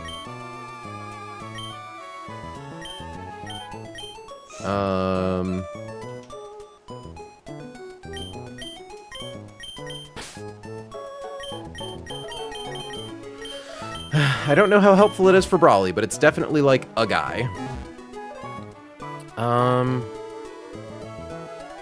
Now, out of curiosity, is there any benefit? Ooh, it gets Dragon... Hold on, wait, it gets Dragon Breath. Oh, wait, no, Dragon Breath isn't Dragon Rage. That's a bummer. Because I'm trying to think, like, it gets Bulldoze. It doesn't get Smackdown, unless we use a thing on it. Screech, Dragon Breath, Rock Tomb, Block... Bulldoze, Iron Head. I think it's Iron Head.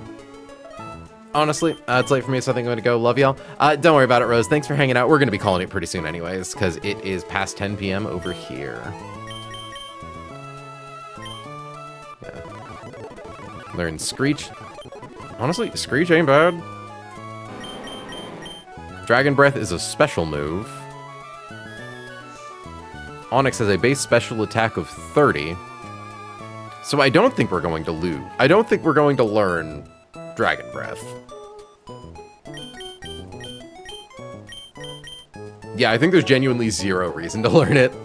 Like, even if it's Stab, like...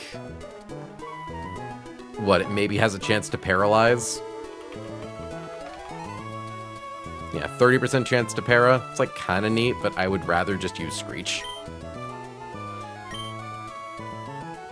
Any objections to this Ninten? I trust your judgment. Like, I feel like Dragon Breath is a trap, right?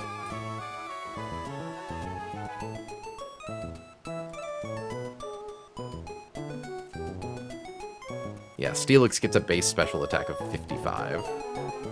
Yeah, get rid of Dragon Breath. Okay.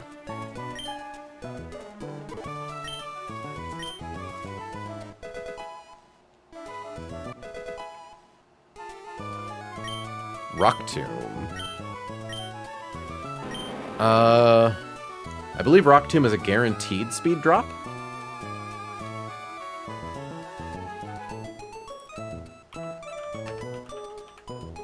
%100% chance to lower speed. Oh yeah, that's better than Rock Throw every time. Yeah, because I got Rock Throw and Rock Slide mixed up for a second. Yeah, it's just strictly better Rock Throw.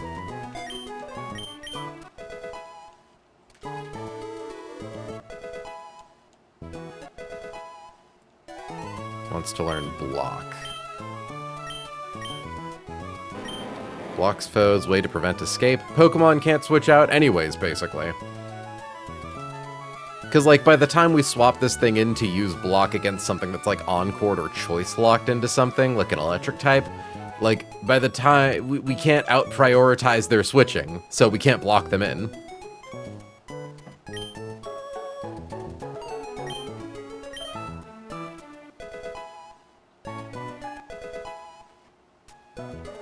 We obviously want Bulldoze.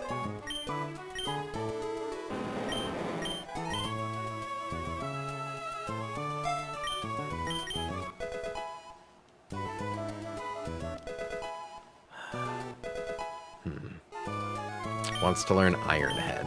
That's really good, especially when it evolves. Flinch chance, not that it matters with how slow we are. I like Screech a lot. I really like Screech. I think Screech is more useful than Bind. Like, Bind, chip damage. Onyx has decent enough attack. Okay, that's not really true. It has an attack of 45. But Steelix gets an attack of 85, which is much more respectable. Also, I'm just now realizing, does this game have Mega Steelix? Because if so, that's crazy. Screech and Speed Control is probably what this thing wants for now. Yeah. So, get rid of Bind for Iron Head. Because we want to have Iron Head once it eventually evolves.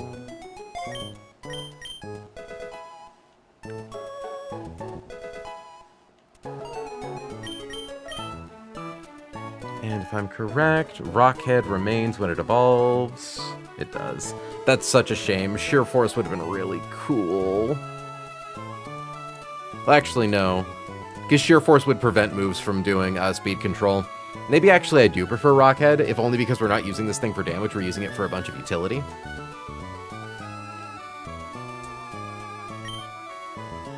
Stab with Iron Head too? Exactly, that's why it's like, I don't want to have to miss out on its like best primary stab move. 81 defense. Okay, hold on. I do need to immediately import this thing. It only has 49 HP, but that also means that Oran Berries kind of go further for it. Scripting.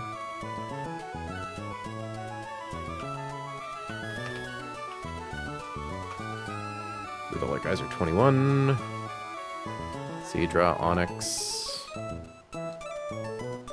Like, I just want to see if I copy, paste this in here.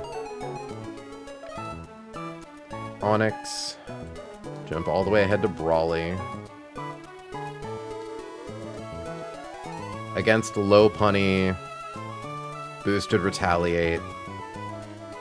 Yeah, so Lopunny's base 140 Retaliate against Onyx does at most 20%. It then takes a Drain Punch to try to like... Yeah, Hitmonchan doesn't fight Kubfu well. I need to see if I have something that has a decent priority move to be able to pop Lopunny's eject button the first time.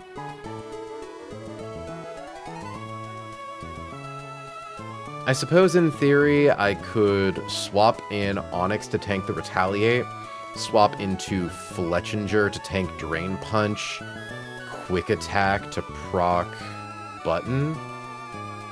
That's an option. Either way, I should worry about that later. Because for right now, I'm pretty tired and we still have 11 people hanging out, so we should try to find a good place to raid you all out to, before I go to bed. So let me look at twitch.tv.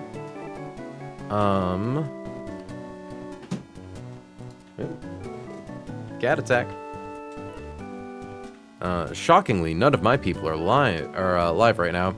Betrayed, forlorn, abandoned. We've been live for 4 hours, Tamaru. I don't have Nintendo Newt stamina. I can't do this shit for 6 hours in a row. Like, maybe I could, if I'm being real. In a world where, like, if it was a morning stream.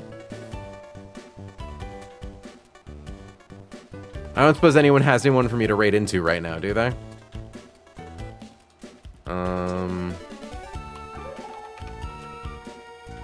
Otherwise, New Gloopy Dilemma is a friend of mine. I could consider that. We do annual charity streams together. Cute. Because I'm trying to see, is anyone doing a run and bun?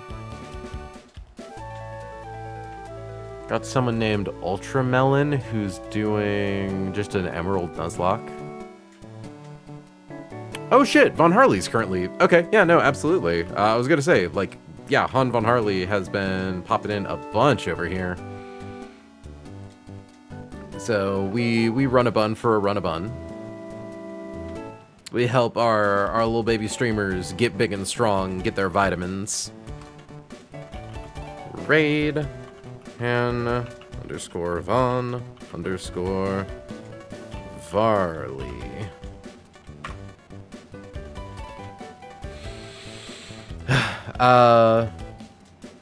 Exactly like Sebastian did for you, April. I got my nutrients, got all big and strong, and now I'm a real streamer, so I can pass that energy on to other folks. But some of you might recognize Han Von Varley from my own chat. Comes in here sometimes and, like, helps us with Run and Bun, gives us advice. I believe Han was here for a good portion of the Crankin' Slot Machines episode, which was a fun time. So, gonna send you all that over there. I'm gonna be back at this again tomorrow morning. You're gonna see me live calc my way through Brawly's gym, because I don't plan on pre-doing those tonight. I doubt it'll take too long anyways. And then, hopefully, calc and fight Brawly in the same stream. Tomorrow's stream is probably just going to be like Brawly Gym. If we're lucky, we'll maybe do some fights afterwards, but knowing how fast I am at this, I've yet to acquire the absurdo speed to get through all that shit. So we'll figure that out when we get there. But until then, friends, I'd like to thank you so much for joining me. I have been April. She has been May. You have all been incredible. And I will catch you all in the next one. Sending out the raid. Have a good night, folks. And ending